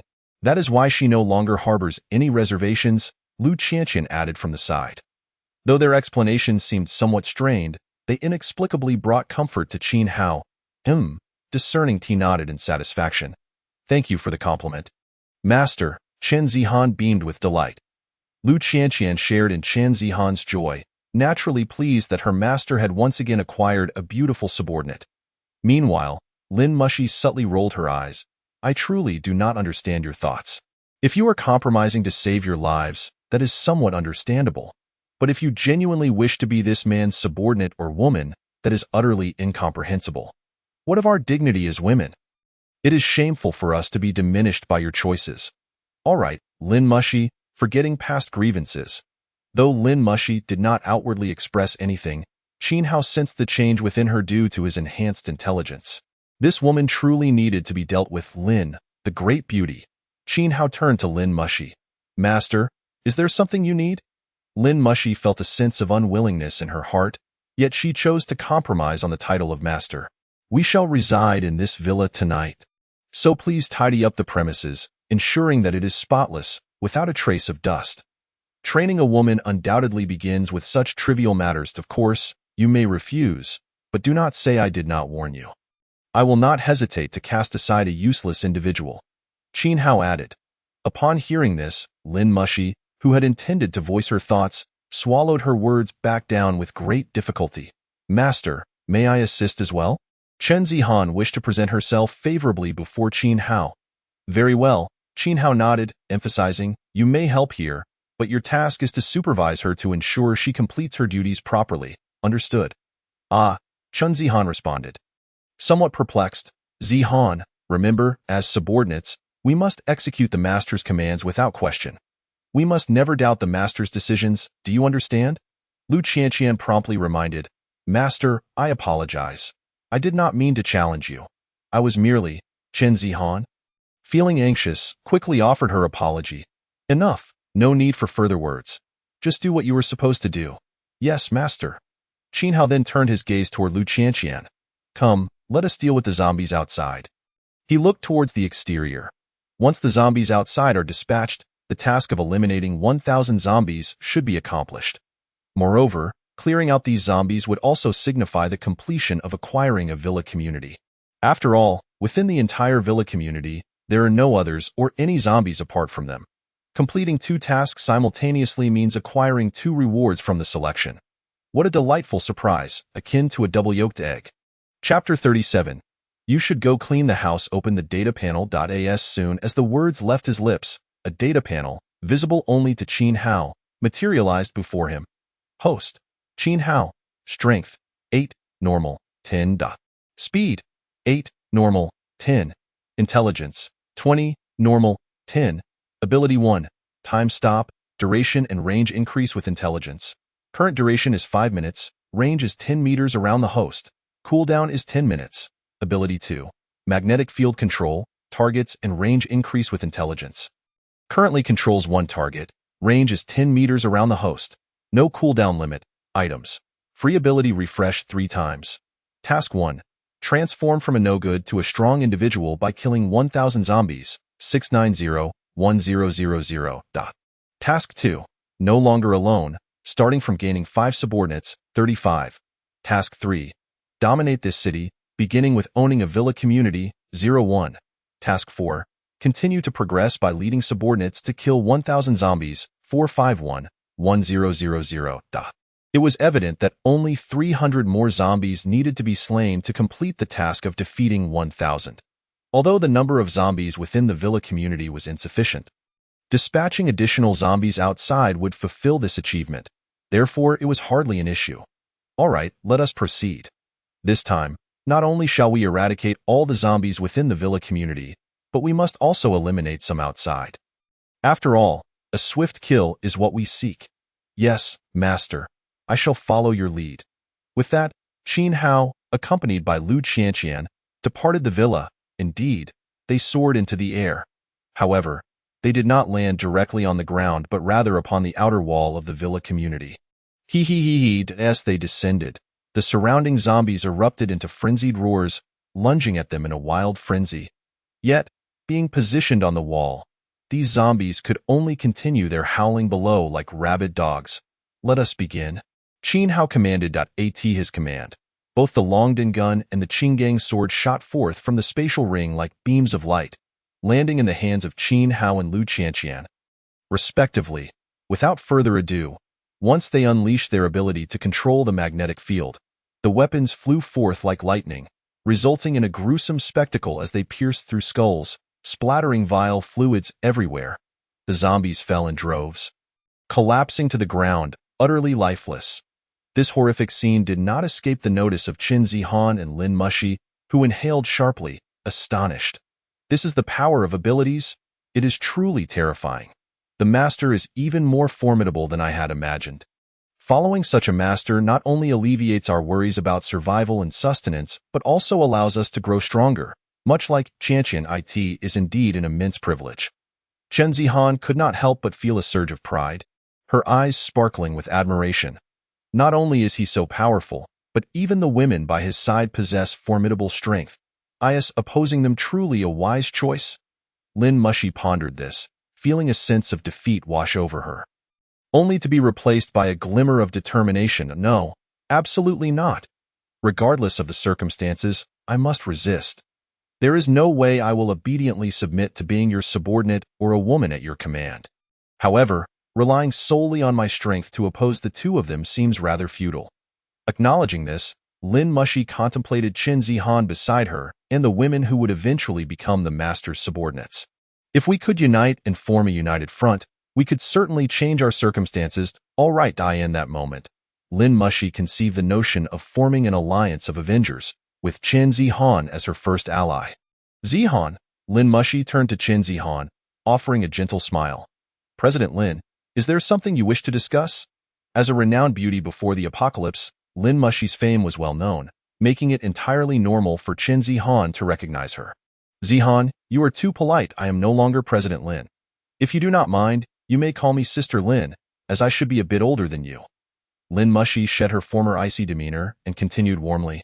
Then I shall call you Sister Lin, Qin Zihan responded without hesitation, as they were both the master's subordinates and would soon be his women. Thus there was no need for formality. By the way, Sister Lin, you seem hesitant to speak. Do you have something you wish to tell me? Zihan, I shall be candid. We are sisters from now on, so feel free to speak your mind. Very well. Lin Mushi felt a surge of joy, sensing that she had already succeeded halfway before their conversation even began. She continued, Zihan, it is undeniable that he is indeed powerful and handsome. By following him, we may survive and have food to eat. But must we truly proceed in this manner? Initially, Qin Zihan's face gleamed with joy, but now her expression stiffened in confusion. Sister Lin, what do you mean by that? Qin Zihan asked, her brows furrowing in perplexity. Zihan, I will be direct. Since we have commenced, we must continue. Lin Mushi paused momentarily before continuing. While he is formidable, he is still merely human. As such, he is equal to us. No one is inherently superior to another, regardless of gender. Therefore, we have no obligation to serve him as subordinates, nor must we sacrifice our bodies and dignity to appease him. Do you understand my intent, Sister Zihan? Chen Zihan nodded thoughtfully, then inquired. President Lin, if I am not mistaken, you are referring to our master, are you not? And you are suggesting that he has no right to command us as his subordinates? Precisely, Sister Zihan, that is indeed my sentiment. Lin Mushi quickly nodded, her face lighting up with delight in her eyes, the moment Chen Zihan agreed. Their alliance was solidified. What she failed to realize was that Chen Zihan's manner of addressing her had subtly shifted. President Lin, I believe you should go clean the house. Chen Zihan's expression suddenly turned cold. Lin Mushi, caught in a fog of confusion, wondered what on earth was happening. Zihan, what is this? Lin Mushi thought, perplexed, yet unwilling to concede. Mr. Lin, I have said it before. You need to tidy up the house immediately, or I shall be compelled to exercise my supervisory duties and inform the owner, who will then have you thrown out to feed the zombies. Chen Zihan's demeanor became even more frigid, her tone resolute and unyielding. No, Zihan. All right, I understand. Lin Mushi, not a fool, recognized that her persuasion had failed. Just moments ago, she had aspired to form an alliance for vengeance. Seeking her first ally, only to face defeat, it was a sorrowful tale. However, she would not easily yield. Rather, she would rise stronger from adversity. Zihan, one day you will regret your decision. Lin Mushi cast a glance at Chen Zihan, filled with both pity and resentment, before turning away to tidy the room. Chapter 38. You can come out now, can't you? Outside the villa, as the number of zombies dwindled within the community, Qin Hao and Lu Qianqian had already leaped over the courtyard wall. Standing on solid ground in their line of sight, there were merely 20 to 30 zombies left. Once these were dispatched, the entire villa complex would be devoid of any undead presence. As for the other survivors, they had been located by Li Erden and his companions, who had transformed into zombies themselves, ensuring no living souls remained.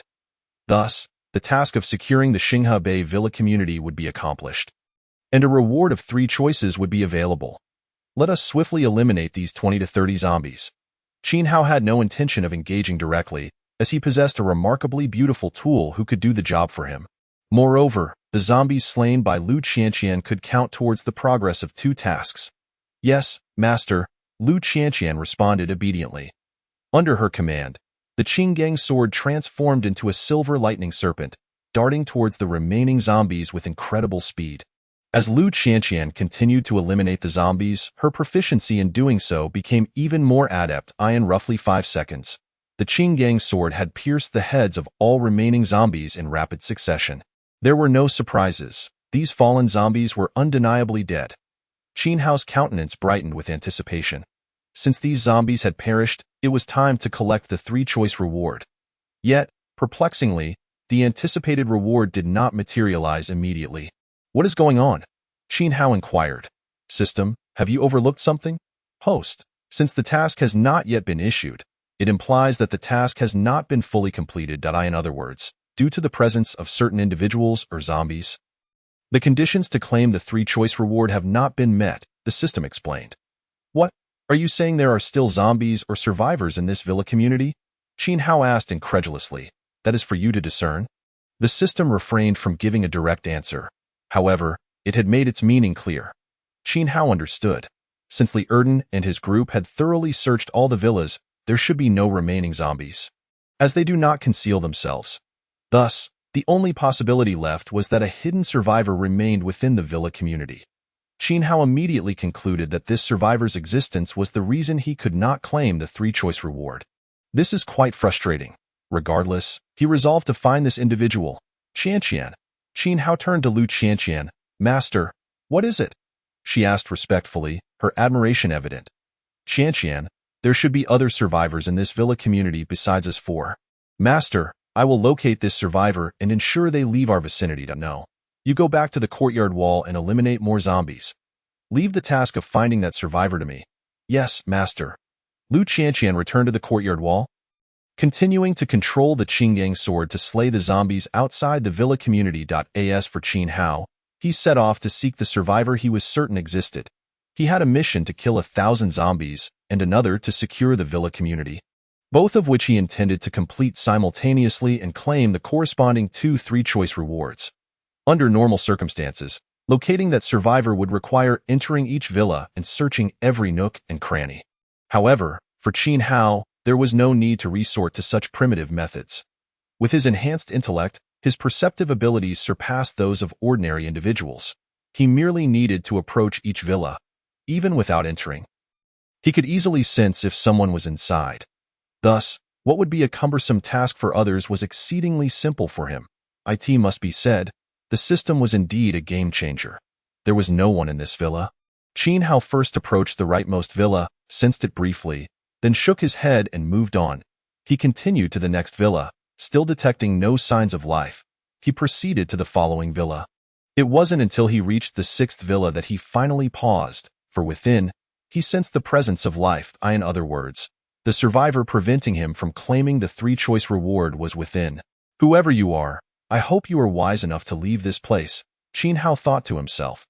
Though in this apocalyptic world, everyone was willing to kill or be killed for their own interests, Qin Hao did not wish to become an emotionless executioner. As long as they did not pose a threat to his life, he would not indiscriminately slaughter them. Of course, whether they could survive after being given the chance was not something he felt compelled to consider. There was nothing more to say. After a brief pause, Qin Hao stepped into the villa. At that moment, in the far corner of the villa's storage room, a handsome young man, resembling a modern-day Panin, was hiding there. Through the small window, he caught sight of Qin Hao entering the villa, filling him with dread and unease. In this world where humans devour one another, survivors like him were akin to ants in the eyes of the strong. They could be crushed without a second thought. Having evaded the youths in white pants, he fervently hoped to escape the clutches of this even more formidable young man. Chen Yuxing began to pray silently. Yet, in the next moment, a voice echoed in his ears, "I know you are hiding here. Before I lose my patience, you might as well come out voluntarily." Upon entering the villa, Qin Hao spoke directly and plainly. "The youths in white pants did not discover me. He cannot possibly find me. He is merely trying to bluff me." Chen Yuxing reassured himself internally. However, his despair soon overwhelmed him. Crack, bang!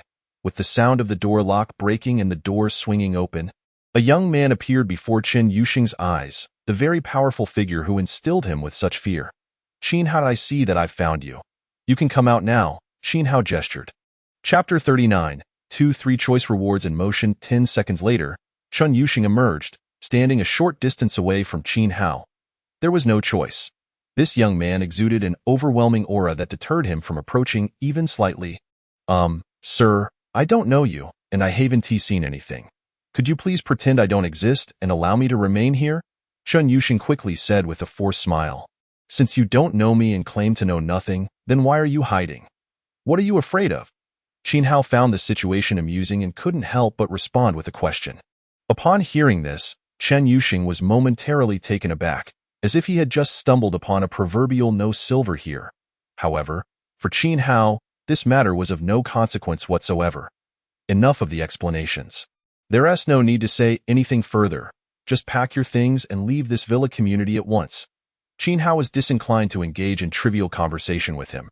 Yet, as those words fell from his lips, Chen Yuxing was once again rendered speechless, his expression shifting from shock and disbelief to profound fear and unease. He understood that if he truly left this place, he would have to confront the countless zombies lurking outside. As an ordinary person, facing such a horde would surely lead to his demise. "Sir, I beg you, do not force me to leave this place. If I step outside, I will not survive." Chen Yuxing immediately began to plead desperately.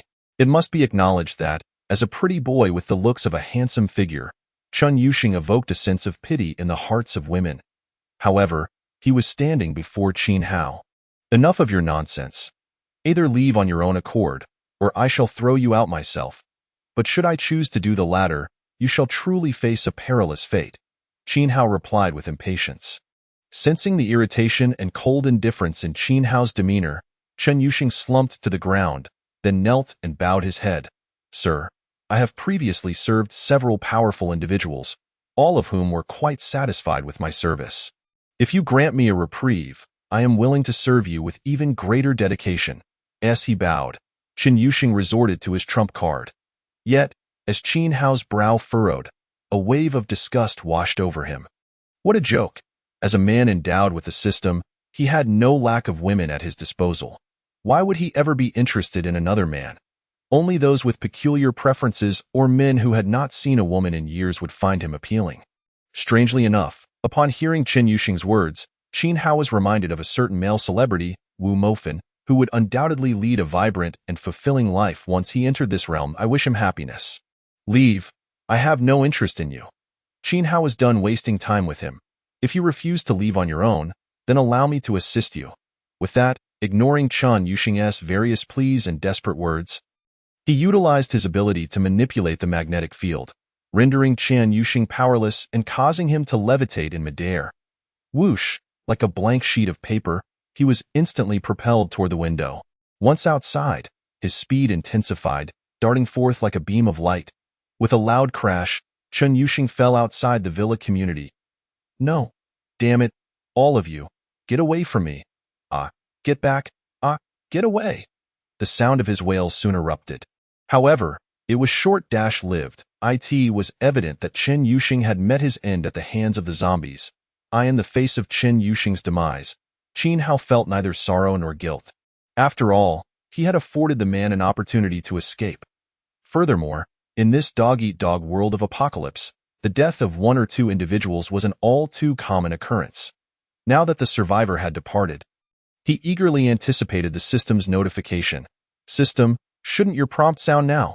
Qin Hao urged impatiently. The system did not disappoint him. A moment later, the notification echoed in his mind. Ding, congratulations, host, for slaying 1,000 zombies. Ding, congratulations, host, for completing the task of transforming from a mere bystander into a formidable force by killing 1,000 zombies.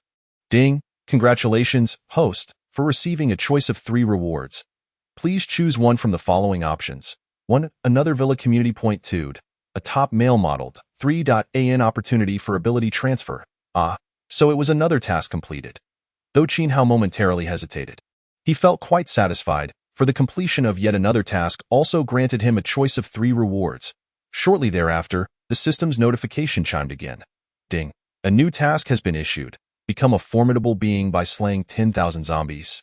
Ding. Please slay 10,000 zombies to complete the task and receive a choice of rewards. It seems this is not just about obtaining another villa community as a reward. What gives? Could there be another survivor hidden within this villa community? Damn it, Li Erden. You are utterly useless. After a thorough search, there is still another survivor? No wonder you can only make a living as internet influencers. However, at that moment, the system's notification sounded for the 3rd time. Ding! Congratulations, host, on acquiring the Xinghuan Villa community. Ding! Congratulations, host, for completing the task of conquering this city by acquiring a villa community. Ding! Congratulations, host, for receiving a choice of 3 rewards. Please choose one from the following options. 1. 30 attribute points. Point 2. The dragon-slaying saber from the golden-haired Lion King. 3. An opportunity for ability transfer. Upon hearing the 3rd notification, a smile crept across Qin Hao's face.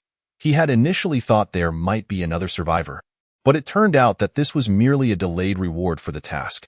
Though late, it still filled him with joy. He realized that he now possessed 2 sets of 3 reward choices. The prospect of having 2 sets of reward choices was undeniably delightful, and the joy derived from it was doubly exhilarating. Now that he had both reward sets in hand, it was time to make his final decision. Facing a single choice could be vexing enough, but now confronted with 2, the dilemma was even more pronounced. The trials of blissful dilemmas. Qin Hao couldn't help but indulge in a moment of self-reflection. Chapter 40. Enhancement of Strength and Speed. Since it was a delightful dilemma, he might as well relish it. Thus, Qin Hao wasted no time and focused his attention on the first set of 3 reward choices. The first option, another villa community, seemed utterly meaningless, akin to a mere packet of instant noodles. The second option, a top male model, struck him as rather bizarre. the system was starting to lose its reliability. The third option, an opportunity for skill transfer, was enticing, as transferring abilities to another beautiful subordinate would undoubtedly enhance their capacity for killing zombies and progressing through tasks. This choice was not to be missed. However, Qin Hao did not immediately make a selection but instead shifted his focus to the second set of 3 reward choices. The first option, 30 attribute points, was always of paramount importance, regardless of the circumstances. After all, this directly pertained to his physical prowess and the ultimate potency of his abilities. The second option, the dragon-slaying saber from the golden-haired Lion King, was undoubtedly an excellent item, but for Qin Hao at this moment, his reliance lay primarily on his own abilities. Having acquired the Longdon gun, he no longer felt an urgent need for other weapons.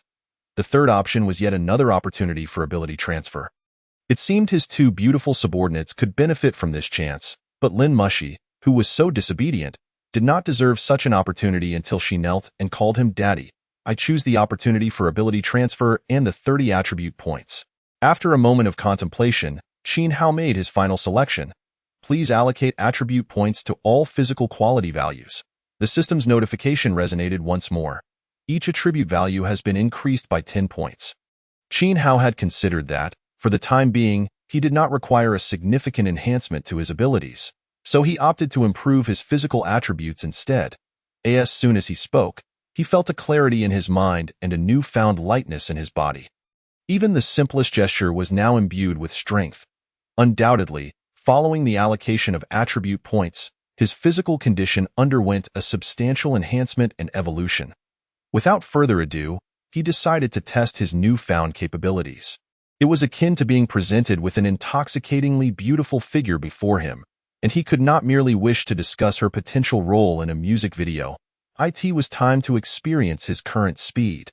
As soon as a thought crossed his mind, Qin Hao immediately propelled himself forward with a powerful thrust of his right foot, akin to an arrow released from its bow, surging ahead with astonishing speed that rivaled that of a descending tiger.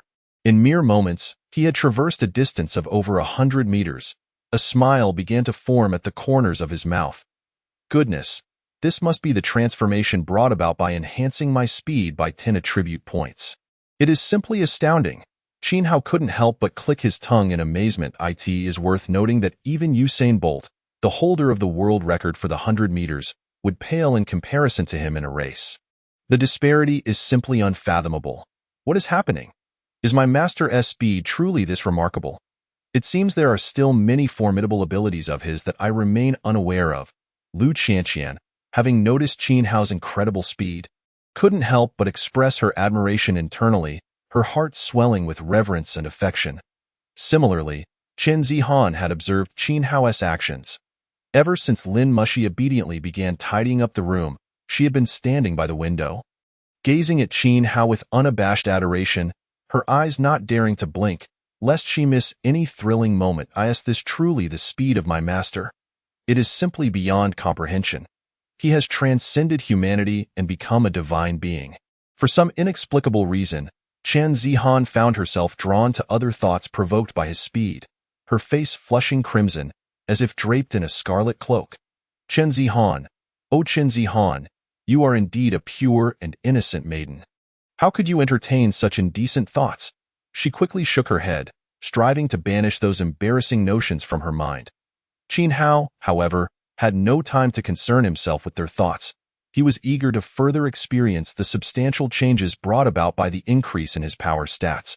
He turned his gaze toward the villa, contemplating Lin Mushi and her beautiful subordinates. Never mind, with a single punch, she might not survive. It would be better to let her live until she has fulfilled her role as a beautiful subordinate. Thus, he dismissed the idea of having Lin Mushi test the might of his punch.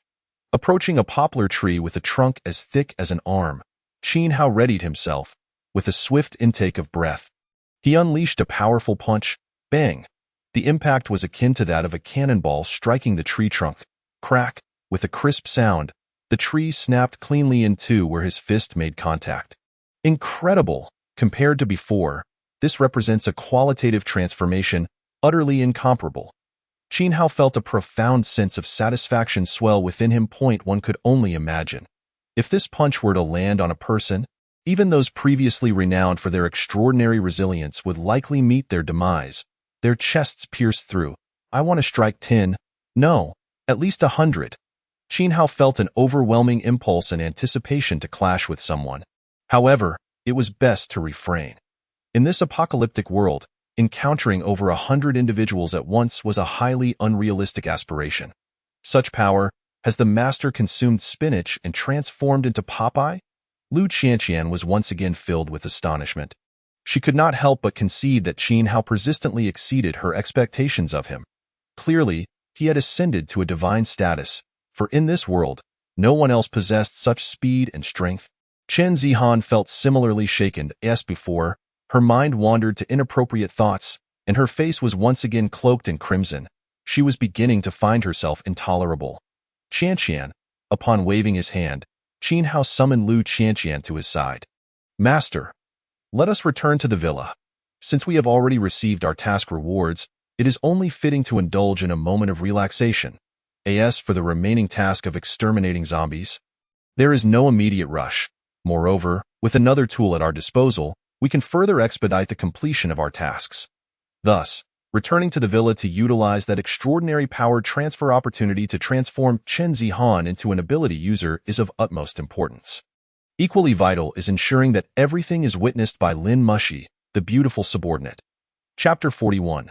Just a glimpse upon returning to the villa, Chen Zihan rushed forward. Master, you're back. She greeted him warmly. Zihan, I've noticed that since you became my master's subordinate, your eyes have only been for him, neglecting me, your best friend. Lu Qianqian feigned disappointment. Qianqian, that's not true. I merely, enough, Zihan, no need to explain. As subordinates of our master, we should focus all our attention on him, Lu Qianqian interjected seriously. Qianqian, I understand. Chen Zihan nodded earnestly. All right, there's no need for such theatrics. Let us just be normal, Qin Hao interjected. Though he said this, he couldn't help but feel a swell of pride at the thought of being the center of attention for two beautiful subordinates. By the way, where is Lin Mushi? Qin Hao glanced around but did not see her master. She is upstairs tidying the room, Chen Zihan promptly replied. Call her down. I have an announcement to make. As Qin Hao spoke, Chen Zihan swiftly complied, ascending to summon Lin Mushi to Qin Hao's presence. Master. Though Lin Mushi was reluctant, she still greeted him. Qin Hao ignored her, and in fact, from the moment Lin Mushi descended the stairs, he hadn't spared her a glance, treating her as if she were mere air. This left Lin Mushi feeling exasperated. If he chose to disregard her, why summon her at all? Zihan, would you like to become like Qianqian? Qin Hao asked directly. Chen Zihan was taken aback, uncertain of the meaning behind his words. Zihan, quickly thank the master. You must realize he intends to transfer his abilities to you, Lu Qianqian exclaimed with excitement. Thank you, master. If I can become an ability user, I will serve you wholeheartedly, even if you do not grant me abilities. Chen Zihan was so overwhelmed with excitement that her words tumbled out in a flurry. Enough. Qin Hao waved his hand to silence her. I will now transfer my abilities to you. Remain still and do not resist, do you understand? Moments later, Chen Zihan possessed the same abilities as Lu Qianqian. Qianqian, bring some zombies into the villa complex and let Zihan test her powers. They proceeded outside the villa, and at Qin Hao's signal, Lu Qianqian ushered in 5 zombies, handing Chen Zihan a Qinggang sword. Zihan, use your mind to control the Qinggang sword and slay those 5 zombies. Qin Hao instructed. Yes, master. Chen Zihan replied, her face alight with anticipation as she gazed at the sword in her hands. Under her mental command, the Qinggang sword slowly rose into the air, then shot towards the foremost zombie. Thud! It pierced through instantly. Master, Qianqian, I've killed a zombie. I can truly wield abilities to defeat them, Chen Zihan exclaimed, brimming with exhilaration. Enough with the celebration. This is merely a standard operation. Now hurry and eliminate the remaining zombies. Qin Hao commanded. Yes, master. Chen Zihan responded, her excitement escalating as she charged towards the remaining 4 zombies. Beside Qin Hao, Lin Mushi watched in stunned silence. Just moments ago, Chen Zihan was an ordinary person like herself. Yet in the blink of an eye, she had transformed into an ability user capable of wielding swords to vanquish zombies. And all of this was due to the man before her. Lin Mushi couldn't help but gaze at Qin Hao. Undeniably, he was immensely powerful. Now that I share the same status as Qin Zihan, as one of his subordinates, surely he will grant me abilities as well, especially since he specifically summoned me to his side. Though his actions and thoughts filled her with loathing, she resolved to accept his powers. Only by acquiring his abilities could she gain the courage and leverage to resist him more effectively. Upon realizing these matters, Lin Mushi had resolved to accept the extraordinary abilities that Qin Hao offered her. After all, there was no need to oppose the opportunity to become powerful. However, what confounded Lin Mushi was that, even after Qin Zihan had eradicated the remaining zombies, Qin Hao still disregarded her presence, as if she were merely invisible. This caused her to feel a rising impatience within her. "Master, I cannot endure this any longer." Lin Mushi finally spoke up. "Why are you here?" As soon as Qin Hao uttered these words, Lin Mushi found herself at a loss for words. She was unsure of how to respond. "You have yet to answer my question?" Qin Hao urged. "Master, I only followed after you because you had not yet transmitted your powers to me," Lin Mushi replied, forcing the words out. "Who said I intended to transmit my abilities to you?" Qin Hao shrugged, leaving Lin Mushi utterly stunned. "Master, did you not instruct Qin Zihan to tell me to cease my work and come before you?" "Indeed, I did summon you, but my intention was merely to allow you to observe the process of imparting my powers to her. I had no intention of transferring my abilities to you," Qin Hao clarified. "What?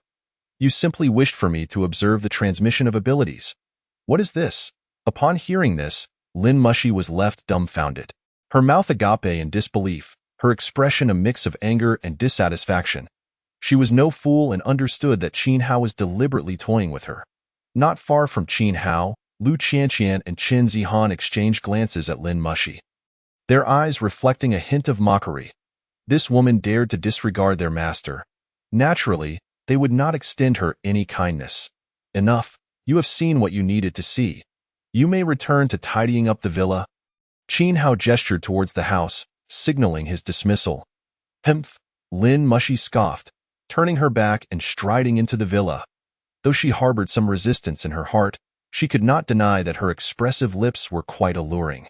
Observing Lin Mushi's retreating figure, Qin Hao could not help but silently acknowledge her appeal. Of course, her tall silhouette was equally enticing, yet certain individuals often held a peculiar fondness for other matters. And it was only natural for men to have their eccentric preferences. "Master, I have something to tell you," Qin Zihan interjected suddenly. "It concerns Lin Mushi, the CEO." She continued, "Oh? What is it? Pray, do tell." Qin Hao responded with curiosity, wondering if something had transpired between the two women since their recent acquaintance. "Master, it is this.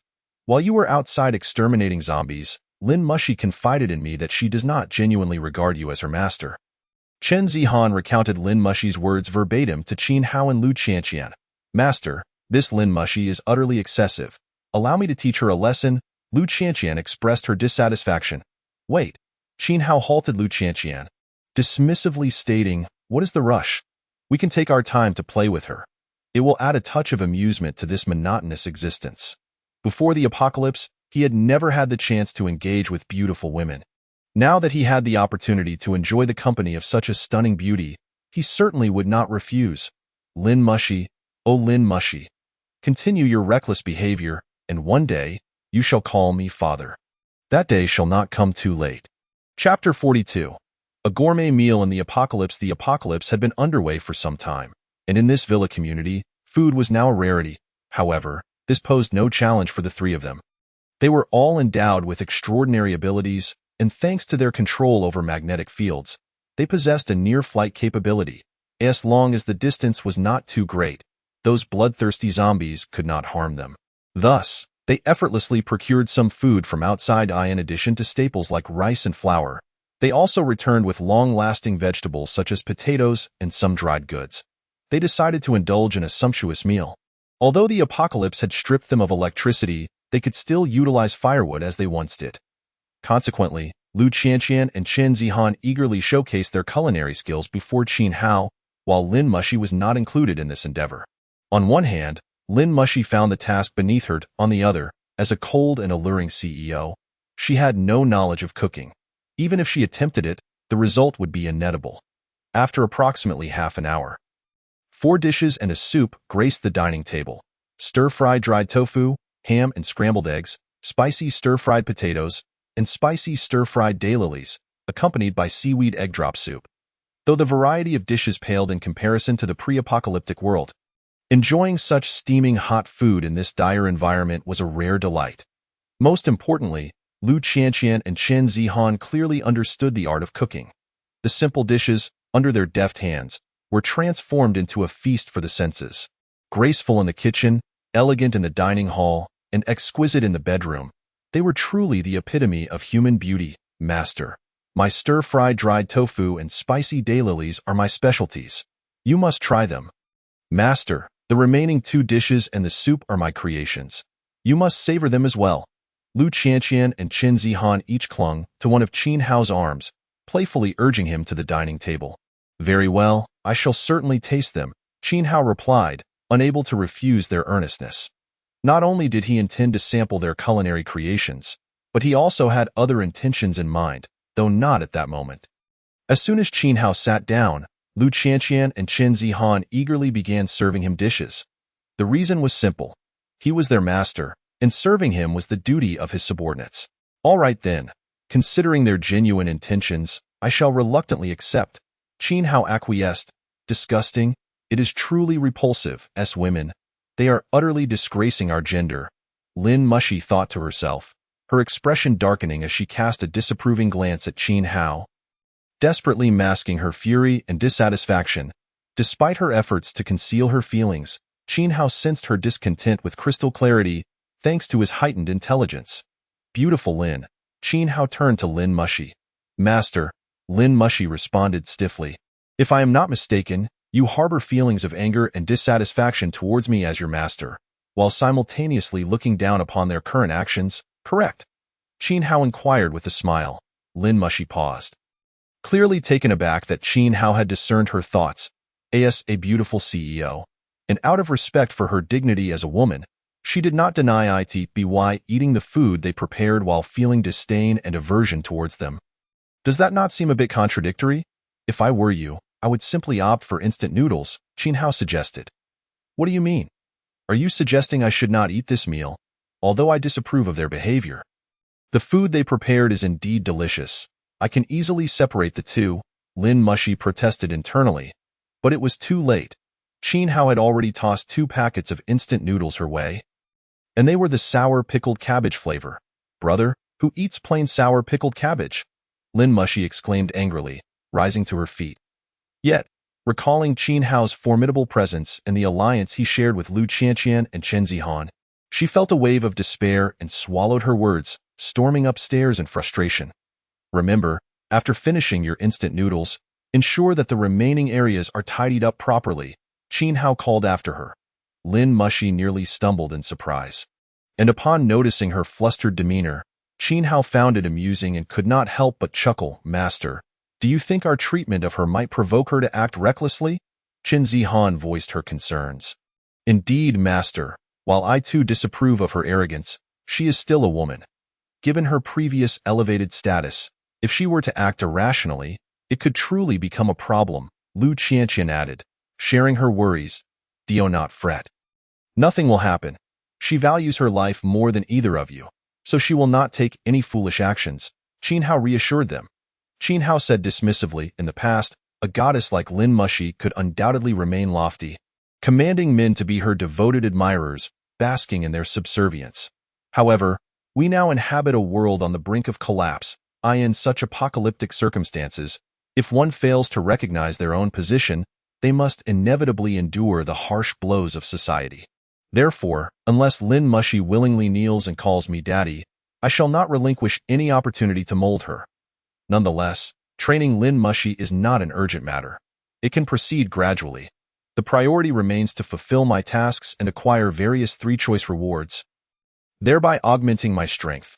After all, no one knows if something even more formidable than zombies will arise. It is well known that in apocalyptic novels, once the zombies are dealt with, even more powerful entities emerge, such as monsters from alternate dimensions.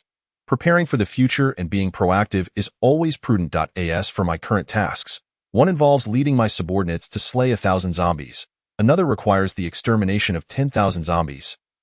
And the last entails recruiting 5 subordinates. Relatively speaking, leading my subordinates to vanquish 1,000 zombies seems more achievable, especially since Liu Qianqian and Chen Zihan already possess supernatural abilities, as long as they take positions on the walls or other advantageous terrains. Eliminating 1,000 zombies is merely a matter of time, and that time is not likely to be prolonged. However, Qin Hao is more inclined to complete the task of recruiting 5 subordinates. This is easily understood. Without further ado, he resolved to utilize the encounter reminder card. As Qin Hao concentrated his thoughts, the card materialized in his palm with a flash of light. Chapter 43. The encounter card and the information of 2 beauties. What? An encounter reminder card? Both Liu Qianqian and Chen Zihan were momentarily taken aback by the card that suddenly appeared in Qin Hao's hand. This card exuded an aura reminiscent of an old man on the street, deceiving naive souls.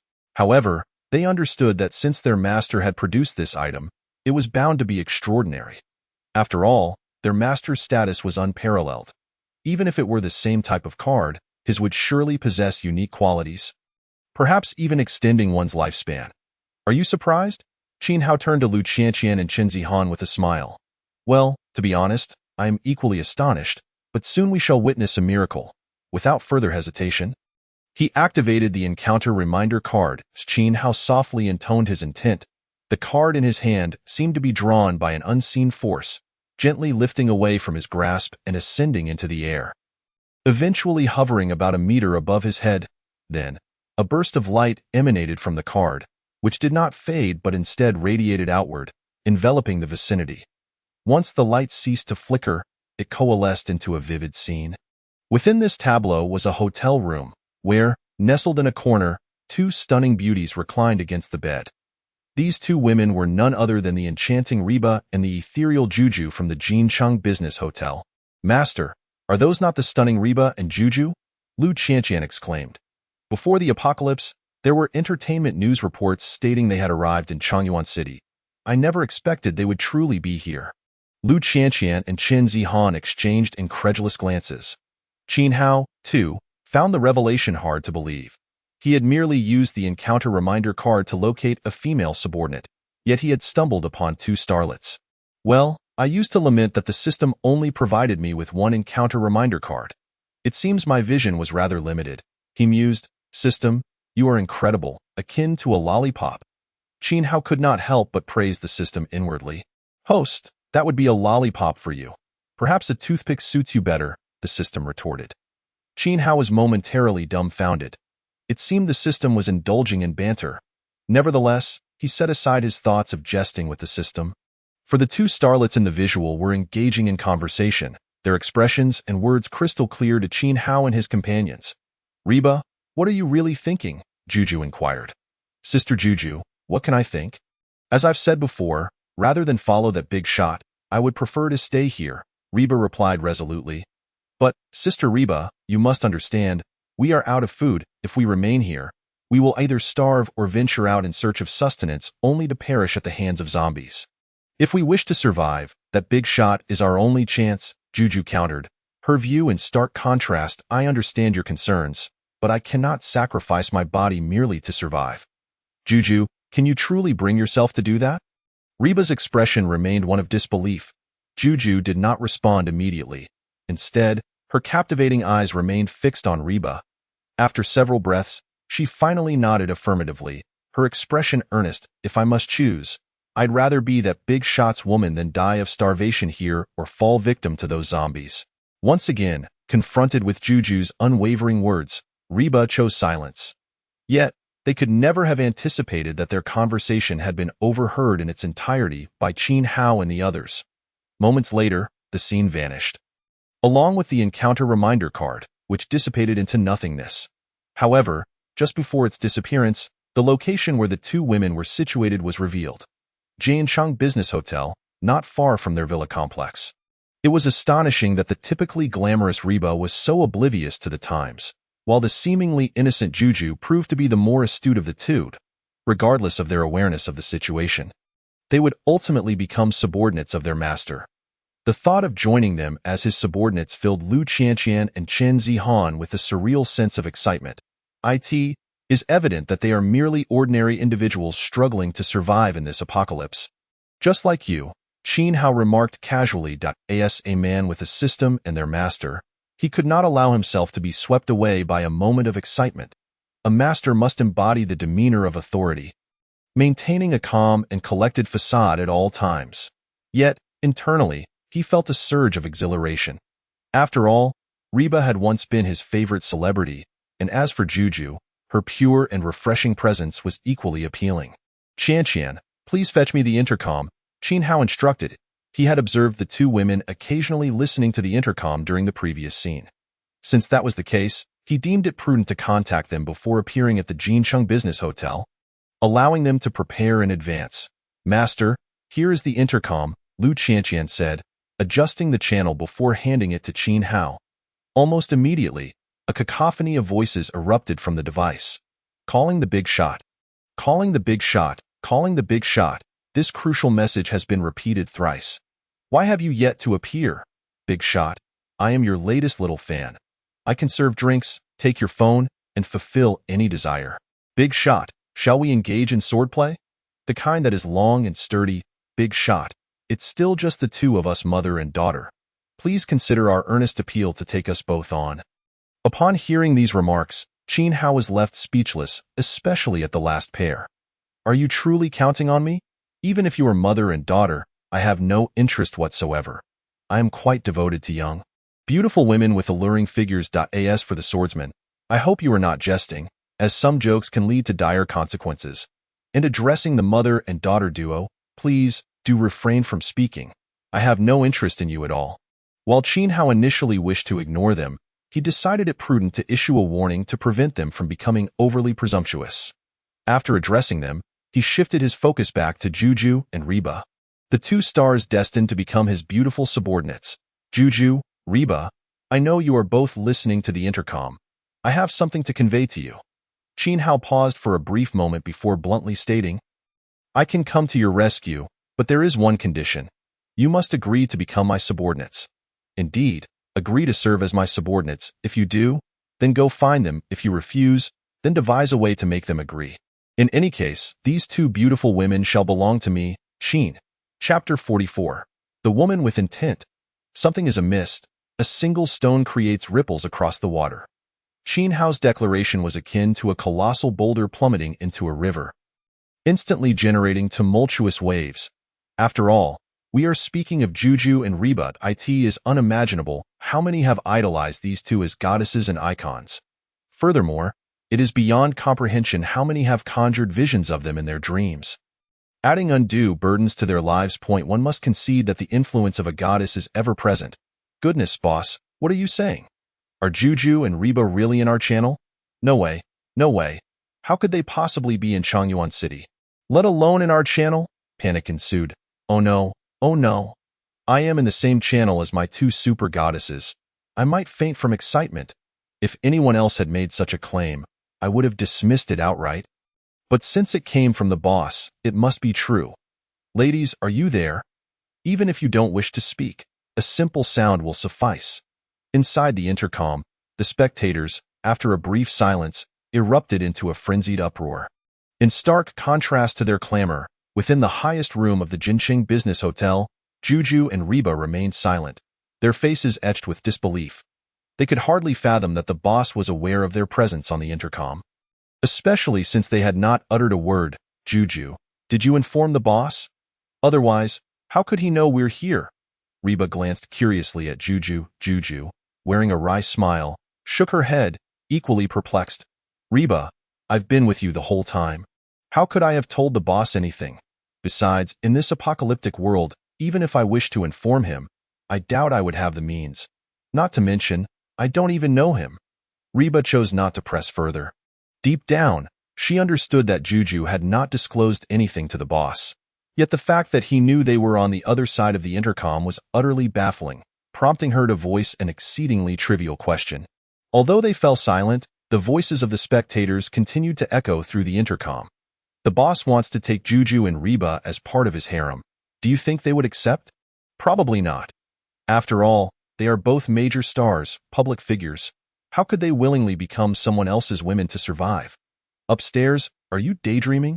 Lin Mushy, the Icy Beauty CEO, has also become the pet of that boss. A certain cleaning so interjected, "What do you know? I am merely emulating Han Xian, enduring humiliation for a greater cause. Just wait. One day, I shall rise above that stinky man." Amidst these envious or sycophantic remarks, other disparate voices emerged. Have you noticed some zombies recently attacking their own kind? Ah, bro, you noticed too? I thought I was the only one. However, it was clear that the crowd was uninterested in such discussions. Soon drowned out by the din of voices. Reba, although the comments from the intercom are harsh, this is the reality of the apocalypse. Sacrifices must be made for survival. Seizing upon the commotion, Juju once again urged the stunning Reba. Sister Reba, this is our only chance to survive. We cannot abandon it. How about this? We agree to the boss's terms, and once he rescues us, we can negotiate with him for alternative ways to express our gratitude. To persuade Reba, Juju resorted to a little cunning that truly wise. What harm could it cause? The boss is not a villain. I doubt he would mind. Then let's proceed as you suggest. Reluctantly, Reba acquiesced. When faced with even a glimmer of hope, no one can truly dismiss the value of life. Juju, why don't you inform the boss? Reba, noticing Juju's hesitation to contact him, expressed her surprise. Sister Reba, you don't understand? If we reach out to the boss first, he might not take us seriously. However, if he contacts us again, we can respond and regain some initiative. Juju explained with a smile. Yet, for reasons unknown, seeing the smile on Juju's lips, Reba felt an odd sense of familiarity, as though meeting Juju for the first time. However, as time passed, Qinhao remained silent, causing Juju's earlier confidence to waver into anxiety. Unbeknownst to her, the seemingly trivial conversations through the intercom had caught Qinhao's keen attention. Have you all noticed the existence of those zombies? Qinhao directed his gaze towards Lu Qianqian and Qin Zihan. Master, which type of zombie are you referring to? Yes, Master. What did you mean by that? Lu Qianqian and Qin Zihan exchanged glances, expressions of confusion evident on their faces. Clearly, like the intercom spectators, they did not regard the remarks from a few individuals with any seriousness. Earlier on the intercom, someone mentioned observing zombies attacking other zombies. That is what I am referring to. Qinhao clarified as soon as he spoke, the bewilderment on their faces deepened. Master, those individuals must be talking nonsense. How could zombies possibly attack their own kind? Indeed, Master, it seems improbable. They are likely just seeking attention. Their skepticism persisted. You are mistaken, Qinhao countered, shaking his head in disapproval. You must understand the principle of where there is smoke, there is fire. If someone has made such a claim, there must be a reason behind it. Just as we would never expect the apocalypse to arrive, within this world, it is entirely plausible for strange zombies, or even monsters from novels, to exist. As an avid reader, Qinhao's capacity for acceptance had grown immensely. Moreover, with the system already in place, any additional anomalies should not be deemed unacceptable. Why apologies, Master? We were too simplistic in our thinking. Master, we shall not be so shallow in the future. Lu Qianqian and Qin Zihan quickly apologized. Enough of this idle chatter. Pay closer attention in the future. If you encounter such zombies, you must inform me immediately. Understood? Qinhao cautioned, choosing not to dwell on the matter excessively. However, the next moment, after exchanging glances, Lu Qianqian and Qin Zihan suddenly wore expressions of realization. Master, we may have encountered those types of zombies. Indeed, Master, at the time, we thought we were imagining things, but it seems we may have indeed witnessed something real. Lu Qianqian and Qin Zihan's expressions shifted to seriousness and gravity. Chapter 45. A True Force in This City. Upon Qinhao's indication, Lu Qianqian and Qin Zihan recounted the events. From their description, it became apparent that while they were searching for food near a convenience store not far from a villa community, they had indeed witnessed one zombie attacking another. Initially, they had dismissed it, thinking they were mistaken and that the fallen figure was a human. However, upon reflection, they were now quite certain that the one brought down was not human but a zombie. for only zombies do not emit cries when their heads are torn off. Master, what is happening? Why are there zombies like this? Yes, Master, zombies attacking zombies is exceedingly strange. Lu Qianqian and Qin Zihan once again expressed their astonishment. Upon hearing this, Qin Hao smiled knowingly. There is nothing particularly strange about it. The apocalypse has already arrived. The emergence of peculiar occurrences is hardly worth raising an eyebrow, he stated nonchalantly, exuding an air of calmness as if an impending catastrophe was of no concern to him. Yet, a hint of seriousness crossed his features as he contemplated the escalating dangers of this apocalyptic world. He had not anticipated that mere moments after acquiring the system, unforeseen changes would quietly unfold. It seemed the urgency to grow stronger was becoming more pressing within him, he mused internally. Simultaneously, within the recesses of his mind, the system's notification chimed once more. Ding! Unknown changes have been detected in the host's environment. A new mission is now issued. I must become a savior, beginning with the elimination of the first mutated zombie. Ding! Please eliminate one mutated zombie. Upon completion of this task, you will receive a choice of 3 rewards.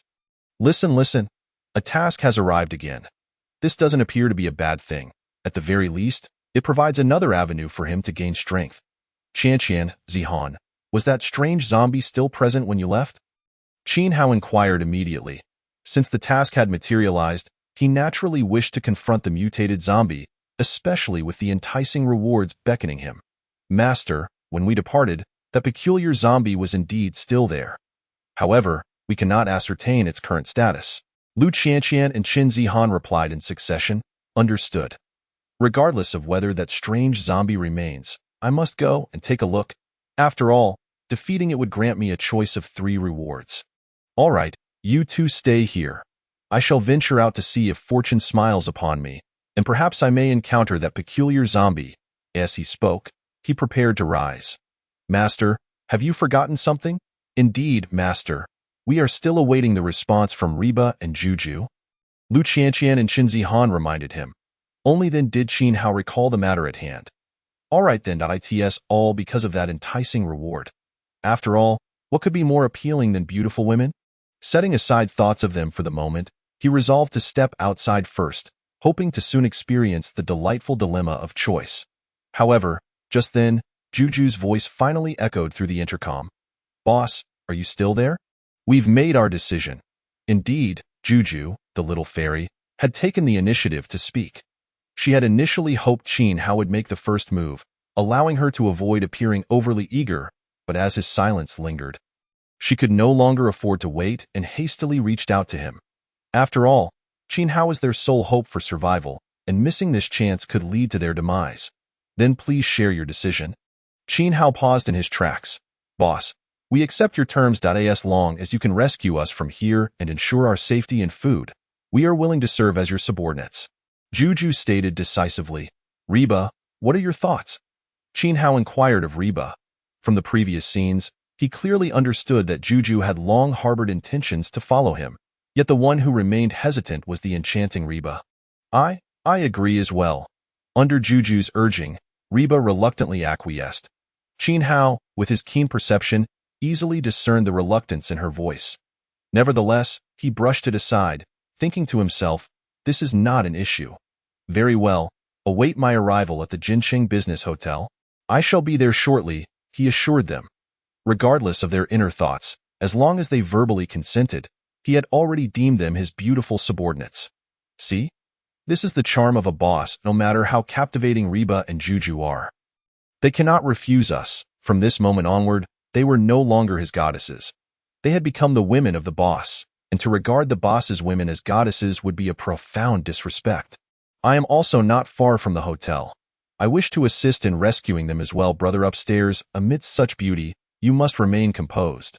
Life only comes once. Boss, if you do not fancy that pair of mother and daughter, surely our 3 generations should suffice. We are in the happy community not far from the hotel, love you, and eagerly await your arrival. The intercom crackled with the raucous chatter of onlookers.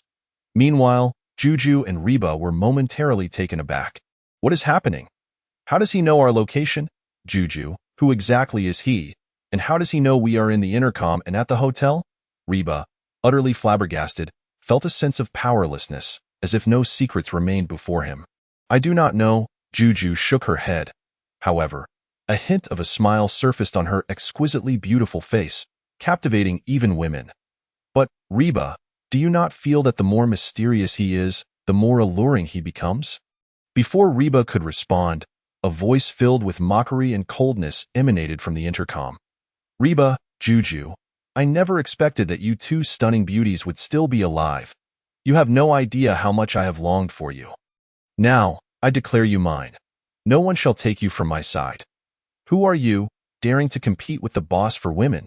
You little brat, do you wish to follow in the footsteps of Long Gu and the others by challenging the boss? Boss, take me as your little brother, and let me assist you in dealing with this insolent wretch. The onlookers erupted in an uproar. Just then, the previously mocking and cold voice rang out once more. You ignorant fools, do you think you can speak to me, Long Wenxiang, in such a manner? Do you believe that now, with the apocalypse upon us, I am powerless against you?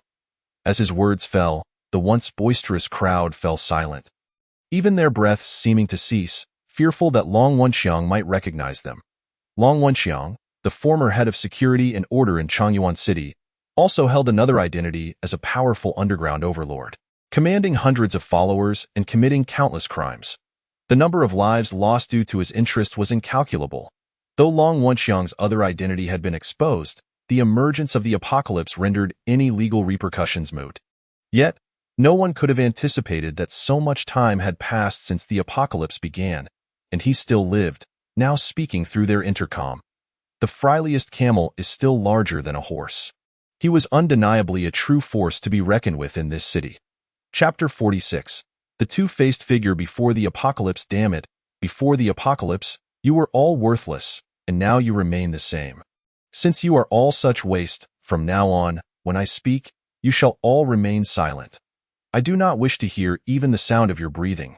As the onlookers fell silent, Long Wenxiang could not help but ridicule them. However, he chose not to dwell on them further, for in his mind, they were already on a different level. Juju, Reba, I now know you are in the intercom and at the Jincheng Business Hotel. Do you truly think that remaining silent will save you? Long Wenxiang has once again turned his attention to Juju and Reba. They are now the women he eagerly desires, and nothing will deter him from pursuing this goal. Inside the hotel room, Juju and Reba's expressions have grown increasingly grim. As members of the entertainment industry, they were already aware of Long Wenxiang's true nature before his covert identity was revealed. He is indeed a ruthless character, a lecherous old rogue. They have heard that any female celebrity seeking to establish herself in Changyuan City or participate in business activities must have a clandestine appointment with Long Wenxiang for a hair appointment, lest they find themselves struggling to survive in Changyuan City, or worse, face personal danger. Out of fear of Long Wenxiang, their visit to Changyuan City has been markedly subdued, opting for discretion, yet he has still managed to learn of their presence and extend an invitation to them. Just when they felt completely at a loss, the apocalypse erupted. However, they could never have anticipated that, even after such an extended period since the outbreak, they would still find themselves entangled with Long Wenxiang. Director Long, we are grateful for your admiration. Once order is restored here, my sister and I will certainly treat you to a meal. Juju endeavored to soften her tone. Director Long, we are currently in a post-apocalyptic world, and the streets are teeming with zombies. You think you can threaten us as you did before? We are no longer afraid of you. In contrast to Juju's measured approach, Reba retorted with directness. Ha ha ha, as expected of the beautiful Reba, you are indeed fiery, and I find that quite appealing, Long Wenxiang replied, his tone dripping with disdain. Let me tell you, those zombies you find terrifying are merely mindless wastes in my eyes. While you fear them, I do not. In fact, my group of over 100 has already slain countless zombies, so you two should just obediently wait in the hotel. Once I bring my people and eliminate all the zombies inside, that place will become our love nest. Ha ha ha, it was evident that Long Wenxiang was resolute in his pursuit of Juju and Reba, brimming with confidence. However, his arrogance only served to darken their expressions. Reba, who had previously dismissed the situation, now furrowed her brow. After all, if Long Wenxiang truly confronted them, their future existence would undoubtedly resemble a living hell. Director Long, Perhaps you do not regard those zombies as a serious threat, but you must understand that we are women favored by a powerful figure. If you dare to harm us, that powerful figure will not let you off lightly. Juju's thoughts turned to Qin Hao, as she had no other recourse but to place her hopes in him. Ha ha ha, that powerful figure? That so-called big shot? Let me tell you, if he doesn't show up, that's one thing. But if he dares to appear before me, I will certainly kill him. What flying or supernatural abilities? In front of me and my brothers, he will only meet his demise. With that, Long Wenxiang shifted his focus to Qin Hao, speaking with derision and mockery. You? That so-called big shot. I know you are listening. I now warn you. They are already my women. If you wish to live, do not lay your eyes on them again, and do not show up in that hotel, or the zombies outside will be your companions. Within the luxurious Star River Bay Villa community, Qin Hao held a walkie-talkie, flanked by Lu Qianqian and Chen Zihan, while Qin Hao remained relatively composed. Lu Qianqian and Chen Zihan were filled with indignation, their bodies trembling slightly in anger. Yet, the intensity of their emotions lent them an air of grandeur. Qin Hao couldn't help but chuckle inwardly. Perhaps teasing them occasionally was a delightful experience. Would you like to be even angrier? He asked, admiring them with a playful glance. After a brief moment of surprise, Lu Qianqian and Chen Zihan quickly regained their composure, exchanging looks of disbelief and amusement. Master, what time is it? And you still have the leisure to jest with us? Indeed, Master. In the past, Director Long acted with impunity, and now he has dared to provoke you. It is utterly outrageous. They protested vehemently. However, as they spoke, they exaggerated their tremors to align with their master's wishes. Enough of the anger. Perhaps he was someone of significance before the apocalypse, but now he lacks the qualifications to even warrant our attention. Qin Hao shrugged casually. Listen, this is the caliber of my master. Upon hearing his words, both Lu Qianqian and Chen Zihan gazed at Qin Hao with admiration, their eyes sparkling with adoration. Having admired him, it was now time to address Long Wenxiang, the so-called big shot from before the apocalypse. Although Long Wenxiang and his ilk were now insignificant, they had provoked him, and ignoring them would make them appear cowardly. Not to mention, this scoundrel sought to make him a laughingstock. You struck down the weak with the strong, and now you face the consequences of your actions. The apocalypse has spared you from judgment. But do you not fear inciting my wrath, awakening the force of justice to eliminate you? Qin Hao finally spoke, his languid tone laced with a sense of determination. I thought the big shot might be afraid as well. The big shot is indeed admirable. I truly idolize you. Only the big shot would dare to confront Director Long, came the voices from the walkie-talkie, as the previously quiet onlookers could no longer contain their excitement. However, with Long Wenxiang's cold snort, they fell silent once more. If you dare to interrupt again, I will tear the mouth off the men and silence the women. As before, Long Wenxiang did not linger too long on the matter. Brat, so you mean to clash with me? Long Wenxiang's voice was now laced with icy menace. Fine, let us collide then, Qin Hao replied immediately. While this single phrase held no issues, it radiated anticipation. Indeed, it was a thrill akin to an unparalleled beauty beckoning him. Chapter 47. A new mission. Eager to accomplish it. In truth, for Qin Hao, this was far more enticing than any exquisite beauty. After all, it was the system's prompt sound. Ding! A new mission has been issued. I will soon become a king, starting with the elimination of Long Wenxiang and his group. Ding!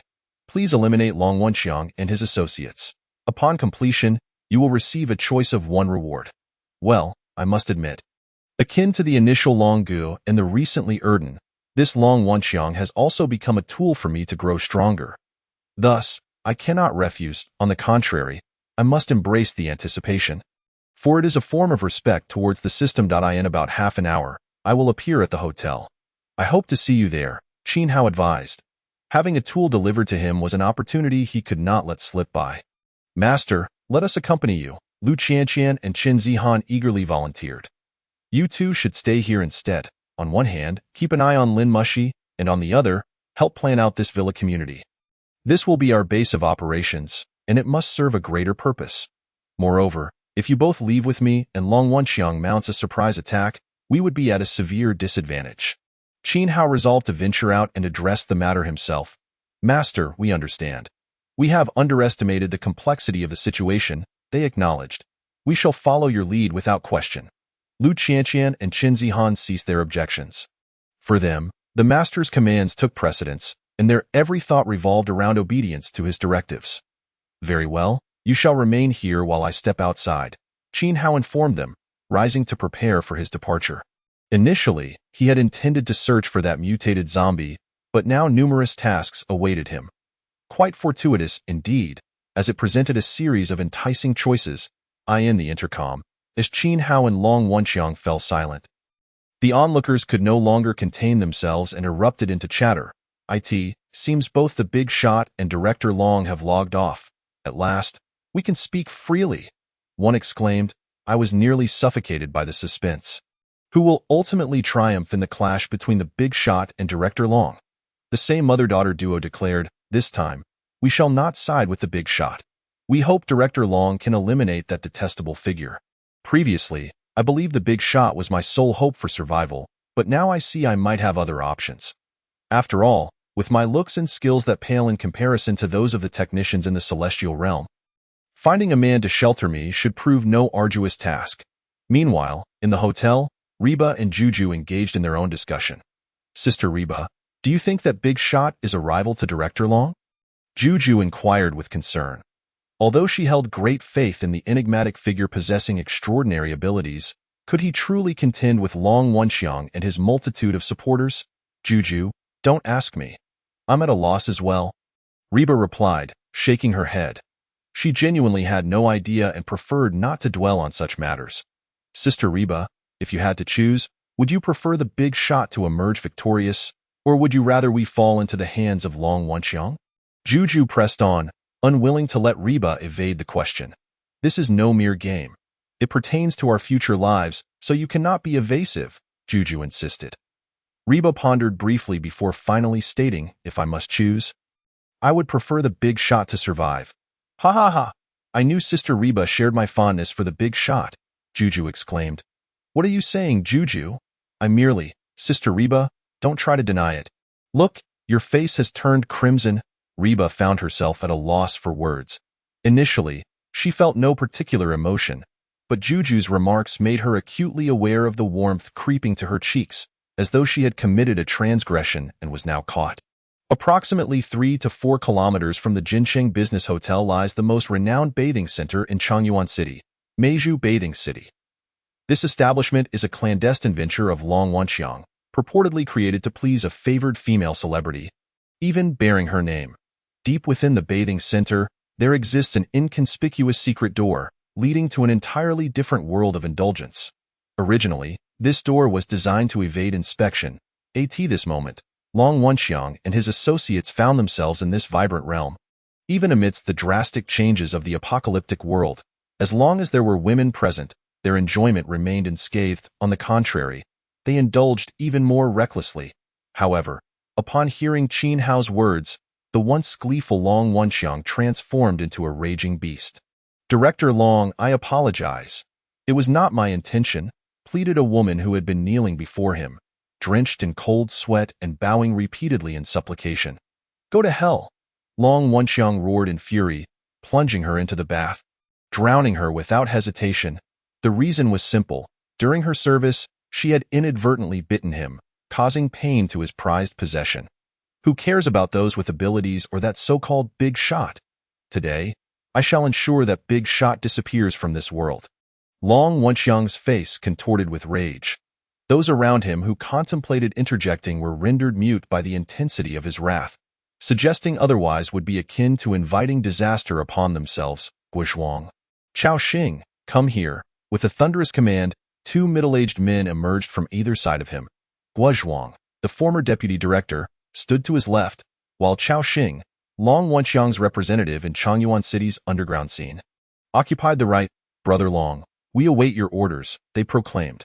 Indeed, Brother Long, whatever you decide, we shall follow you without question. Regardless of their personal opinions on Long Wenxiang's choices, they understood that their words at this moment must align with what would please him. Excellent, Long Wenxiang acknowledged, his demeanor slightly softening. Gather the brothers immediately. We are heading to Jinqing Business Hotel, not only to eliminate that big shot, but also to seize the establishment for ourselves. Every individual and asset within shall belong to me. Long Wenxiang. Additionally, ensure our sniper is ready. Let us see if that so-called big shot can fly faster than our bullets. As for how Long Wenxiang and his associates perceived the situation, Qin Hao remained unconcerned. Although they were somewhat stronger than those he had previously vanquished, they were merely a slightly more formidable breed of ant. And ants, after all, could still be crushed with a single hand. Therefore, he regarded them as inconsequential. For him, the priority lay in locating that mutated zombie, vanquishing it, and claiming the reward for his triad of choices. As Qin Hao appeared outside the villa complex, the zombies, akin to ravenous hounds catching the scent of meat, surged toward him frantically. Without sparing them a glance, he unleashed his full potential, propelling himself forward like a released arrow, swiftly distancing himself several meters from the horde. By the time the zombies responded and lunged once more, Qin Hao left behind a flurry of afterimages, reappearing even farther away. In mere moments, he had escaped the throng of zombies and the villa complex entirely. In approximately half a minute, he arrived near the convenience store Lu Qianqian and Chen Zihan had mentioned.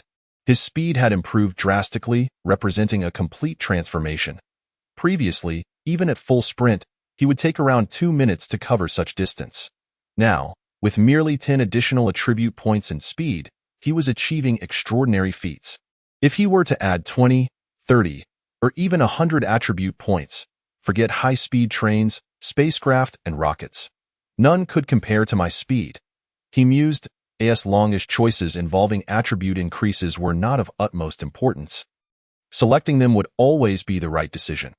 Attribute points, my eternal deity, Qin Hao silently affirmed. Shaking off these thoughts, he focused on the vicinity of the convenience store. It was evident that numerous zombies still lingered around. Yet disappointingly, the mutated zombie they had described was nowhere to be found. It was reasonable to assume that it had departed for other locales, having elapsed a considerable amount of time. Though Qin Hao felt a tinge of disappointment in his heart, he resigned himself to the fact that if something could not be found, then it simply could not be found. Some matters cannot be forcibly pursued. With a sigh, Qin Hao had already resolved to leave this place. However, in the next moment, just as he was about to turn and head straight for the Jinqing Business Hotel, his gaze suddenly sharpened, and a flicker of joy sparkled in his eyes. Look at that. Ever since he acquired the system, his luck had never faltered. Following his line of sight, he spotted a zombie pouncing on another zombie at the entrance of a store not far from the convenience store. Starting to tear at the latter's head, it was needless to say that this was a mutated zombie. Yet, it was evidently not the mutated zombie referred to by Lu Qianqian and Chen Zihan, for they had encountered a male zombie, while the one now before him was female. With a difference in gender, it was naturally not the same creature. Since it had presented itself so conveniently, there was no reason for it to escape. It could perish here. Qin Hao thought to himself as he approached the zombie, indifferent to whether it was a zombie or not. He would simply eliminate it. As for the ordinary zombies, they could only emit desperate roars beneath his feet. Indeed, at that very moment, under the influence of his magnetic field control ability, Qin Hao was already suspended in midair. Gliding toward the mutated zombie as if walking on clouds, he then noticed that the mutated zombie had pierced through another mutated zombie's head, extracting a walnut-sized gray crystal from the gaping wound. Without a moment's hesitation, it swallowed the gray crystal whole. Only after completing this act did the zombie turn its gaze toward the suspended Qin Hao, as if it had only just noticed him. What on earth is that? It seemed that after consuming that strange object, the mutated zombie had grown a bit stronger. Qin Hao could sense that the cold, glimmering eyes of the mutated zombie had become even more menacing after it ingested the gray core. However, it mattered not. The mutated zombie was destined to die at his hands. Dragon's Lance, arise. With a mere thought, the dragon's lance floated above him. Go. Another thought commanded the lance, which shot through the air like a bolt of lightning, arcing perfectly as it sped toward the mutated zombie below. Its speed was even greater than before, as the enhancement of his intelligence had also amplified his magnetic field control abilities. Yet, to Qin Hao's astonishment, With a rather ungraceful but effective roll, the mutated zombie evaded the assault of the dragon's lance in a way. Is this the true power of a mutated zombie? Qin Hao couldn't help but click his tongue. Truly, a mutated zombie was unlike ordinary ones. Thankfully, not every zombie was a mutated one. Otherwise, within a day, all survivors in this world would likely become mere history. Let me try another shot. A spark of excitement flickered in Qin Hao's eyes. The dragon's lance spun around and hovered above him once more, its tip aimed directly at the head of the mutated zombie, poised to strike at any moment. Meanwhile, the now upright mutated zombie fixated its gaze on the lance's tip. Though it could not speak, its intent was unmistakable. It was on guard against the dragon's lance, poised to strike like a venomous snake. Who would have thought it would possess such awareness? Qin Hao sighed in admiration then, with a swift thud, accompanied by the familiar sound of a piercing strike. A steel rod had already been driven into the head of the mutated zombie, impaling it to the ground. It lay motionless, dead beyond any doubt. A zombie is still a zombie. Even if mutated, its intellect remains lacking, for it comprehends neither feints nor subterfuge. This was made possible by Qin Hao's enhanced intelligence and the strengthened magnetic field controllability, allowing him to wield two metal objects simultaneously to eliminate the zombies. Otherwise, it would not have been so straightforward. If he were to employ his ability to stop time, many more mutated zombies would meet their demise. But now was not the time for such considerations. After all, the task reward should be forthcoming, a 3-option task reward. Do not be shy. It's time to present yourself. As Qin Hao mused internally, the system's prompt resonated in his mind. Ding! Congratulations, host, for slaying a mutated zombie. Ding! Congratulations, host, for completing the task. I want to become a savior starting from the slaying of the first mutated zombie. Ding! Congratulations, host, for receiving a 3-option task reward. Please make your final choice from the following 3 options. 1. Doubling the storage space of the space ring. 2.10 Attribute points. 3. The dragon-slaying blade from the golden-haired Lion King. Chapter 49.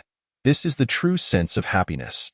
This is the system, always timely in delivering rewards, presenting its host with the delightful dilemma of choice. May the troubles of happiness engulf me. This was Qin Hao's genuine sentiment. However, it was now time to make the final selection. The first option, doubling the storage space of the space ring, while advantageous for storing more items, was not immediately necessary, as he had yet to accumulate many possessions to place within it. The second option, 10 attribute points, was always a solid choice, provided there were no better alternatives. Regardless of the situation, enhancing one's attributes was never a misstep. The third option, the dragon-slaying blade from the golden-haired Lion King, was a choice he had previously encountered but did not select. Now, however, he felt it warranted consideration. After all, his second beautiful subordinate, Chen Zihan, lacked a suitable weapon.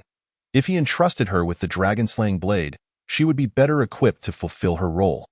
This was a necessary investment for the early stages. I choose the dragon-slaying blade. Qin Hao no longer hesitated and promptly made his final decision. As soon as he spoke, a long blade, approximately 1.5 meters in length, materialized in his hand, gleaming with golden radiance in the sunlight. Just a glance was enough to evoke a chilling sensation. Truly, the dragon-slaying blade lived up to its fearsome reputation. Go! With a thought, the dragon-slaying blade transformed into a streak of light, instantly shooting forth to cleave a nearby poplar tree, large enough for 2 people to embrace. Crack! Effortlessly, it bisected the tree without the least resistance. Impressive, the dragon-slaying blade is indeed as formidable as its name suggests. Qin Hao couldn't help but exclaim. Were it not for his relative independence from weaponry, he might have considered keeping the dragon-slaying blade for himself. Whoosh! Another thought, and the dragon-slaying blade vanished into the storage of his space ring. Now, it was time to rendezvous with the 2 celebrities at the Jinqing Business Hotel. And also with Long Wenxiang, that formidable figure from before the apocalypse. With a light step, Qin Hao soared into the air, floating toward the Jinqing Business Hotel like an unparalleled master. That moment, the system's prompt resonated once more, and this time it was a 2-for-1 deal. Ding! A new task has been issued. I am now a savior. Beginning with the slaying of 10 mutated zombies. Ding! Please slay 10 mutated zombies. Upon completion, you may choose a reward from 3 options. Ding. A new task has been issued. Complete the local domination starting with controlling all buildings in the small shop district. Ding. Please control all buildings in the small shop district. Upon completion, you may choose a reward from 3 options. Well then, another task has arrived, and 2 at that. The process of receiving tasks was nothing short of delightful. However, the second task, which required controlling all buildings in the small shop district, would not be easily accomplished. Based on his experience controlling the Xinghe Bay Villa community, not only would he have to contend with all the survivors within the small shop district, but he would also need to eliminate every last zombie. This was no trivial undertaking. After all, it was exceedingly difficult to uncover a couple of survivors hidden away in the nooks and crannies. Nevertheless, so what? In pursuit of those 3 option task rewards, it was imperative to see this through. He opened the data panel. For the time being, with no other pressing matters at hand, Qin Hao resolved to examine the status of his panel data. As soon as he uttered those words, the data panel, visible solely to him, materialized before his eyes. Host: Qin Hao. Strength: 18, normal person. 10. Speed: 18, normal person. 10.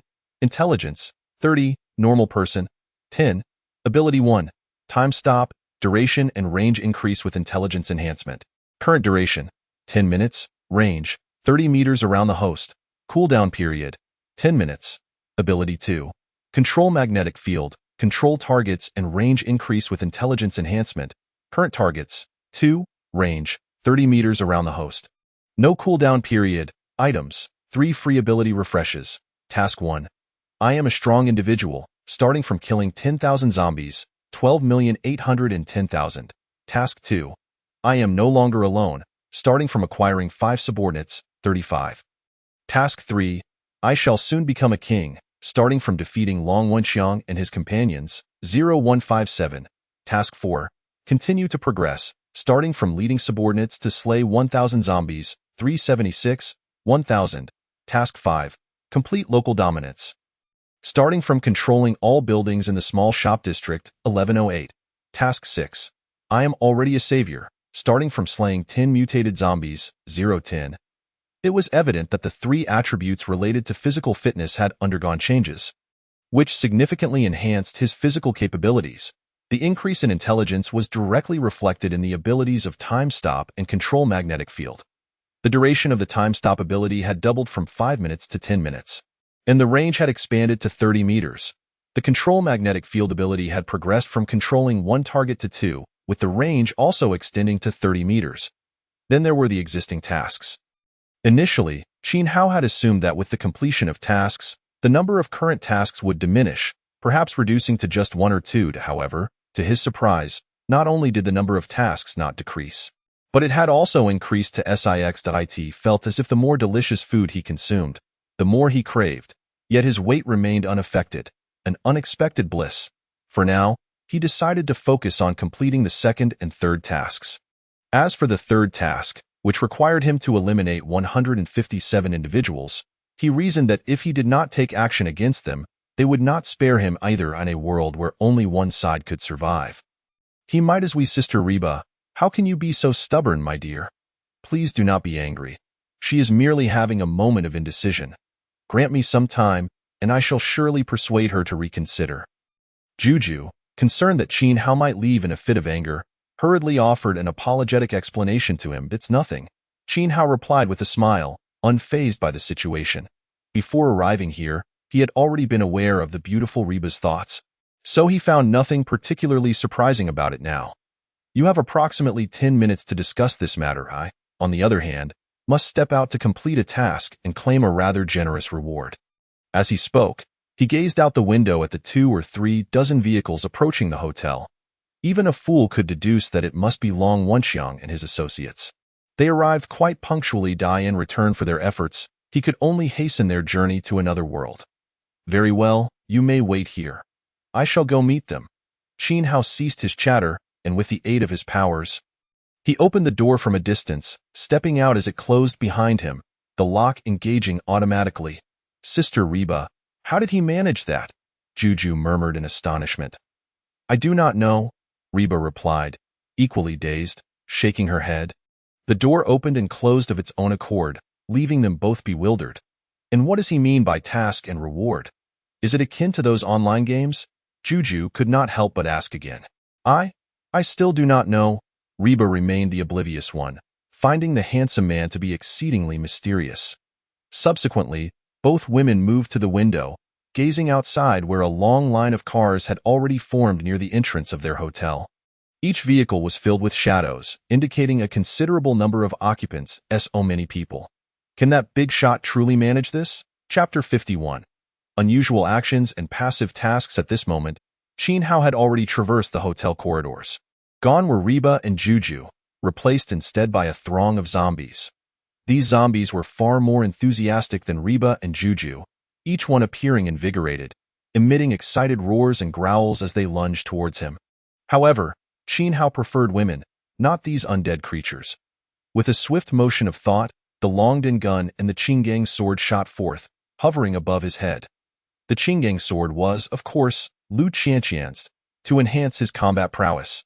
He had not left her the Longdan gun, which was now proving quite useful. With another thought, both weapons transformed into bolts of lightning, hurtling towards the approaching zombies.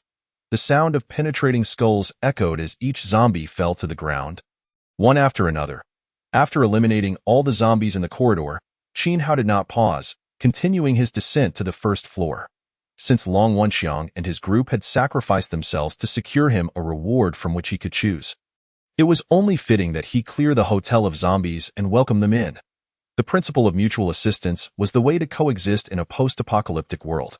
After 2 or 3 minutes, Chin Hao had successfully eradicated the zombies from the hotel. It was not as numerous as he had anticipated, only about 40 or 50 zombies. Faced with this number, he found no need to employ his time-stop ability. Merely utilizing his control over the magnetic field sufficed to eliminate them all. He had to admit that as his control over the magnetic field improved, the necessity to use his time-stop ability diminished somewhat. However, this did not imply that the time-stop ability had become a liability. On the contrary, it remained his greatest trump card. Especially in perilous situations, invoking the time-stop ability could instantly shift the tide in his favor, rendering him a true master of his fate. What is going on? Haven't they already arrived outside? Why do they not come in? Observing that Long Wenxiang and his associates had no intention of entering, Chin Hao furrowed his brow. After all, there were quite a few zombies outside. Were they suggesting that he step out to resolve their fate in a fair duel while the zombies merely watched? Ridiculous, he had to admit that their behavior was rather peculiar. Where there is abnormality, there are ulterior motives. It seemed they harbored some thoughts unknown to him. But so what? Regardless of their intentions or strategies, they could not prevent him from eliminating them here and claiming that 3-choice task reward.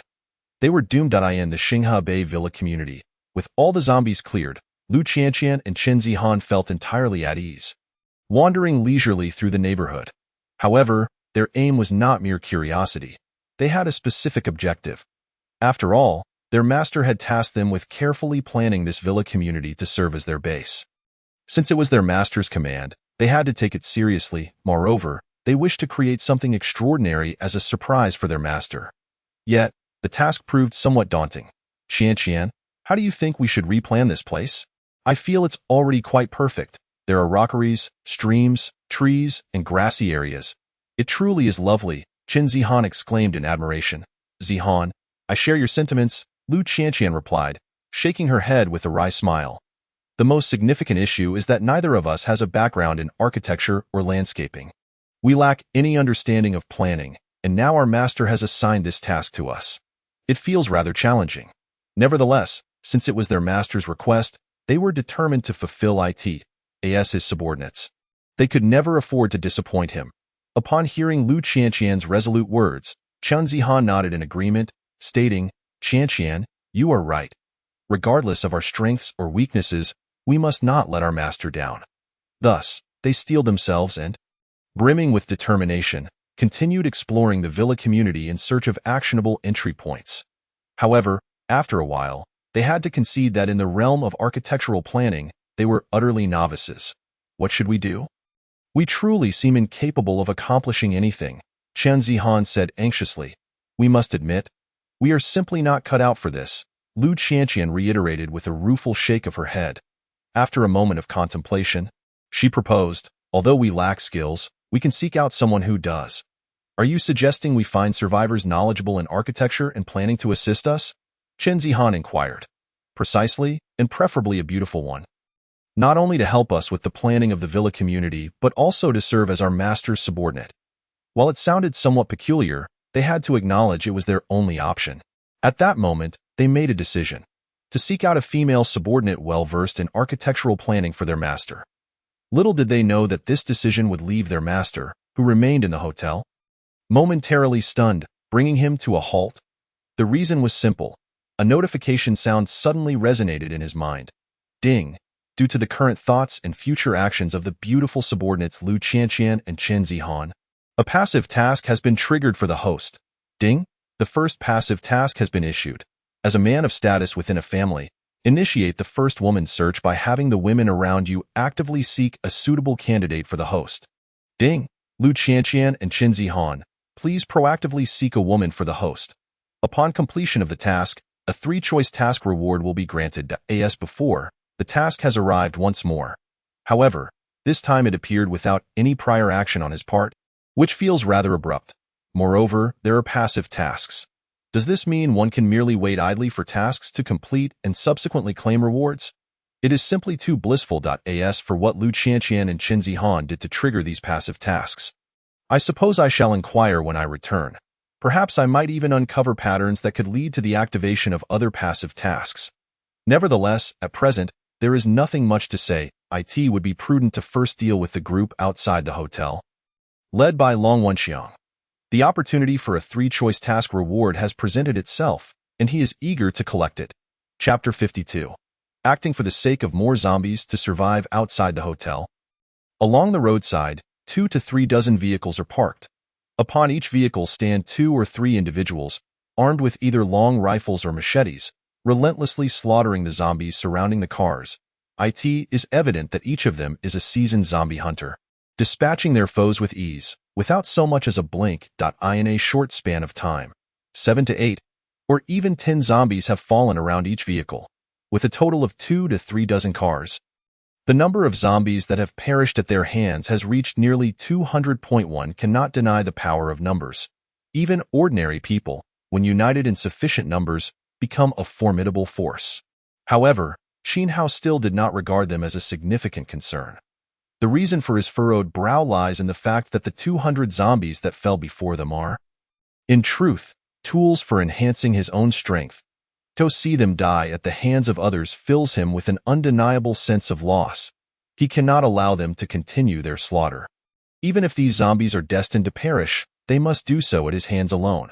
Thus, to ensure the survival of more zombies, he must act without delay. You may cease your actions. Upon Qin Hao's appearance outside the hotel, he issued a furious command. It proved effective. After his outburst, the men atop the vehicles truly halted their assault on the zombies. Yet it was not due to Qin Hao himself, but rather the emergence of another voice. All right, that should suffice. You can stop now. It was none other than Long Wenxiang, who stood atop the foremost Land Rover. Beside him stood his trusted aides, Guo Zhuang and Chao Xing. At that moment, they all turned their gazes towards the distant figure of Qin Hao, their brows knitting together in solemnity. For Qin Hao was not standing on the ground. He was hovering approximately 2 meters above it, an image of an extraordinary master. Indeed, this formidable figure possessed an incredible supernatural ability. However, what of it? They had come here fully prepared, and from the moment this so-called master stepped out of the hotel, his fate was sealed. Are you that so-called master? Long Wenxiang spoke, a mix of envy and animosity in his tone. He wished fervently that the one possessing extraordinary abilities was not this youth before him, but himself, the prominent figure of Changyuan City. Indeed, I am the so-called master of whom they speak. Qin Hao nodded. Just as they scrutinized him, he too assessed Long Wenxiang and his companions. Regardless, Long Wenxiang was a notable figure in Changyuan City, especially after the revelation of his status as a leader of underground forces.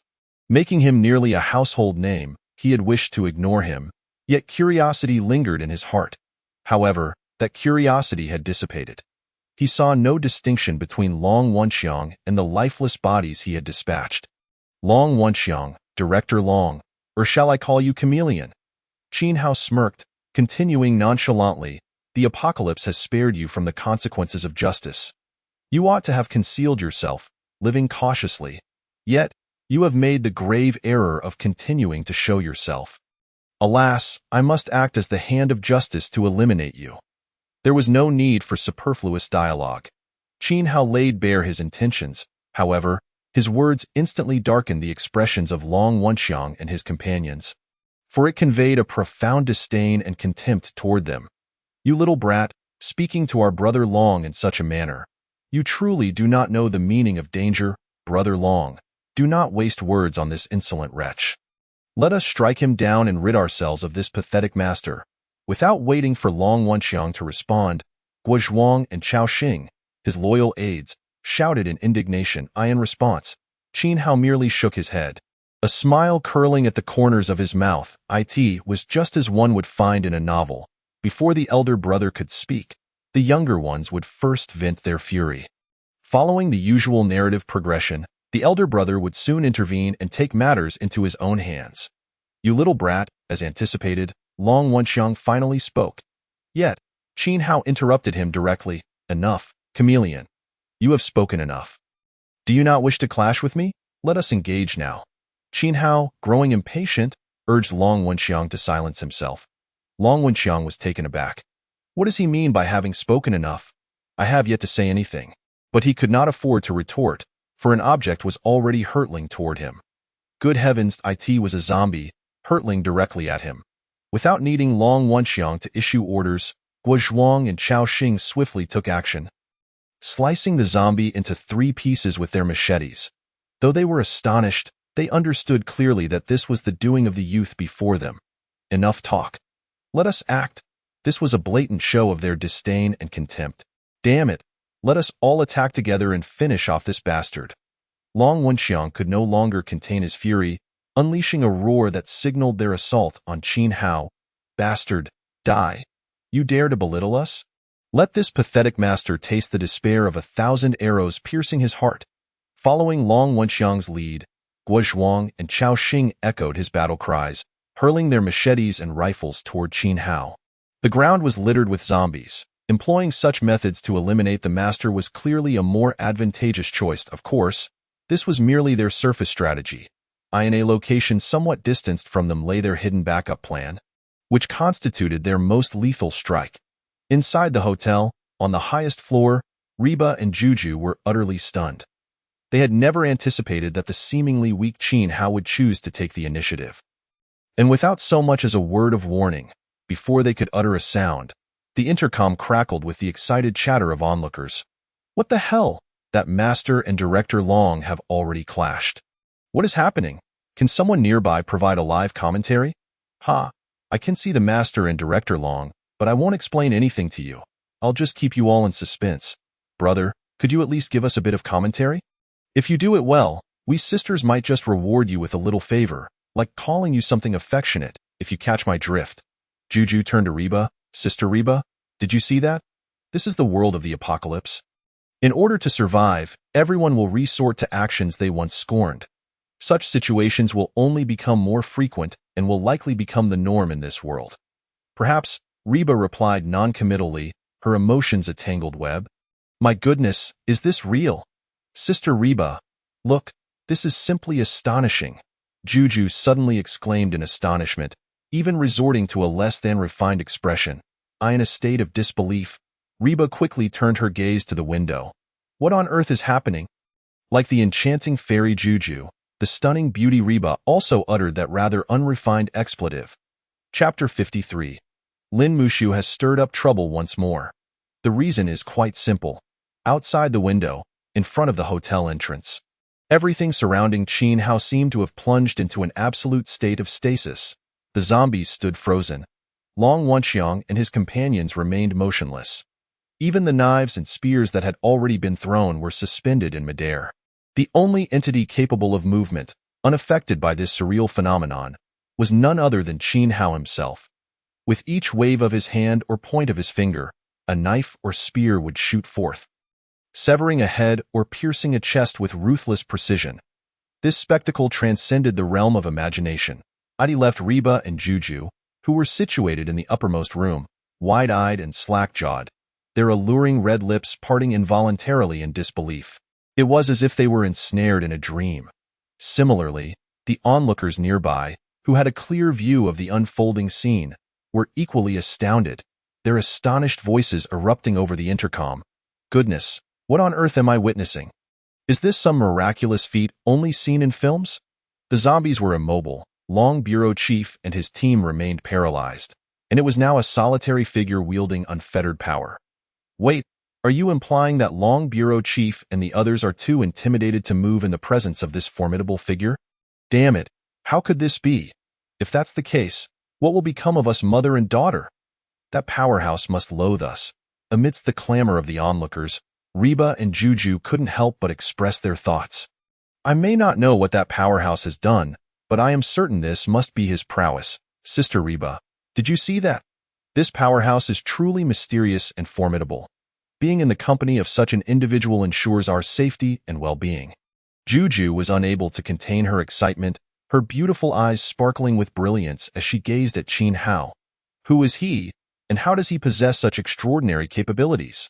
Could he be more than human? Perhaps a demigod favored by the heavens?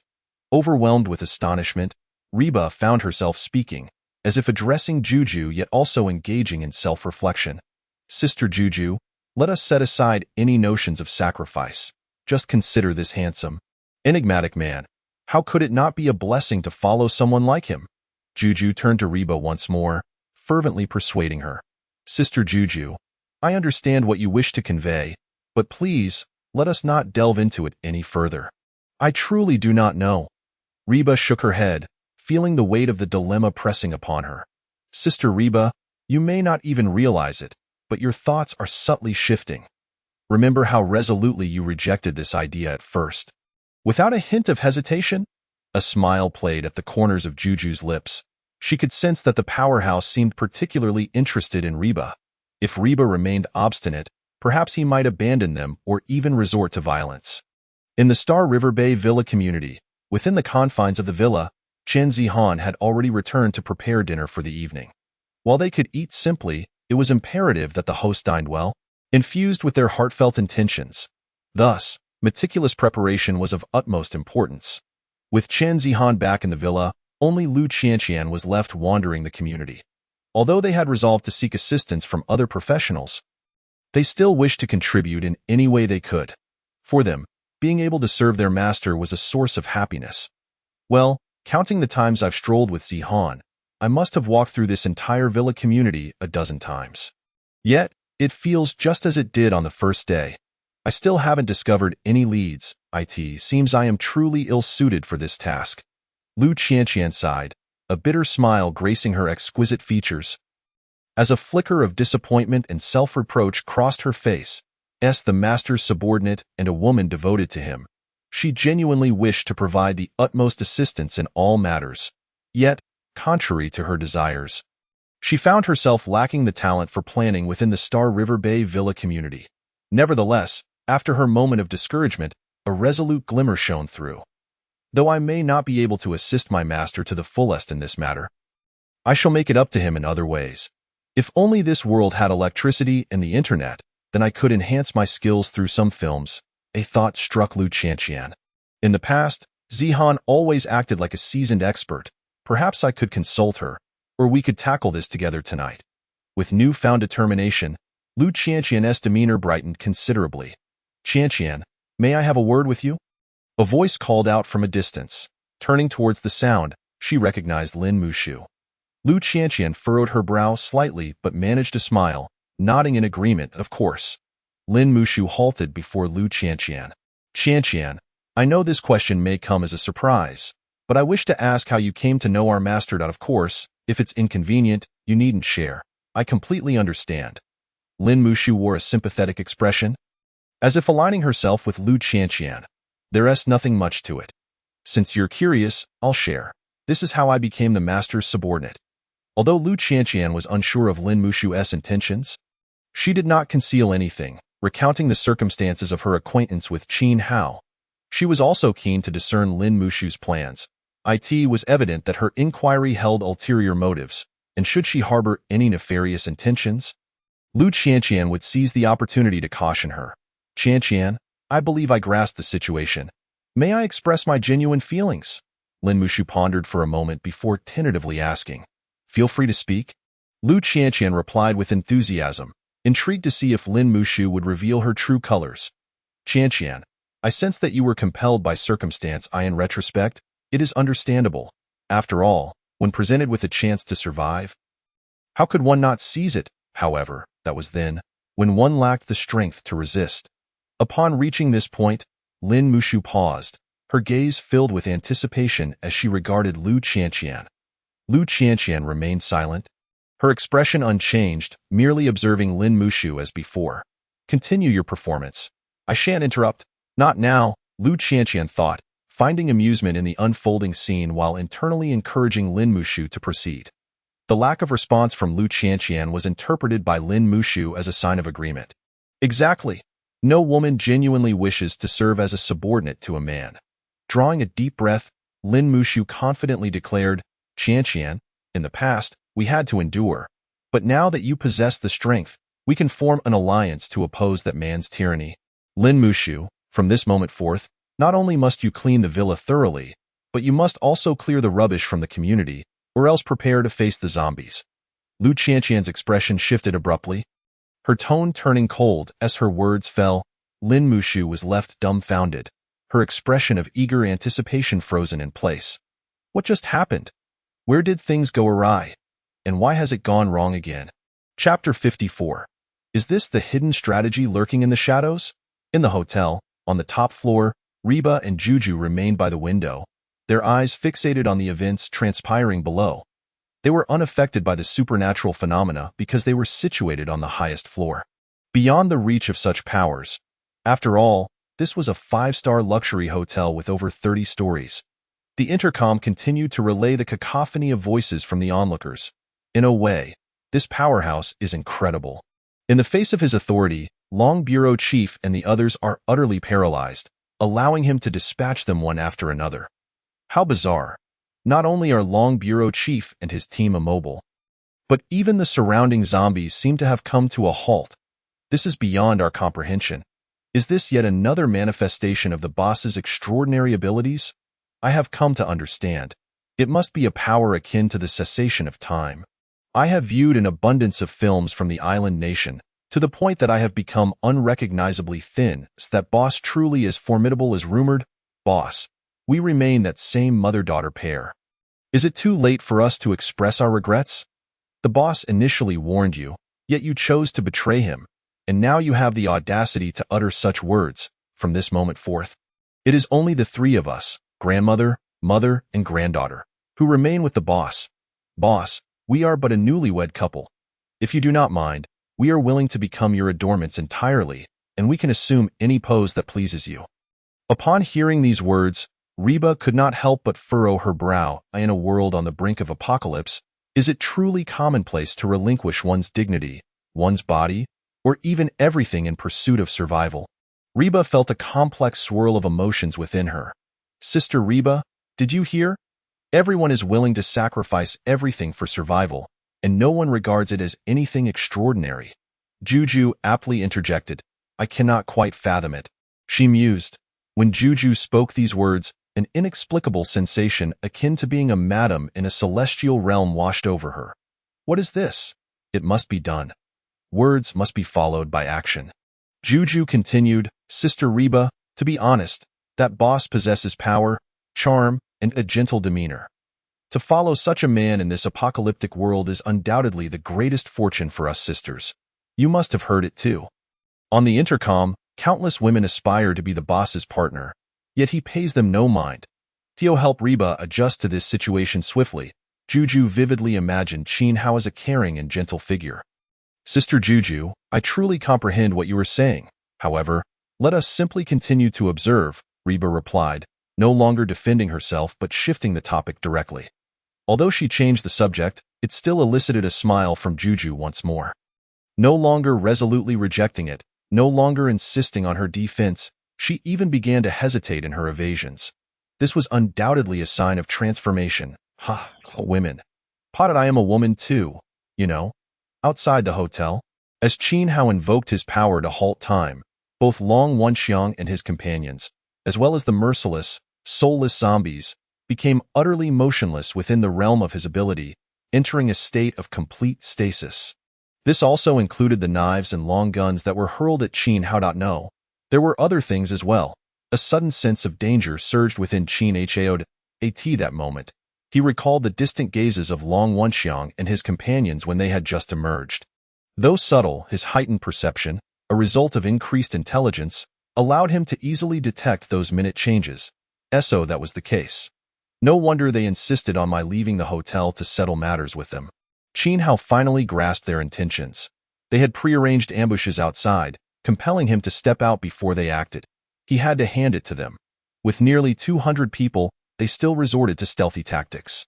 One must admit, Long Wenxiang, a figure who straddles both the underworld and the legitimate world, is indeed a man of cunning and strategy.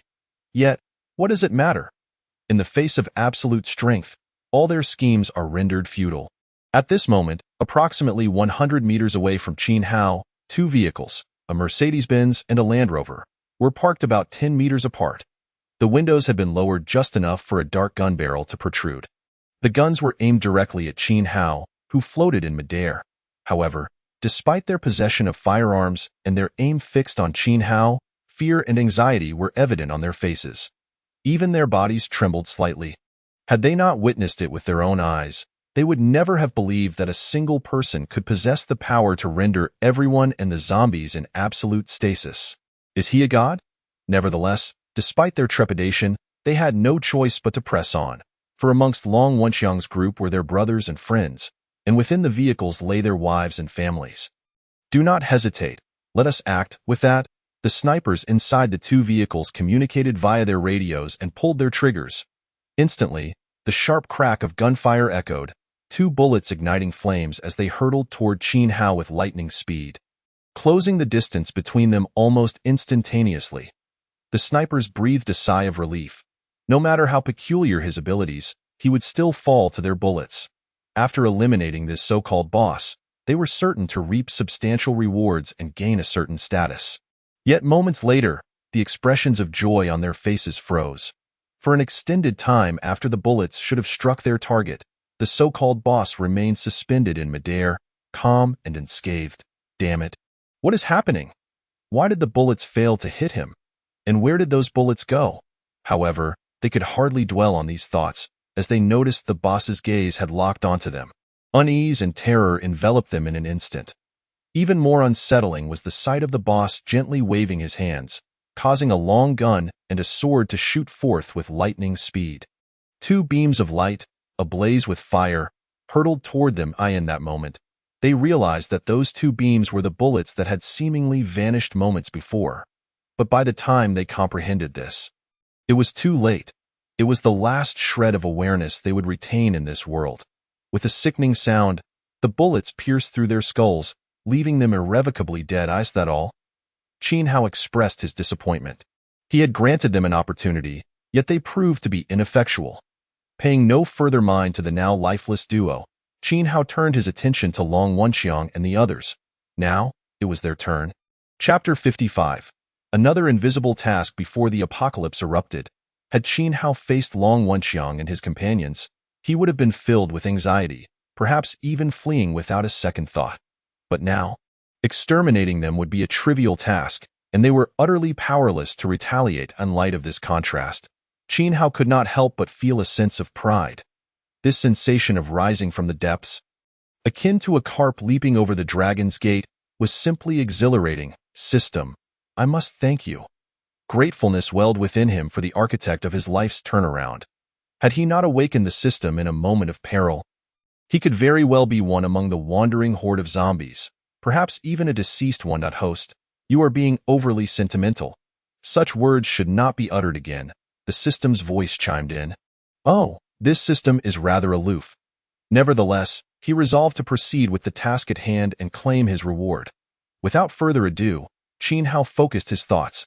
Instantly, under his command, the knives and weapons suspended in midair shot forth once more. Although he could only control two objects simultaneously with sufficient speed, he could maneuver them rapidly. One could clearly see the knives and weapons advancing in succession toward Long Wenxiang and his group. The outcome was inevitable. The piercing sound that reverberated through his mind suddenly became a relentless cacophony. Although Long Wenxiang and his associates maintained their previous stances, it was undeniable that, after blades and clubs had pierced through their heads or bodies, they had ceased to breathe in merely a few breaths' time. Apart from Long Wenxiang and his trusted aides, Guozhuang and Chao Xing, all others had succumbed to the void of unconsciousness.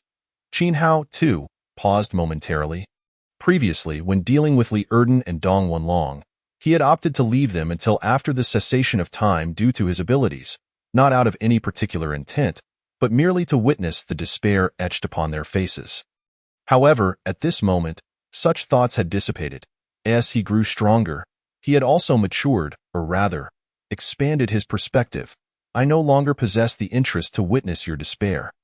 Thus, you may now embrace death. With that declaration, a mere flicker of thought set three hovering weapons hurtling toward Long Wenxiang and his cohort in rapid succession. The sounds of piercing echoed once more. Just like the others, a gaping wound now marred their foreheads, signaling their unequivocal demise. This marked the ultimate fate of Long Wenxiang. Having evaded the legal repercussions prior to the apocalyptic outbreak, he ultimately perished due to his own arrogance and ignorance. Though those standing atop the vehicles had met their end, the promised rewards of the three-choice task had yet to materialize.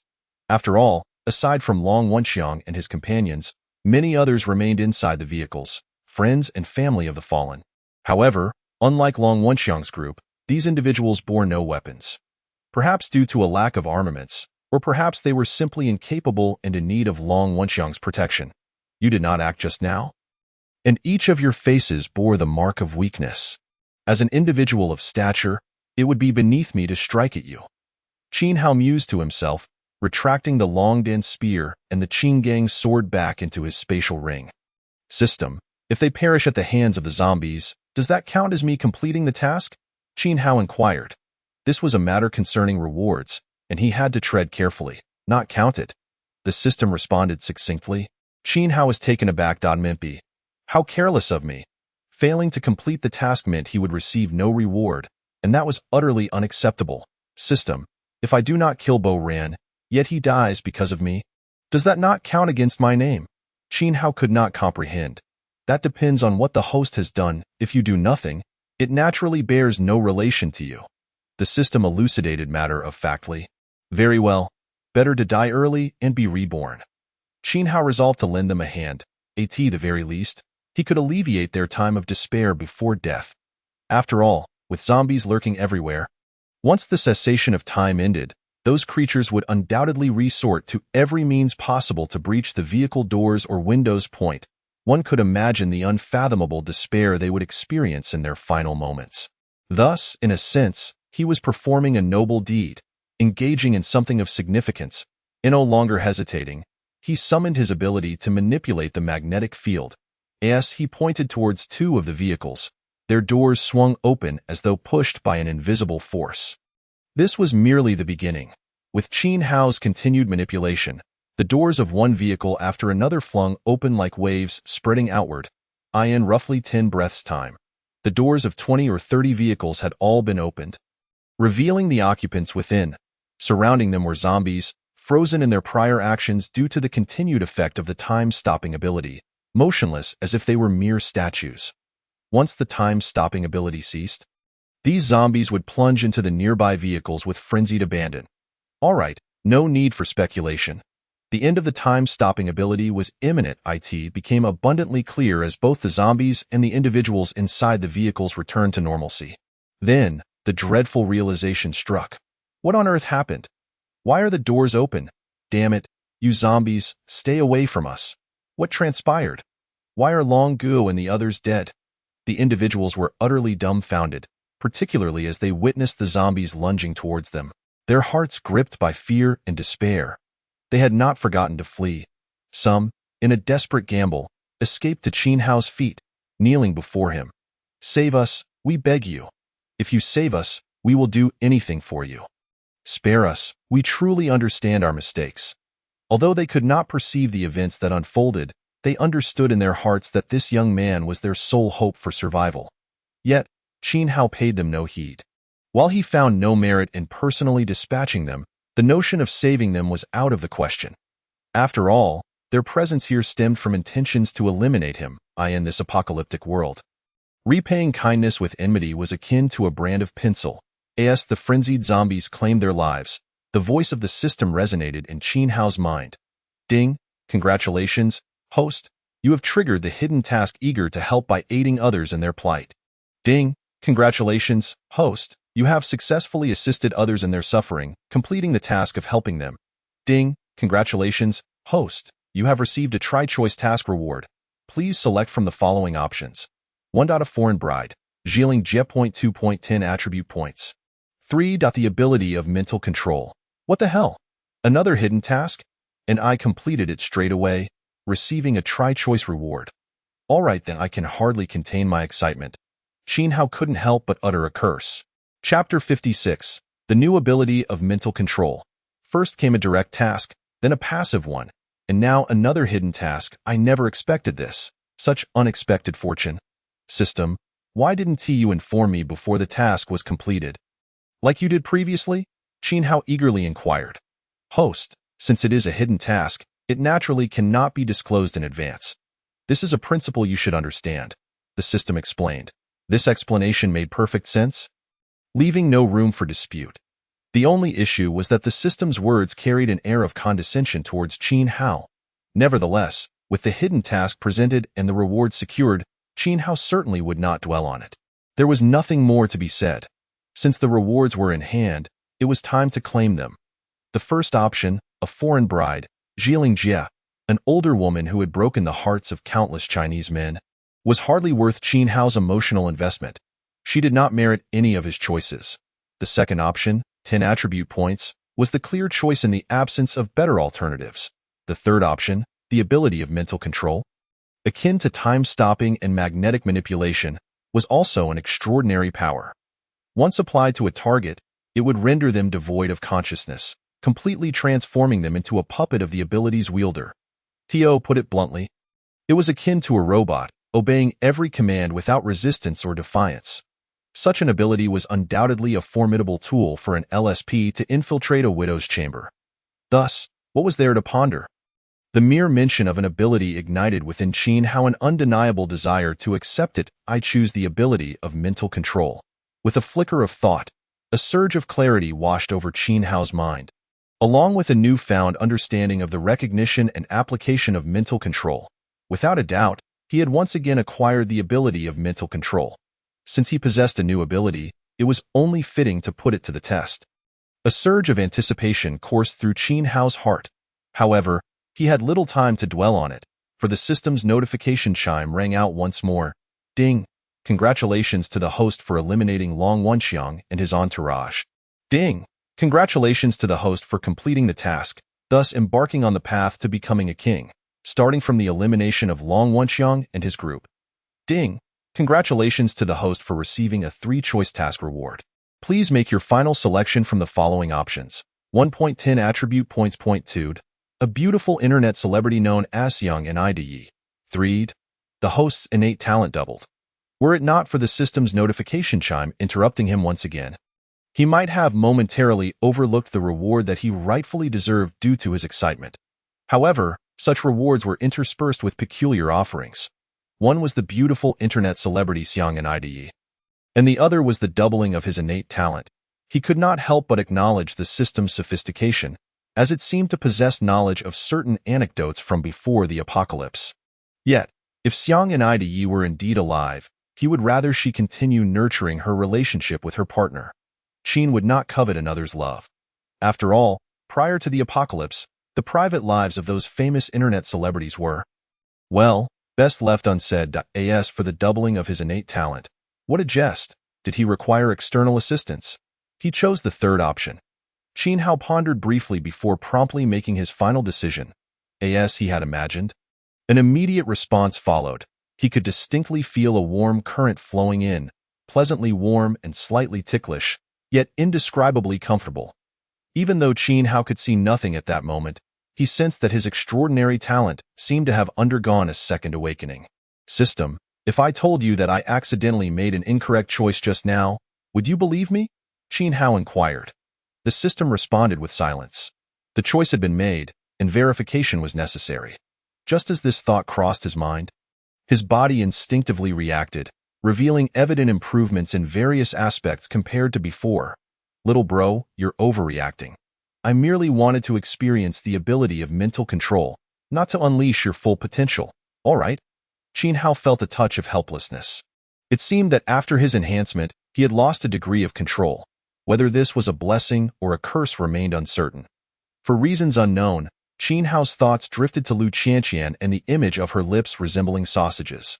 In his line of sight, Long Wenxiang and his companions lay dead, leaving no survivors for him to test his mental control abilities. Thus, he turned his gaze toward a zombie, specifically, the recently transformed Long Wenxiang. Before the apocalypse, Director Long had reveled in showcasing himself. Now, as a zombie, he too deserved that opportunity. In the highest room of the hotel, Reba and Juju stood at the window, their eyes fixed on the unfolding events outside. They witnessed Qin Hao dispatching Long Wenxiang and his associates. They saw Qin Hao using his abilities to open the car door. They also witnessed the despairing demise of survivors within the vehicle at the hands of zombies. Such formidable strength, such terrifying methods. Compared to the once feared Long Wenxiang and his ilk, they now appeared as insignificant ants, easily crushed underfoot. Half man, half god. Perhaps he had already ascended to divine status. Sister Reba, did you see that? The very individuals who instilled fear and dread in us, who haunted our thoughts, are utterly insignificant before that great figure. To be allowed to serve him as women or subordinates is indeed our honor. Juju seized the opportunity to persuade Reba, akin to a madam making her case. Moreover, Sister Reba, did you notice? Those people were once friends or family of Long Wenxiang. Yet in their desperation for survival, they showed no regard for the fact that it was the great figure who ended their lives. This is the reality of the apocalypse. Moral integrity and dignity have lost all significance in the face of survival. Aside from Juju, voices from the onlookers crackled through the walkie-talkie. I can't believe it. That great figure has eliminated Long Wenxiang and his entire crew. Great figure, you are the eternal deity in my heart. Allow me to be your subordinate, and I shall do anything for you. Great figure, we are that pair of mother and daughter who previously offended you. We sincerely apologize. As punishment, do with us as you please, and we will gladly comply. How disgusting. You two dare to speak. Let me tell you, our 3 generations are the best choice for the great figure. Great figure, how about getting to know these exquisite sisters? Upon hearing these voices, Reba could not help but smile with a complex expression. She could discern that since the appearance of the great figure over the walkie-talkie, these people had been pleading for him to accept them. Furthermore, from their words, it was evident that to become the subordinate or partner of the great figure was their greatest honor. Perhaps this was indeed the way to survive in this world. Juju, Reba suddenly turned to Juju. Sister Reba, what is it? Juju asked, slightly taken aback. If we choose to follow that great figure now, will we truly have no regrets in the future? Reba asked, her expression conflicted. Sister Reba, you must trust me. We will not regret it, Juju asserted confidently. A sense of relief washed over her. This was not merely a request for her opinion, but rather a self-justification for her own decision. As expected, Reba relented. Since you say so, let's attempt to make contact with him. Chapter 57, Mental Control. Making zombies dance. Listen. Just as I suspected, it seems I possess the potential to be a madam. Ugh, what am I thinking? I merely wish to survive, to adapt gracefully to this apocalyptic world. Besides, that great figure is young, handsome, capable, and exceptionally considerate. With so many admirable qualities gathered in one person, he is undoubtedly the most perfect man in the world. To follow the most perfect man is indeed our privilege, and it should be done without question, right? Sister Reba, then it's settled. When that great figure appears here, you better not change your mind, Juju cautioned. Rest assured, what I, Reba, say is like water spilled. I shall not retract my words, Reba replied with a nod of certainty. Although a hint of embarrassment lingered in her heart, she was prepared. Just as Juju and others demonstrated. In this apocalyptic world, everyone could afford to be a bit selfish and act in ways once deemed incomprehensible or deeply detested. Moreover, one must admit that the great figure truly exuded charm. Especially when he displayed his strength to AT that moment. Outside the hotel, Qin Hao had fixed his gaze upon Long Wenxiang, the once mighty figure in Changyuan City, now reduced to a mere pawn for him to validate his mental control abilities. Yet, what did it matter? In the future, even more formidable figures would serve as his pawns, some of whom might not even be worthy of that role. Without further ado, Qin Hao focused intently, establishing a connection with Long Wenxiang. In an instant, a faint link formed in his mind, and with it came an unprecedented sense of being able to command the zombie to do anything. Then came the moment to translate that sensation into action. Take 2 steps to the left, Qin Hao commanded, pointing his finger leftward. In the next moment, the zombie Long Wenxiang shuffled awkwardly to the left, taking a step, then another. After all, Qin Hao had instructed him to take 2 steps. Naturally, he would not dare to take more or less. Now take 2 steps to the right. Following Qin Hao's next command, the zombie promptly turned right and moved clumsily 2 steps. How obedient, like a well-trained hound. While merely walking seemed trivial, Qin Hao decided to have the zombie perform something extraordinary. After a brief contemplation, he devised a plan. Walking does not suit your stature. Instead, let us see you dance. A little kangaroo stretch will do. Qin Hao recalled a simple dance that had gained considerable popularity on a certain video platform just before the apocalypse, a mere few seconds of choreography, yet it maintained an enduring appeal. Particularly among those so-called beautiful internet celebrities, nearly every one of whom had shared a video of themselves performing it. But what would it be like for a zombie to dance this routine? Under Qin Hao's mental control, the zombie Long Wenxiang stood motionless. Then, with its legs firmly planted, its arms, moving like mechanical appendages, were raised to its chest, fists clenched, and began to rotate in a clockwise motion. Although the movements were rigid, resembling a wooden puppet, there was still a semblance of form to it. However, it seemed that one crucial movement was overlooked. While turning, it needed to bend at the waist slowly. Since this motion had been disregarded earlier, it was only fitting to rectify this oversight. As a meticulous seeker of perfection, the system's owner deemed this necessary.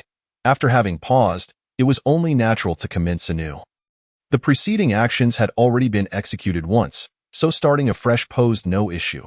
Soon, the zombie was engaged in the process of bending at the waist. Then, with a snap, the waist broke.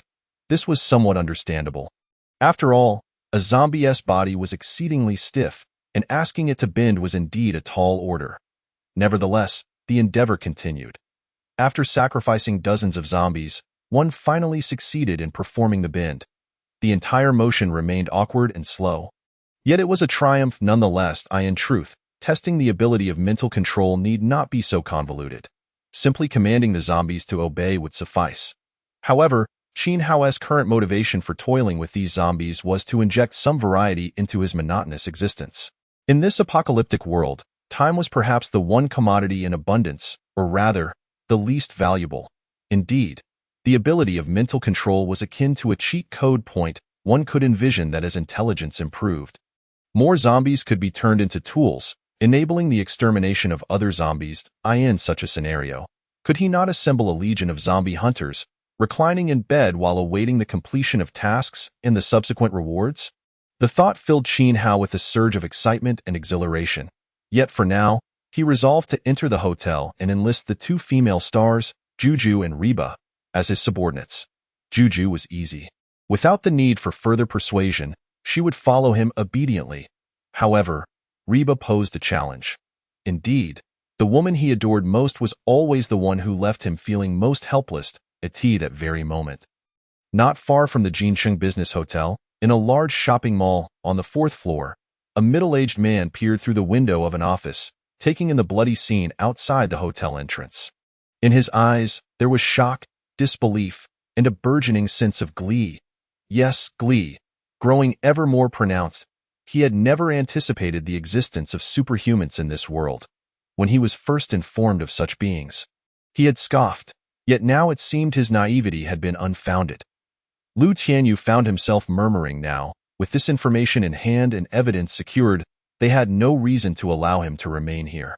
Rather, they would surely escort him to their safe zone. Damn it. He was utterly fed up. If he lingered here any longer, even if he didn't perish by the hands of zombies or starve to death, he would surely die from the constant fear. But now, it was different. Even if they were reluctant, they would have no choice but to take him away due to the evidence and information he possessed. Lu Tianyu silently mused, a smug smile creeping across his face. After all, they were military personnel. Once they intervened, he would surely be safely returned to the rear safe zone. What would happen to that big shot once the military learned of this information was beyond his concern. It would be best if he perished. Having no powers himself, he wished for none to possess them. Chapter 58. Reba, the stunning beauty, agrees just like that I in the hotel, on the top floor, apart from Reba and Juju. Qin Hao had just returned. It was evident that upon his return, Juju's gaze sparkled with admiration for him, almost as if she were ready to offer herself entirely for the stunning Reba beside her. She seemed different from before, though the specifics of this change eluded him at the moment. Nevertheless, these details were secondary. What truly mattered was securing both of them as his subordinates. A considerable amount of time had passed since his departure, and during this interval, they should have come to a conclusion. Qin Hao wasted no words, cutting straight to the point. As he finished speaking, he first turned his attention to Juju, the already confirmed candidate. Boss, as long as you can guarantee my safety and food, I can become your most loyal subordinate. Just as he imagined, securing Juju's allegiance was effortless. He then shifted his gaze to Reba, which presented the real challenge. Qin Hao had already decided to employ his mental control ability on Reba, persuading her to agree to become his subordinate, thus aiding him in obtaining the rewards from a three-choice task. As for ensuring her compliance moving forward, he was in no rush. He could gradually win her over. With determination, Qin Hao prepared to activate his mental control abilities. However, just then, Reba spoke. Boss, as long as it's not too excessive, I am willing to become your subordinate. Glancing at Qin Hao, she quickly lowered her gaze, but her voice of concession was unmistakable. What was happening? He hadn't even utilized his mental control yet. Could it be that this ability had somehow activated on its own? Qin Hao was momentarily taken aback. Wait, what do you mean? Are you agreeing? After a brief moment of disbelief, he inquired. It was hard to fathom. Before leaving the room, Reba had been vehemently opposed to the idea. Yet merely minutes later, she had changed her stance entirely, defying all his expectations. Reba's face flushed with embarrassment, and she fell silent, unable to meet Qin Hao's gaze, finding it hard to articulate her thoughts. Juju, ever the articulate one, interjected, Boss, here's the situation. After you left, Reba contemplated thoroughly. Much like myself, after witnessing the Master's formidable methods and terrifying strength, Reba came to perceive that it is indeed our greatest honor to be chosen by you. Moreover, had it not been for you, we would likely have perished. Therefore, whether out of gratitude for your life-saving intervention or our genuine feelings, both Reba and I are willing to become your subordinates. Truly, Juju was a clever one. While explaining for Reba, she also skillfully elevated her own status. This was indeed a wise woman. Having such an astute subordinate would undoubtedly mitigate unnecessary troubles in the quest for dominance in this world. Qin Hao cast a meaningful glance at Juju before refocusing on the stunning Reba. It seemed that Reba's change of heart was influenced yet again by Long Wenxiang and his minions fulfilling their roles. So, you truly agree to be my subordinate? Qin Hao asked once more. His hesitation stemmed not only from disbelief, but also from the absence of the system's three-choice task rewards. Clearly, Reba's willingness was not yet fully assured. I just stated that as long as you don't make me do anything too outrageous, I am willing to become your subordinate. Under Juju's urging and signaling, Reba could only respond affirmatively once more. As her words fell, Qin Hao's smile broadened. At last, the system notification chimed in. Ding, congratulations, host. You have acquired 5 subordinates. Ding, congratulations, host. You have completed the task. I am no longer alone, having obtained 5 subordinates. Ding, congratulations, host. You have received a 3-choice task reward. Please select from the following options. 1.3 opportunities for ability refresh. 2.1000 G worth of completed film resources. 3. A wardrobe full of women's clothing. Well, the task rewards arrived just in time. The system never disappoints. Qin Hao immediately focused his attention on the 3 options before him. Goodness, more peculiar items have appeared, and 2 at once. The first option offers 3 opportunities for ability refreshes. There's really no choice to be made here, as he hasn't even utilized the last opportunity he received.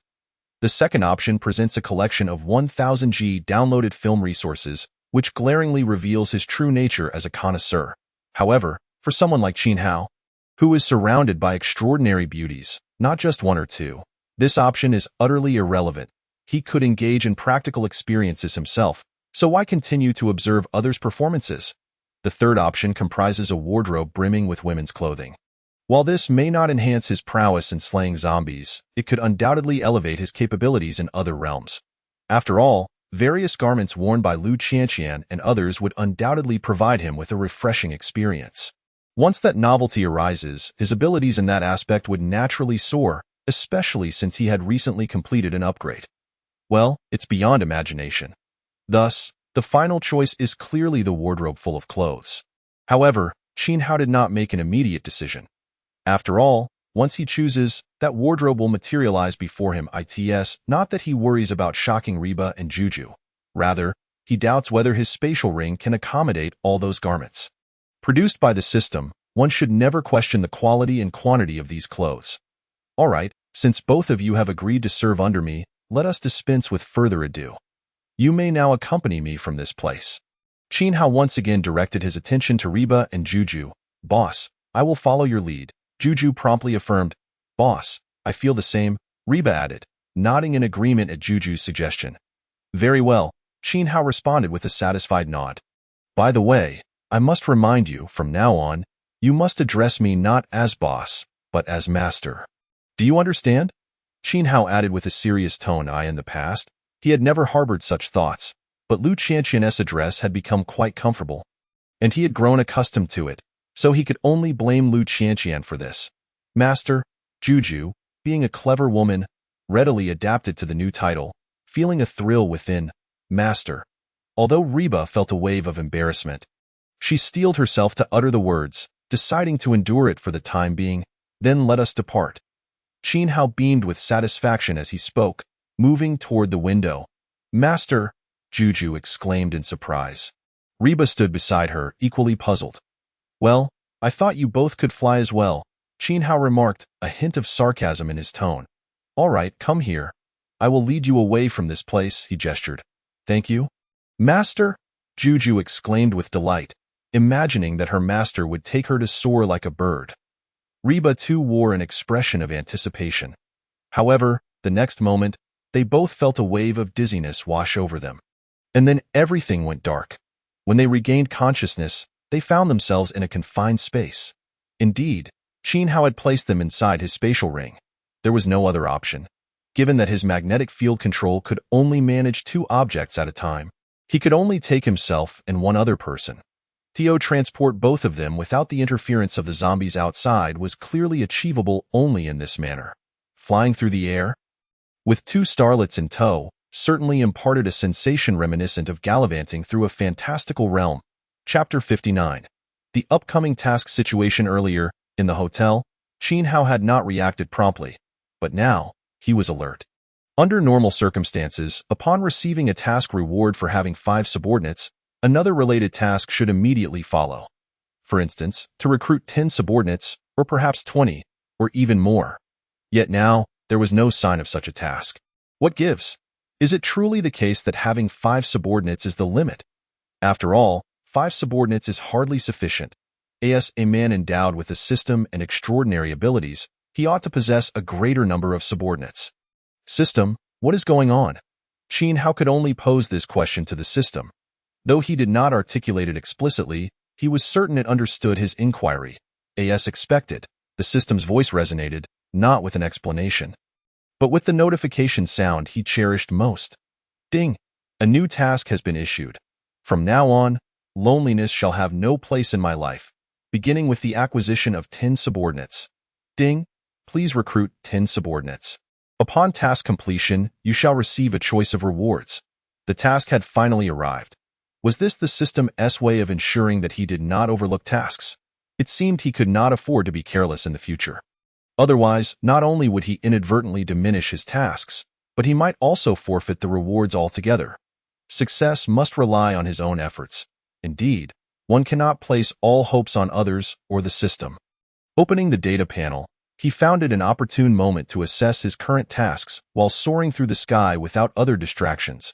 As soon as he thought this, the data panel, visible only to him, materialized once more before his eyes. Host: Qin Hao. Strength: 18, normal human. 10. Speed: 18, normal human. 10. Intelligence: 30, normal human. 10. Ability 1. Time stop, duration and range increase with intelligence. Current duration: 10 minutes. Range: 30 meters around the host. Cooldown: 10 minutes. Ability 2. Magnetic field control, target and range increase with intelligence. Current target: 2. Range: 30 meters around the host. No cooldown. Items: 3 free ability refreshes. Task 1. I am a strong man. Beginning with killing 10,000 zombies, 10,281 10,000. Task 2. Continue to improve. Beginning with leading subordinates to kill 1,000 zombies, 8,761 1,000. Task 3. Achieve local dominance. Beginning with controlling all buildings in the small shop district, 2-1. Task 4. I am already a savior. Beginning with killing 10 mutated zombies, 0-10. Task 5. As a man with family status. Beginning with having the women around him actively seek his first woman, 0-1. Task 6. From now on, loneliness shall have no place in my life. Beginning with the acquisition of 10 subordinates, 5-10. There were originally 6 tasks. Having completed 2 recently, there were still 6 remaining. This ability to continuously complete tasks and claim rewards without reducing their quantity felt genuinely pleasant. He wondered if there would come a time when, despite having completed several tasks, the total number of tasks would somehow increase. Surely, that moment would arrive. When it comes to the system, one must possess an unwavering confidence akin to a sweet nectar. Setting aside the trivial matters, Qin Hao focused intently on these 6 tasks. As for the first and second tasks, there was nothing to say. They could simply be completed as usual. The fourth and sixth tasks were similarly not urgent. Encountering them would allow for their completion. But luck played a significant role. The third and fifth tasks, however, required attention. The third task, achieve local dominance, beginning with controlling all buildings in the small shop district, was undoubtedly the most challenging of the 6 tasks. To accomplish this, he must not only eliminate all the zombies in the area but also either rescue the survivors or, regrettably, exterminate them. Not only is it difficult to locate the survivors in this district, but there is also the pressing issue of the incessant influx of zombies. It is entirely conceivable that just as he resolves the zombies in the west, a fresh wave may soon flood into the now clear area. This presents a significant dilemma. The only plausible solution appears to be gathering enough subordinates to station them throughout the small shop district, effectively dealing with the zombies within while preventing the external hordes from breaching their defenses. Although the task of recruiting subordinates involves an element of luck, it must be prioritized. Otherwise, completing the task of dominating the small shop district would be an insurmountable challenge. Qin Hao paused for a moment, and soon grasped the crux of the matter. You see, it is not that he, Qin, possesses the essence of a LSP, but rather that he is compelled to act thus under the urging of the system's tasks. The next task is the fifth one, which involves a man of established familial standing encouraging the women around him to actively seek out the first woman for the host. Very well. As a passive task, it seems he can only place all his hopes on Lu Qianqian and Qin Zihan. He hopes they will take it seriously and put in the effort. Otherwise, he cannot fathom when this task might be completed. Although he cannot actively complete this task, it would not be inappropriate to gently nudge and remind Lu Qianqian and Qin Zihan. Qianqian, Zihan, you two must step up your efforts, if it comes to it. I may have to sacrifice my own body. Qin Hao mused silently to himself. At this moment, he had already outlined the situation regarding the upcoming tasks.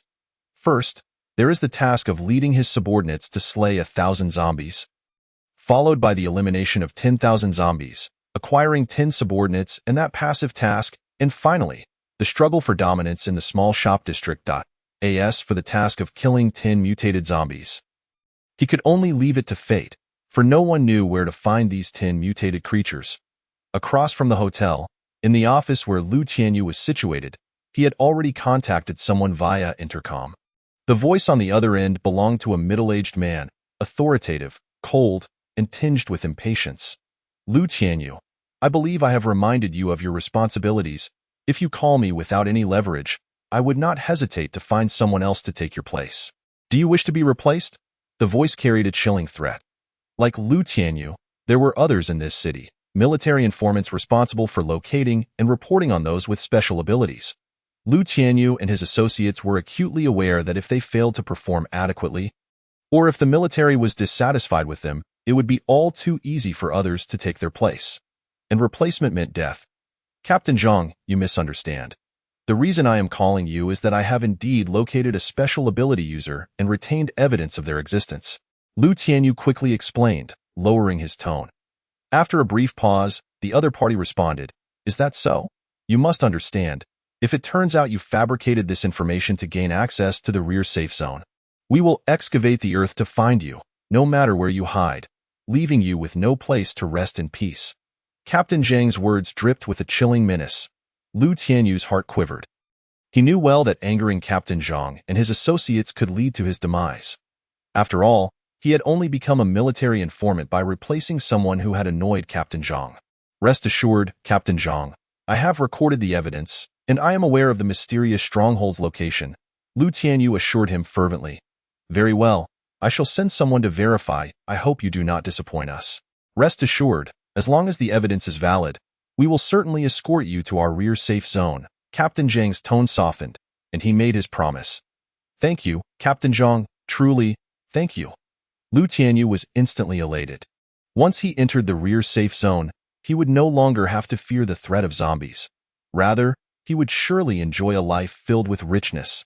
Thank you, esteemed leader, for becoming my stepping stone. Should they utilize you as a guinea pig and ultimately destroy you, rest assured, I will not collect your remains, Lu Tianyu thought smugly to himself. Chapter 60. The scheming Lu Tianyu and a powerful force at this moment. Qin Hao finally appeared not far from the villa community, spotting Lu Qianqian, who was diligently slaying zombies atop the courtyard wall, perfectly fulfilling her role as a tool. No wonder the task of leading his subordinates to slay zombies was nearing completion. It was all thanks to the efforts of this beautiful subordinate, Lu Qianqian. Qin Hao nodded in satisfaction. As twilight descended, he resolved to express his gratitude to this considerate beauty after dinner. With this thought, his heart brimmed with anticipation and curiosity. Anticipation for the delightful experience with Lu Qianqian and curiosity about how formidable he would appear at that moment, especially since he had received system enhancements. Quality is assured when crafted by the system. Well then, Qin Hao began to feel a twinge of sympathy for Lu Qianqian's alluring red lips. The task of leading his subordinates to slay 1,000 zombies was about to be completed. Thus, he decided to join her in finishing it. Quietly resolving this, Qin Hao descended beside Lu Qianqian. However, at that very moment, the system's notification chimed in with surprising news. Ding! It has been detected that someone has disclosed the host's information to certain powerful forces, which may pose a threat to the host's life. As a man with a system seeking to dominate the world, the host must not overlook any petty individual. Ding! A new task has been issued. The dignity of the strong cannot be provoked. Commence with the elimination of the petty Lu Tianyu. Ding! Please eliminate the petty Lu Tianyu. Upon task completion, a reward of 3 choices will be granted. Qin Hao was once again taken aback. What on earth? Yet another task appeared without him doing anything. With this newly issued task, he now had 6 tasks simultaneously at hand. The sensation of multiple tasks piling up was simply exhilarating. However, who was this petty Lu Tianyu? And what were these powerful forces? It all felt bizarre and utterly perplexing. Most importantly, if these powerful forces posed a potential threat to his life, shouldn't there be another task descending upon him? Host, do not inquire further. What is yours cannot be taken by others, and what is not yours cannot be obtained, no matter how much you desire it. Before Qin Hao could express his curiosity, the system's reminder echoed in his mind. He refrained from further questioning. After all, the system had already discerned the intricacies and provided him with a forewarning. Moreover, one must be content. Contentment leads to lasting joy. For him at this moment, what mattered most was locating this petty Lu Tianyu. After all, it was a relatively easy short-term task, and he should hasten to complete it and claim his reward. The only dilemma was how to track down this petty Lu Tianyu. It seemed that, aside from utilizing the intercom, there was no other method available.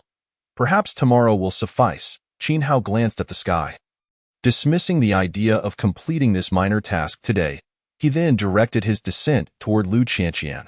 Naturally, Lu Qianqian spotted Qin Hao and was instantly filled with excitement, her exquisite features alight with joy. "Master, you have finally returned. I have missed you terribly," she exclaimed as she rushed to him, nestling against his chest like a delicate bird. In that moment, she resembled a tender and charming young wife. Yet, upon casting her gaze upon the courtyard wall littered with the corpses of zombies, one couldn't help but marvel at the hidden depths of women. There was always another side to them one did not know. "How much have you missed me?" Qin Hao teased playfully. Engaging in light-hearted banter with his beautiful subordinate was a delightful experience in itself. "Master, how can I describe it?" Lu Qianqian pondered, finally settling upon a metaphor. "Master, my longing for you flows like the incessant waters of the Yangtze River. Even the ceaseless waters of the Yangtze have an end," Qin Hao responded with a smile. Lu Qianqian immediately felt embarrassed, realizing she had used a metaphor with a conclusion to describe her yearning for her master, which was quite inappropriate. Yet, she could not conjure a better analogy at that moment. "I have an idea." "Master, may I prove my feelings through actions?" Lu Qianqian inquired earnestly. "Of course, that is entirely acceptable." Qin Hao nodded in agreement, his curiosity piqued regarding Lu Qianqian's forthcoming actions. Then, Qin Hao was taken aback as Lu Qianqian flashed a seductive smile, slowly bending down as if about to kneel before him. What is she attempting to do? With his current level of experience, Qin Hao was acutely aware of her intentions. "No, wait a moment," he quickly interrupted. "Master, what is it? Do you not wish for me to demonstrate? Besides, you saved Chen Zihan, and I promise to express my gratitude to you. This is a splendid opportunity." Lu Qianqian's gaze became slightly hazy with yearning. "Perhaps it is better not to," he responded firmly. Qin Hao once again halted Lu Qianqian. "Master, what is the matter? Do you not like me anymore, or have I done something wrong? If I have erred in any way, please do let me know. I will certainly amend my ways." Lu Qianqian's expression shifted immediately, revealing her unease and fluster. Qianqian, you are overthinking this," Qin Hao said with a wry smile. It was merely a trivial matter. Yet Lu Qianqian had concocted such elaborate scenarios in her mind, leaving him utterly speechless. Indeed, beautiful women often overreact. My refusal is not due to any dissatisfaction with you. It simply feels somewhat strange," Qin Hao admitted, scratching his head awkwardly. Outside the courtyard wall, there were hordes of zombies, while inside stood Chen Zihan and Lin Mushi. Though they were engaging in some excitement on the wall, it felt a tad awkward. Perhaps this was the consequence of his prolonged period as a bachelor. By the way, within the spatial ring, there were also two women, Reba and Juju. Lu Qianqian paused momentarily before bursting into laughter. "What, are you mocking me?" Qin Hao feigned indignation. "Master, I did not mean to jest. I simply... Enough. No need for explanations. Let us swiftly slay some more zombies, and then we shall return," Qin Hao interrupted Lu Qianqian, not wishing to prolong the matter. "Yes, master," she replied, redirecting her focus to the zombies outside the wall. However, a barely perceptible smile crept onto her lips. This master of hers was simply too adorable. Subsequently, she unleashed her magnetic field abilities, and the dragon-slaying blade surged forth like a bloodthirsty, rampaging dragon, charging at the snarling horde of zombies. With the Qinggang sword in Qin Hao's possession, Lu Qianqian had to borrow Chen Zihan's dragon-slaying blade. Qin Hao was not idle either. Under his command, the Qinggang sword and the Longdin gun shot forth like twin bolts of lightning, piercing through the heads of the zombies. Although Lu Qianqian could count each zombie slain as 2 tasks completed, there were plenty enough outside, rendering the concern for 1 or 2 zombies unnecessary. It wasn't long before the system's notification chimed in again. "Ding! Congratulations, host. for leading your subordinates to slay 1,000 zombies. Ding! Congratulations, host, for completing the task and advancing from leading your subordinates to slay 1,000 zombies. Ding! Congratulations, host, for receiving a choice of rewards. Please select one from the following 3 options. 1. A box of way-long spicy strips. 2. The spatial ring increases 5-fold. 3. An AWM sniper rifle and 50 magnum bullets. Chapter 61. Lin Mushi's scheming once again. As anticipated, the task rewards were at hand. Qin Hao felt a calmness within, devoid of excessive excitement or agitation. As a man endowed with a system, and as an ability user, he understood the necessity of maintaining composure in the face of any reward or surprise. Perspective was essential. Thus, he approached the 3 reward options with a tranquil demeanor. Ready to make his final selection. The first option, a box of way-long spicy strips, though his favorite, was instantly dismissed. He could easily procure that from convenience stores or supermarkets. The second option, a 5-fold increase in the spatial ring, would expand his previous roughly 10 square meter space to 50 square meters. The difference between 50 and 10 square meters was not merely 5-fold in terms of capacity. It was a vastly different concept. Just considering the women's clothing alone could be easily accommodated, eliminating the need to wait until returning to the villa to finalize his decision on the reward. The third option, an AWM sniper rifle and 50 magnum bullets, was a coveted choice among avid survival game players. The thrill of a headshot was undeniably captivating. Although he had yet to experience it firsthand, he could imagine the formidable power of the AWM sniper rifle from the system. Its might was truly breathtaking and its lethality terrifying. However, for Qin Hao, who possessed both a system and special abilities, this was not an essential choice. I choose the 5-fold increase for the spatial ring. Qin Hao resolved to upgrade the spatial ring, ensuring he would be more prepared for any future situations requiring ample space. The moment he made his choice, there was no immediate response. Yet, once he concentrated on the spatial ring, a smile broke across his face. It felt as though he had transitioned from a modest single apartment to a spacious 150 square meter 4-bedroom unit. The sense of vastness was quite impactful. Excellent. This space is ample. Accommodating dozens of beautiful women is certainly not a problem. Qin Hao felt quite satisfied. Simultaneously, another system notification rang in his mind. Ding, new task issued. Progress to lead your subordinates in slaying 10,000 zombies. Ding, please lead your subordinates to slay 10,000 zombies. Upon completion, you will receive a choice of rewards. As anticipated, the task had arrived. Yet, the name of this task was rife with irony. Fortunately, the task was robust, and the rewards even more so. All right, Qian, let us pause. It is getting late. We should enter the villa. Yes, master. Upon entering the villa, Qin Hao was greeted with joy by Chen Zihan. Master, you have finally returned, she exclaimed, stepping forward with delight. Having recently become one of Qin Hao's beautiful subordinates, Chen Zihan felt somewhat awkward. What, do you miss me? Come, describe just how much you longed for me. Qin Hao found her shy demeanor quite amusing, unable to resist teasing her. Master, Chen Zihan blushed even deeper. All right, I was just teasing you. Qin Hao waved his hand dismissively, then turned to Lin Mushi, who stood at a distance.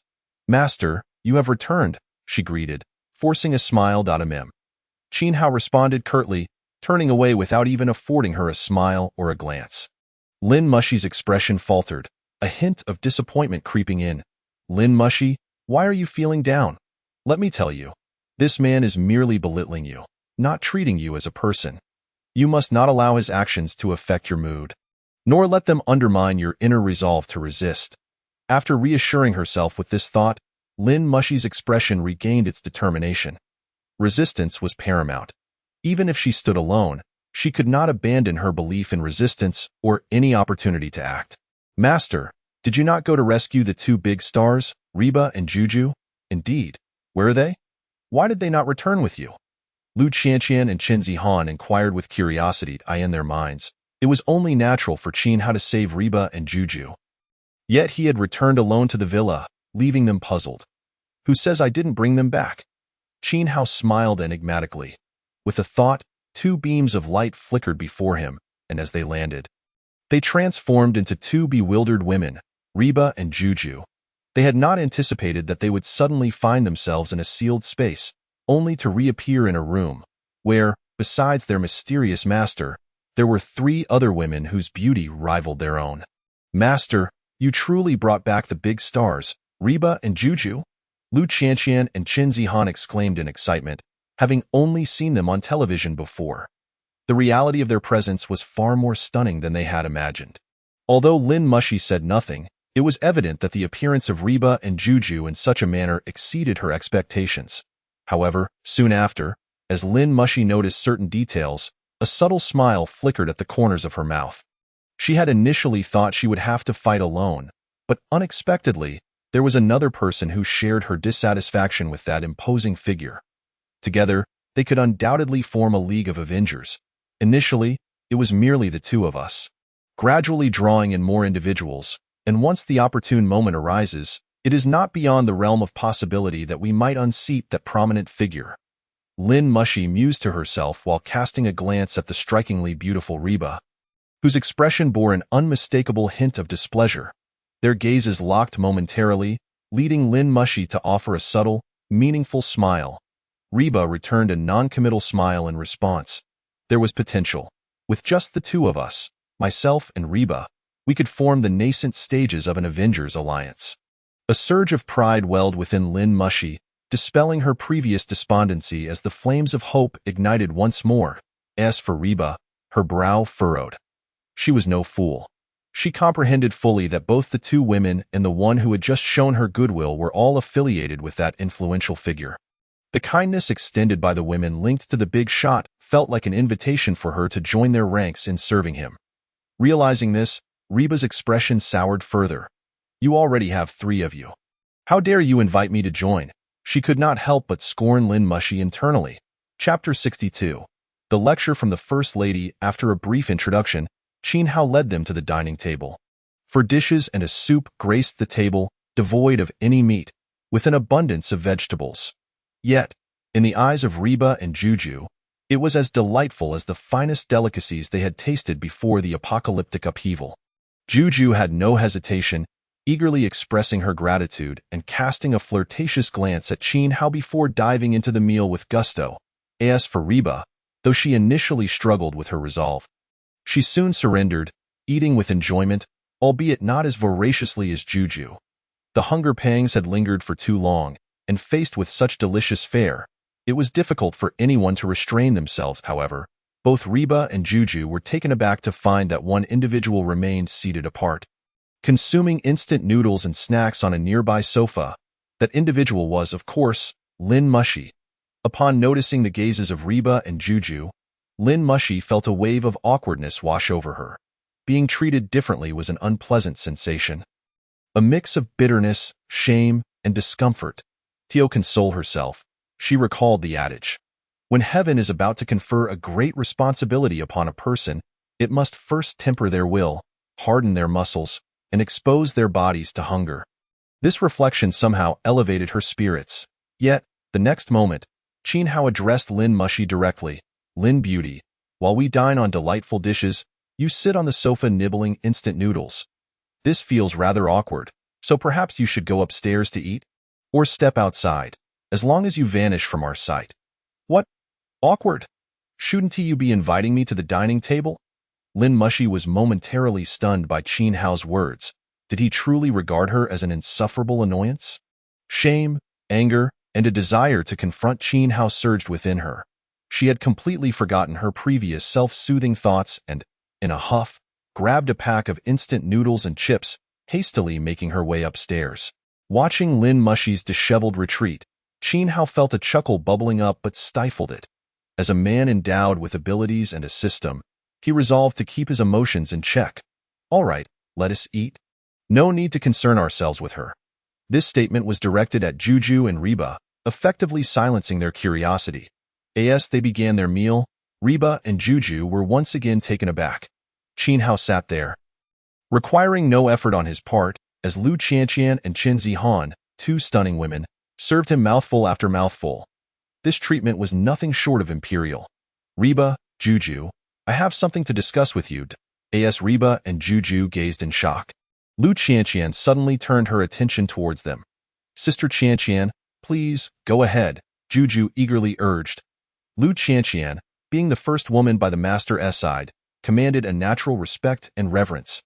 Though Reba remained silent, curiosity flickered in her eyes regarding Lu Qianqian's forthcoming words. Then I shall speak plainly. Reba, Juju, although both of you were once superstars, that is no longer your status.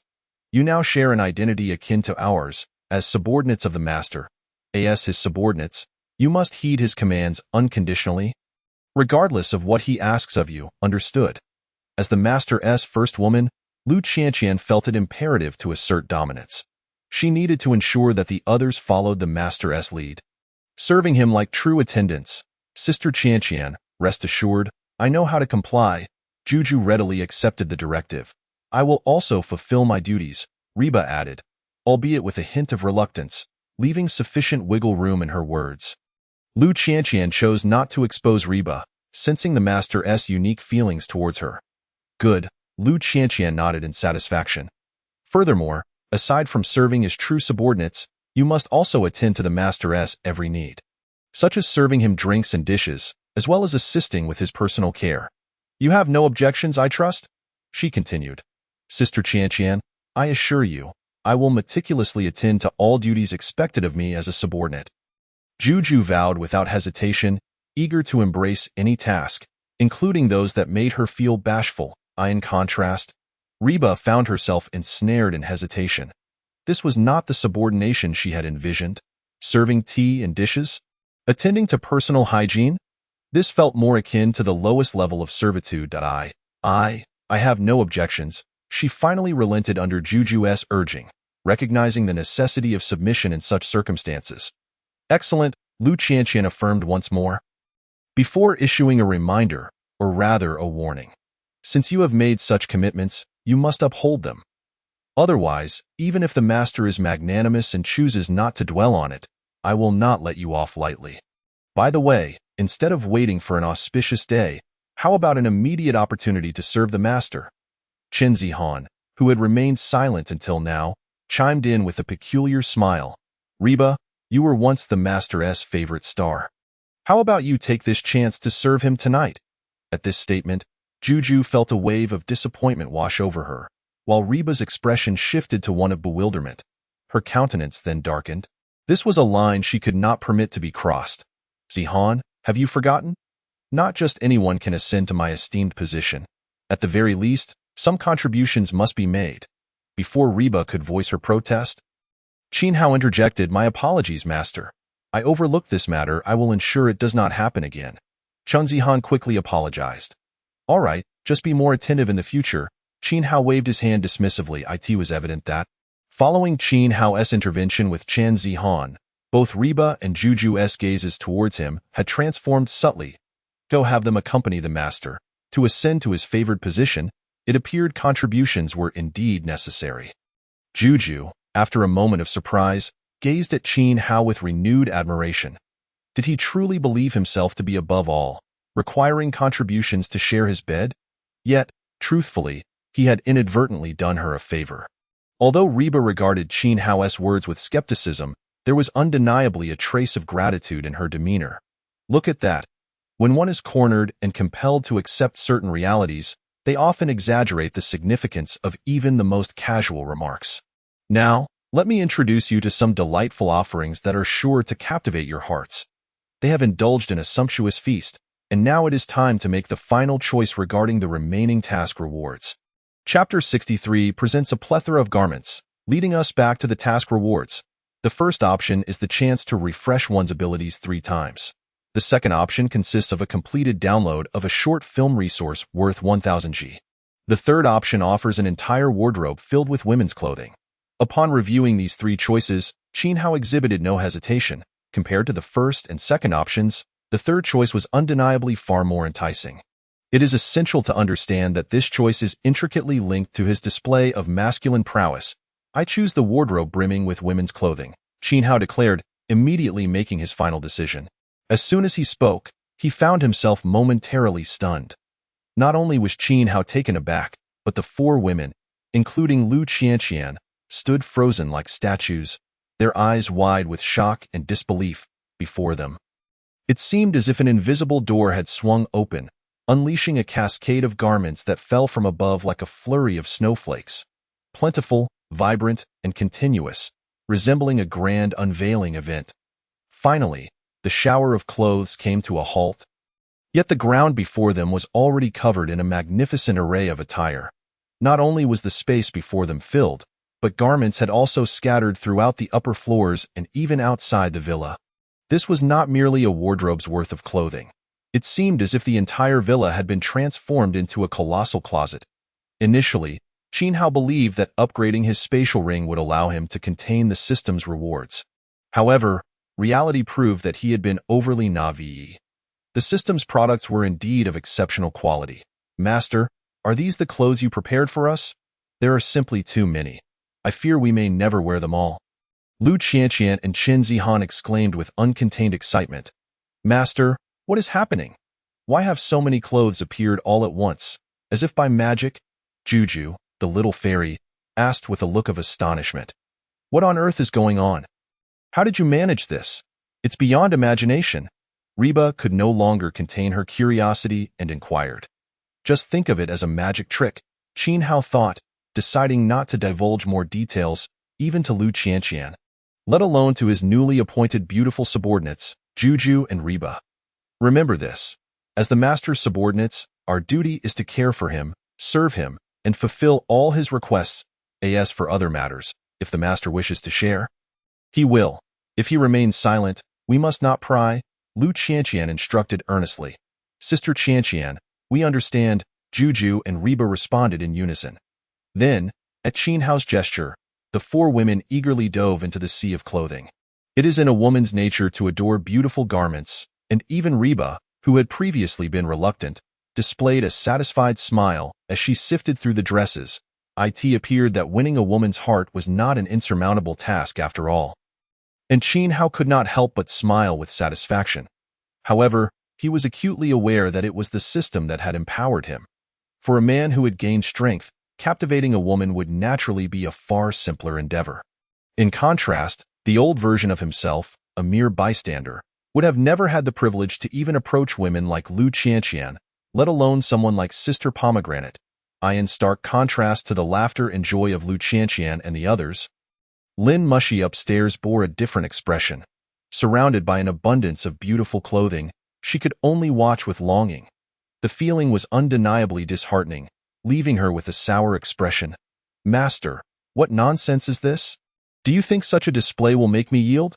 Not a chance, for I have no interest in such garments. Lin Mushi reaffirmed her resolve. Although she said nothing overtly and refrained from any overtly aggressive actions, her feigned indifference did not escape Qin Hao's notice. You seem rather unimpressed by my collection of clothes, he remarked with a knowing smile.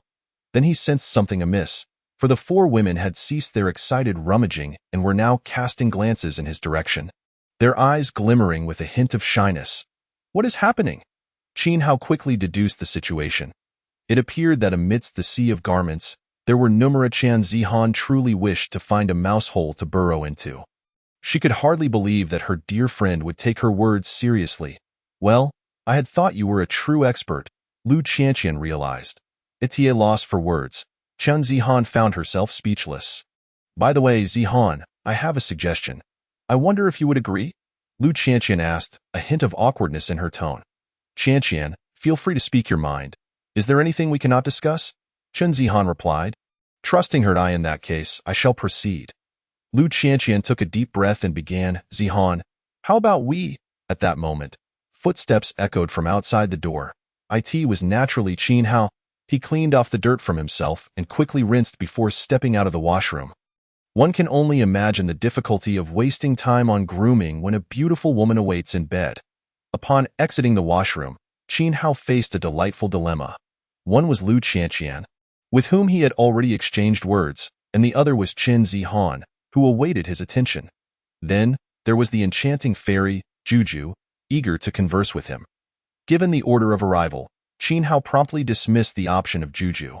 The choice now lay between Qin Zihan and Lu Qianqian. It was not a matter of fickleness, but rather a principle of fair distribution. Ultimately, Qin Hao opted for Qin Zihan. Having made his decision, He approached the door to Chen Zihan's room and gently pushed it open. It swung wide, clearly anticipating his arrival. He relished this delightful surprise of entering unannounced. However, upon entering, Qin Hao was taken aback. Besides Chen Zihan, Lu Qianqian was also present. "What are you doing here?" Qin Hao inquired, unable to suppress his curiosity. "Master, I came to seek some advice from Zihan," Lu Qianqian explained. Yet, as soon as the words left her lips, both Lu Qianqian and Chen Zihan felt their faces flush with embarrassment. Nevertheless, Qin Hao had little time to dwell on their reactions. After all, he had other matters to attend to, and the freshly bathed Qin Hao was eager to demonstrate his masculine prowess.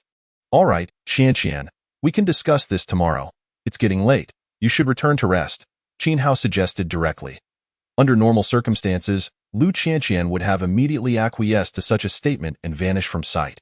However, this time, she remained still, which caused Qin Hao to furrow his brow in mild discontent. "Master, can I stay here with you? After all, we are the best of friends. Wouldn't it be delightful for us to assist you in undressing?" Lu Qianqian requested, her smile enchanting, rendering the flowers envious. "Very well." Initially, Qin Hao felt a twinge of dissatisfaction at Lu Qianqian's defiance, but now he found it in his heart to forgive her. "Are you certain?" he asked, moving closer to them. "By the heavens, my feet are moving of their own accord, unaffected by my will. Master, I am certain." Lu Qianqian nodded resolutely. "And you, are you certain?" Qin Hao turned his gaze to Chen Zihan. It was evident that compared to Lu Qianqian's boldness, Chen Zihan was distinctly shy. Convincing a bashful woman to agree to such matters posed a challenge, yet it undeniably heightened the allure.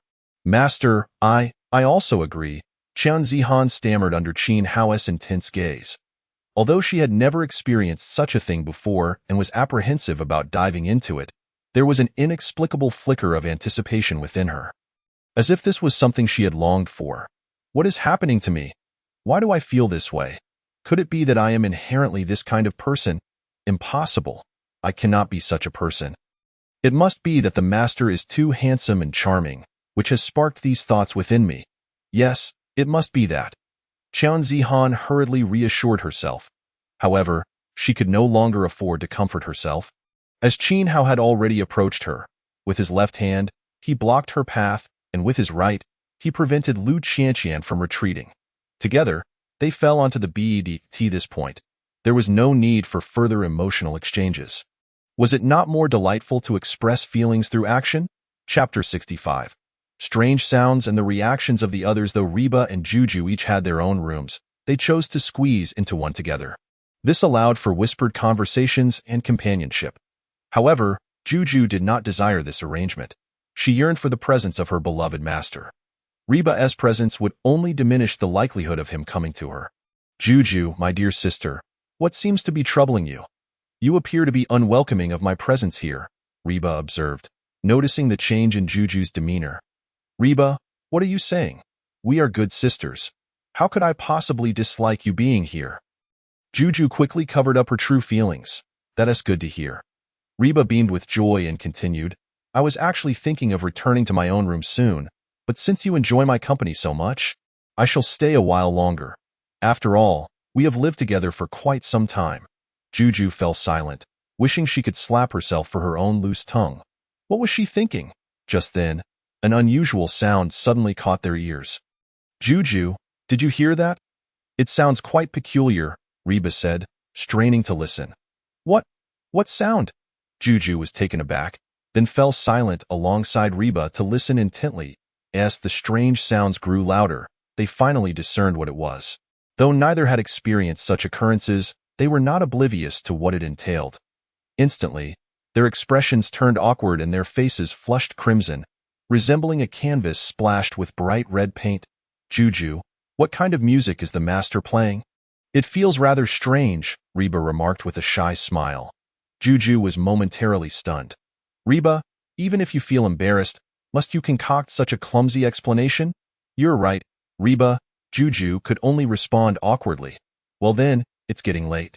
I'll head back now, and you should get some rest too, especially with this music playing in the background," Reba hastily added. She then turned and left the room in a somewhat flustered manner. Get some rest? With the music playing, Juju felt utterly speechless. Reba was truly something else. Once left alone, Juju resumed listening in silence. The more she listened, the more astonished she became. It was not just two voices, but three, and the master was incredibly skilled. It had already been over an hour, yet the strange sounds showed no signs of abating. In fact, they seemed to escalate. Master, tomorrow, I shall make sure to perform well. I hope you will notice my efforts and allow me to truly become your woman, Juju thought, filled with anticipation. Meanwhile, back in her own room, Reba also recognized the voices of Qin Hao, Lu Qianqian, and Chen Zihan.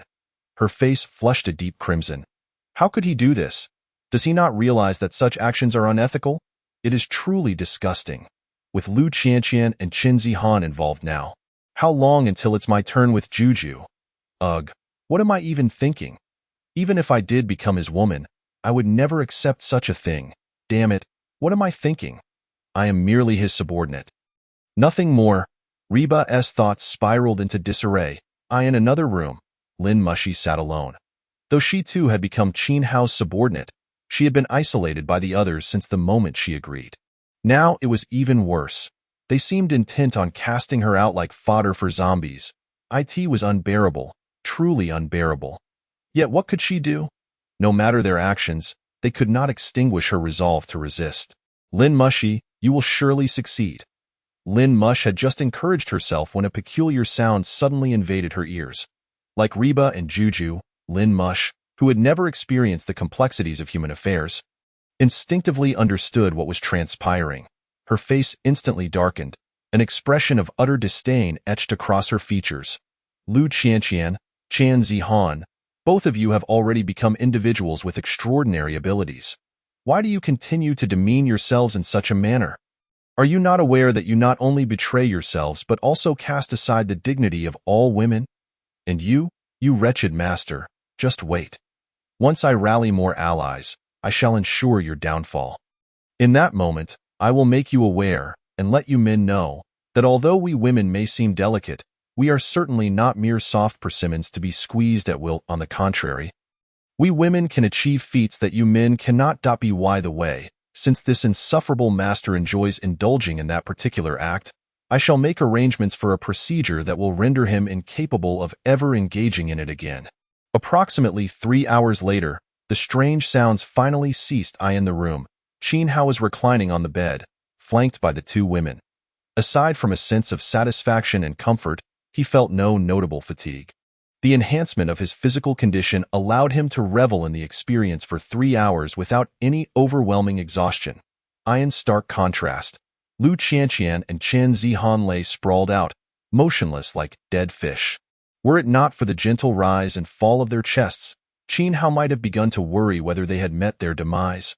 Master, Lu Qianqian finally spoke. What is it? Seeing Lu Qianqian's gaze, filled with both melancholy and satisfaction, Qin Hao felt a surge of pride. I feel that you are entirely different from last night, Lu Qianqian murmured shyly. Master, although I am unaware of how you were before, I felt as if I were on the brink of death just now. It was as though my soul had soared to the heavens, Chen Zihan added softly from the side. You are both being overly dramatic.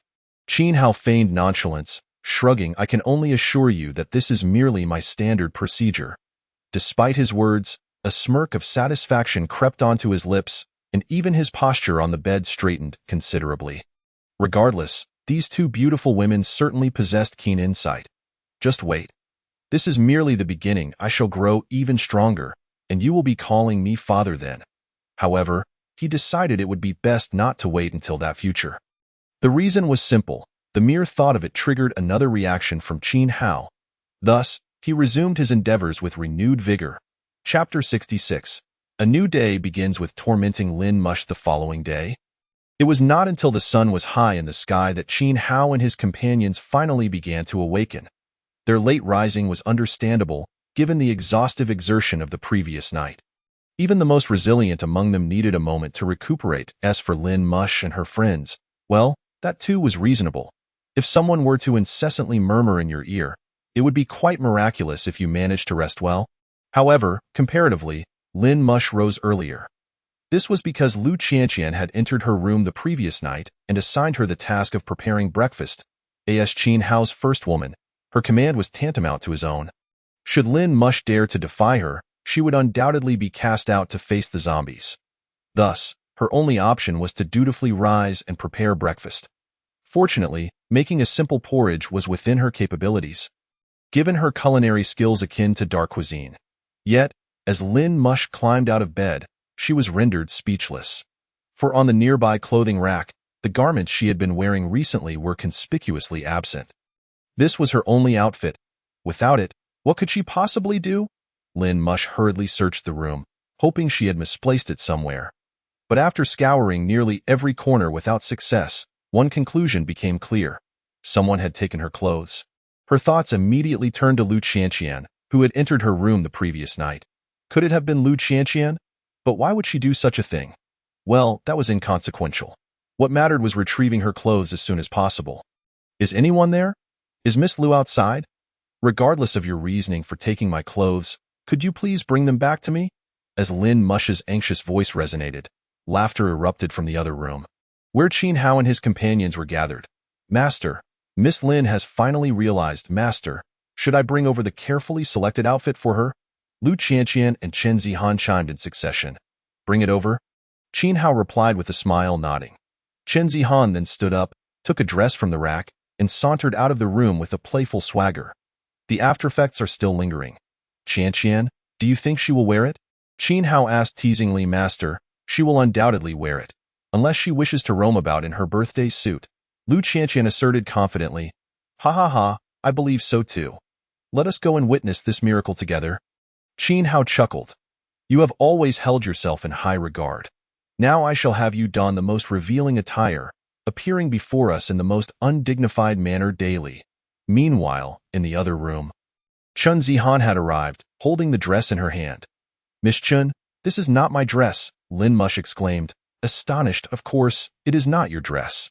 This is a new outfit meticulously chosen by the master and us for you. From now on, this is what you shall wear, Chen Zihan explained, unveiling the dress before Lin Mush's eyes. My goodness. This must be the most fabric-efficient dress in the world. Aside from the sheer bodice in front, the back is almost entirely bare, and the skirt below barely covers the most ample area, cascading down like a curtain. The essential parts are obscured yet tantalizingly visible, provoking the imagination. This is simply the ultimate temptation for a man to commit a crime. I refuse to wear this. I absolutely will not wear it, Miss Chen. Please bring me my previous dress instead. Thank you. Upon seeing the garment, Lin Mush's expression soured. Only a certain type of woman would wear such an outfit, and she could not accept it. From this moment on, in order to provide the master with a delightful experience, everyone must don new attire. Your old dress has naturally been retired, do as you wish. If you refuse to wear it, you may walk about naked. After all, the master likely wouldn't mind. Chen Zihan scoffed, hanging the dress on the rack and departing without a backward glance. Miss Chen, please bring me my previous dress. I will not wear this, absolutely not. Just give me my old dress. Lin Mush's desperate pleas went unanswered as Chen Zihan continued on her way. Lin Mush's heart sank as she realized this was undoubtedly the intention of that powerful figure, who was still scheming to torment her. I will not wear it. I absolutely refuse. I would rather remain cooped up in this room forever than wear this dress. Lin Mush's frustration and anger erupted once more. Outside the room, Qin Hao and his companions exchanged amused glances. The stunning Lin Mush had undoubtedly uttered such words countless times, yet without fail, she ultimately capitulated. It was merely a matter of time. However, Qin Hao lacked the patience to wait for that moment to arrive. Lin Mush, I give you 10 minutes. If you do not emerge to prepare our meal within that time, I wouldn't hesitate to toss you out to the zombies outside. 10 minutes is too long. Let us make it 3. Qin Hao revised his ultimatum. Inside the room, upon hearing Qin Hao's words, Lin Mush's expression darkened, her visage resembling one ready to dismember. Lin Mushi suddenly recalled the scene of being forced to become Qin Hao's subordinate in the office of the same person, and her face flushed at once. That was only that one time. From this moment forward, such a thing would never happen again. Even if I, Lin Mushi, were to become food for zombies, I would never compromise on this matter. Regardless of the past, Lin Mushi was exceptionally resolute this time. Then, she heard the countdown voices of Lu Qianqian and Qin Zihan echoing in her ears. 3 minutes, 2 minutes, and 30 seconds. 2 minutes. 1 minute and 30 seconds. At first, Lin Mushi felt indifferent, even somewhat disdainful. However, as time relentlessly passed and the final moments approached, she no longer maintained her initial calm demeanor. Instead, she began to feel anxious and uneasy, as if she were back in the office, constantly fearing the zombies. Although I do not wish to die, and I am terrified of the zombies outside, I would still rather perish at their hands than wear that revealing long dress. To fortify her resolve, Lin Mushi could only comfort herself with such words. When a person needs to console themselves, it signifies that their heart has begun to waver.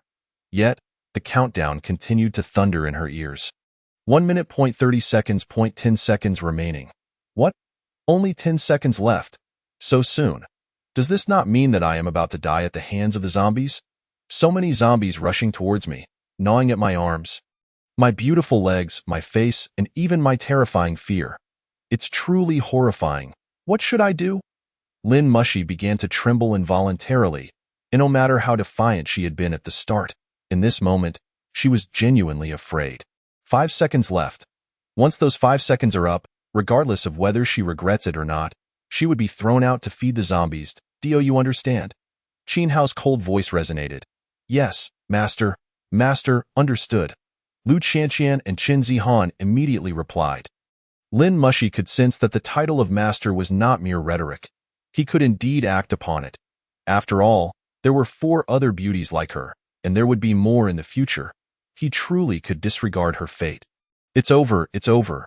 I am really going to die, but I am genuinely terrified. 5, 4, 3, 2. Master, I agree. I will change now. Lin Mushi could no longer hold on and hurriedly spoke up. This is human nature. Once you compromise once, the second and third times will not be far behind. Chapter 67. Searching for the little man Lu Tianyu. Approximately 5 minutes later, Lin Mushi finally emerged from the room, indeed wearing the outfit Qin Hao had meticulously chosen for her. It was extraordinarily cool, yet equally seductive. Those alluring, straight, white long legs would undoubtedly blind Qin Hao's keen eyes.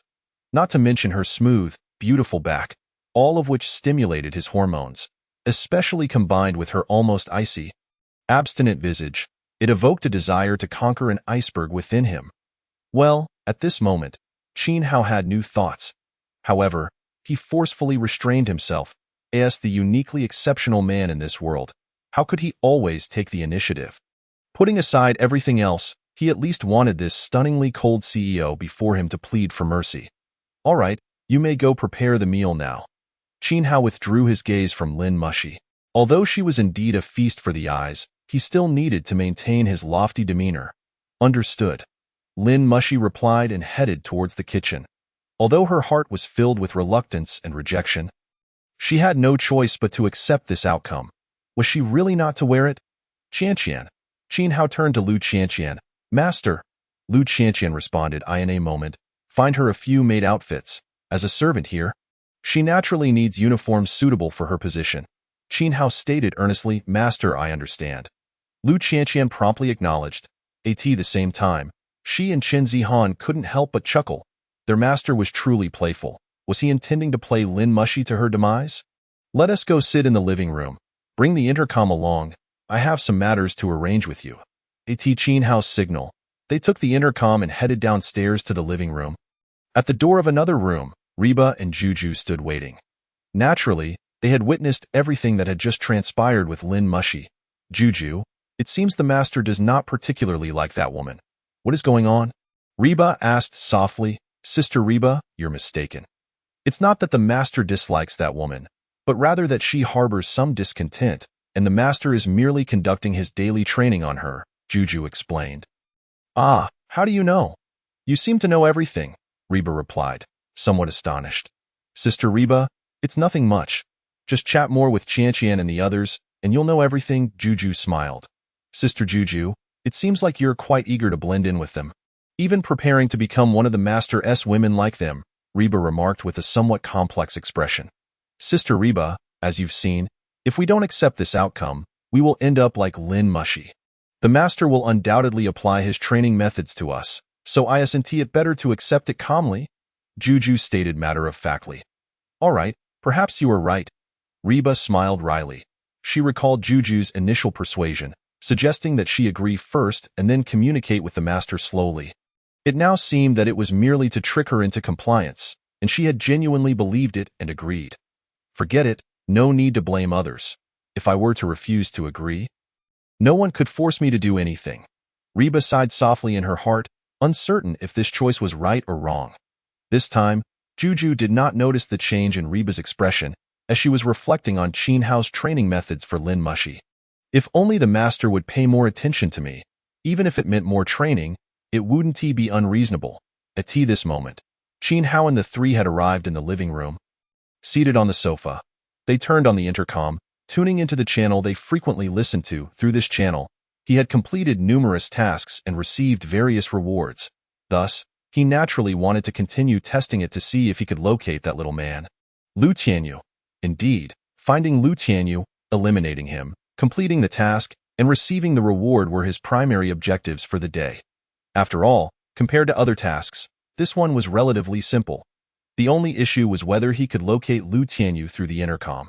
He had to give it a T or YS. The intercom was activated. The chatter of the onlookers immediately filled the air. Have you noticed? That big shot seems to have not shown up all night. Upstairs, if you brought home the two exquisite celebrities, Reba and Juju, would you even have time for anything else? Big shot, you are the mightiest man. How could a few women satisfy your needs? Let our sisters join too. Big shot, we are a few handsome young men. Give us a chance, and we promise not to disappoint you. Hearing these words, Qin Hao could not help but feel speechless. Damn, these people are truly relentless. If he possessed a more powerful ability, such as the ability to make the people in the intercom disappear with a thought, he might really consider making these nonsensical fools vanish from this world. However, at this moment, he chose to ignore them. After all, for him, finding that little man, Lu Tianyu, was of utmost importance. Everyone, shut up. I have something to say. Impatiently, Qin Hao spoke up. The moment his voice fell, silence enveloped the intercom. Clearly, they had not anticipated Qin Hao would suddenly address them through the device. His formidable presence was enough to render them speechless. I am looking for an individual, one named Lu Tianyu. Does anyone recall him?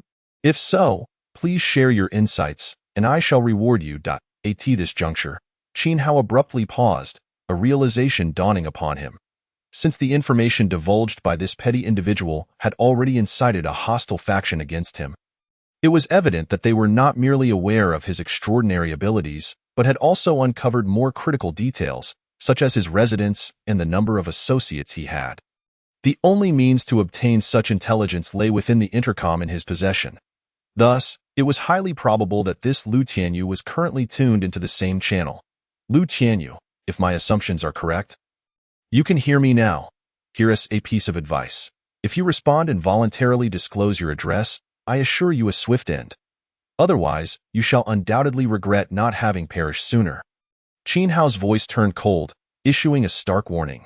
Whether to fulfill his mission and claim a reward or due to the troubles Lu Tianyu had caused him, he would not let this opportunity slip away. He had but one choice: to reveal himself and meet a merciful end, or be found and suffer a far more harrowing fate. Either way, death was inevitable. Chapter 68. Unwittingly triggering a task. What is happening? Who exactly is this Lu Tianyu? The murmurs of concern rippled through the crowd. Has this Lu Tianyu provoked the boss? One can only imagine that his life is hanging by a thread. Boss, please disregard this inconsequential person and take us sisters home instead. Boss, spare a thought for us young lads. We can warm your bed and assist you in dealing with that scoundrel. The audience erupted once more into a cacophony of chatter. Silence, you insipid youths. If you continue to repulse me, I will have no choice but to deal with you. Qin Hao warned, turning his attention back to Lu Tianyu. Lu Tianyu, I am certain you are on this intercom channel. Thus, I shall caution you one final time. Willingly disclose your address, or you will face a most dreadful demise. Across the street in a large shopping mall, within an office, Lu Tianyu felt a surge of anxiety and trepidation upon hearing Qin Hao's words. With figures like Long Wenxiang having perished at the hands of this formidable boss, his own fate was all but sealed if discovered. Fortunately, he was about to leave this place. Once he did, no matter how powerful that boss was, he would no longer be in danger. Moreover, should he fall into the hands of others, it was entirely possible that this so-called boss would depart this world before him. Such nonsense about a boss. Captain Zhang and the others are on their way here. If you do not find me before they arrive, you will lose your chance forever. As long as I do not act foolishly, you will never uncover my whereabouts, so dream on if you wish to kill me. Ha ha ha. Realizing this, Lu Tianyu, who had been somewhat anxious and unsettled, suddenly felt a wave of relief wash over him. There was no longer any need for concern. Yet, the voice of the boss echoed in his ears once more. Lu Tianyu, I have extended you an opportunity. Since you have failed to appreciate it, do not blame me. Now, to everyone on this intercom, if you can provide me with information about Lu Tianyu and prove it to be useful afterward, I shall clear the surrounding zombies for you and ensure you have at least a month's worth of food. As soon as he finished speaking, the intercom erupted with chatter once more. Wow, this is a promise from the boss. Surely, he will keep his word. How I wish I could know that scoundrel. Is there anyone who knows Lu Tianyu? Provide me the information and I shall accompany you as a reward. Boss, we may not know Lu Tianyu, but we are willing to do anything for you. Boss, take us young lads in. We can assist in finding Lu Tianyu and cater to your every desire. In the luxurious Star River Bay Villa community, inside a room, Qin Hao's expression darkened once again, an icy chill emanating from him. Master, what troubles you? It must be those reckless youths, Lu Qianqian and Chen Zihan remarked. Equally cold in demeanor, disaster arises from careless words. Some individuals are oblivious to this truth. Does he think everyone will indulge him in this world? Qin Hao shook his head, pausing briefly before coldly addressing the intercom. Aside from my desire to learn Lu Tianyu's address, I also wish to know the addresses of these so-called youths. Should you provide me with their locations, I can offer you a month's worth of food. Upon hearing this, the intercom fell silent for a moment, followed by the anxious voices of the youths. Boss, what do you mean by that? Yes, boss, we merely wish to be your followers. Boss, have we angered you? If so, we apologize. The youths were clearly panicking in this intercom channel. Thanks to their reckless chatter, countless individuals were now aware of their addresses. These individuals would undoubtedly report their locations to the boss without hesitation. I have given you a chance, but you squandered it. Now, you shall face the consequences of your actions. Qin Hao had no desire to engage in further conversation with them. Does anyone know their addresses? You may disclose them now. At that moment, a young woman's voice rang out. Boss, these individuals have previously harassed me over the intercom, so I know where they live. Like me, they reside in the Wutanjuan community. Following her declaration, others attempted to speak up, but Qin Hao silenced them. Since this young woman and the youths were in the same community, it was the most efficient choice. There would be no need to chase down the youths and then go elsewhere to fulfill his promise. You may now share the address with me. Qin Hao instructed the young woman. No, you cannot disclose our address to him. Damn it, if you reveal our address, we will not spare you. Anyone who speaks up will regret it. We will take you down with us, the youth shouted in rage, but their desperate cries were futile. Boss, they are located in room 1502, Unit 3, Building 2 of the Wutanjuan community. You can go find them now, or they might escape. The young woman continued mockingly, weren't you all eager for the boss to come find you? Now that he knows your address, perhaps you should consider how to welcome him. Qin Hao was left speechless. He decided it was time to deal with them. Enough of the prattle. You all stay there and wait. Of course, you may attempt to flee, but you should first ask the zombies outside for their permission. Qin Hao felt compelled to take action against them. On one hand, their words had left him quite displeased, even nauseated. On the other, he needed to make an example of them, to assert his authority and deter others on the intercom from similar misbehavior. However, unexpectedly, a notification from the system suddenly echoed in his mind. Ding! Detected the host's first strong desire to take action against a specific target. Mission triggered. In the presence of the strong, one cannot be ignorant. Starting with the elimination of Kai Kuan and his two companions. Ding! Please eliminate Kaikuin and his companions. Upon completion, you will receive a choice of rewards. What is this? A mission has been triggered. I merely intended to set an example, but it no longer mattered. Completing the task to claim his reward was all that mattered. Chapter 69. The past grievances between Wang Jinmei and Lu Tianyu. I shall first deal with these individuals. If you have any information regarding Lu Tianyu, you may still relay it to me through the intercom. The promised rewards will remain unchanged. Despite having been assigned a new task, Qin Hao would never forget Lu Tianyu's mission.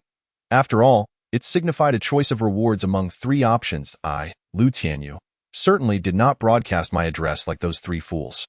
No one knows my whereabouts, so how could anyone possibly divulge my location to you? Thus, if you intend to trouble me, you may as well dream on. Upon hearing Qin Hao's words, Lu Tianyu couldn't help but let out a derisive laugh. Regardless of how formidable that big shot may be, if he is unaware of my address, what harm could he possibly inflict? Moreover, as long as Captain Zhang and the others are present, I can depart from here for good. Therefore, there is truly no cause for concern. However, in the next moment, a voice rang out, leaving Lu Tianyu utterly dumbfounded. Hello, big shot. I know Lu Tianyu. I am aware of his whereabouts. An exuberant female voice suddenly echoed through the intercom. In that instant, the smug expression on Lu Tianyu's face froze in place. That voice was far too familiar. Even if only a single word were spoken, he would recognize it instantly. After all, this was his girlfriend of several years, who, prior to the apocalypse, had resolutely chosen to abandon him due to the influence of a wealthy young man. Wang Jinmei, you wretched harlot, how are you still alive? Lu Tianyu ground his teeth, unable to restrain himself from speaking into the intercom. Xinghuan Villa Community. Initially, Qin Hao had paid little heed to Wang Jinmei's words. Yet, upon hearing Lu Tianyu's response, a smile unfurled at the corners of his mouth. Finally, she has emerged, and her appearance confirms the identity of the target for which he seeks answers.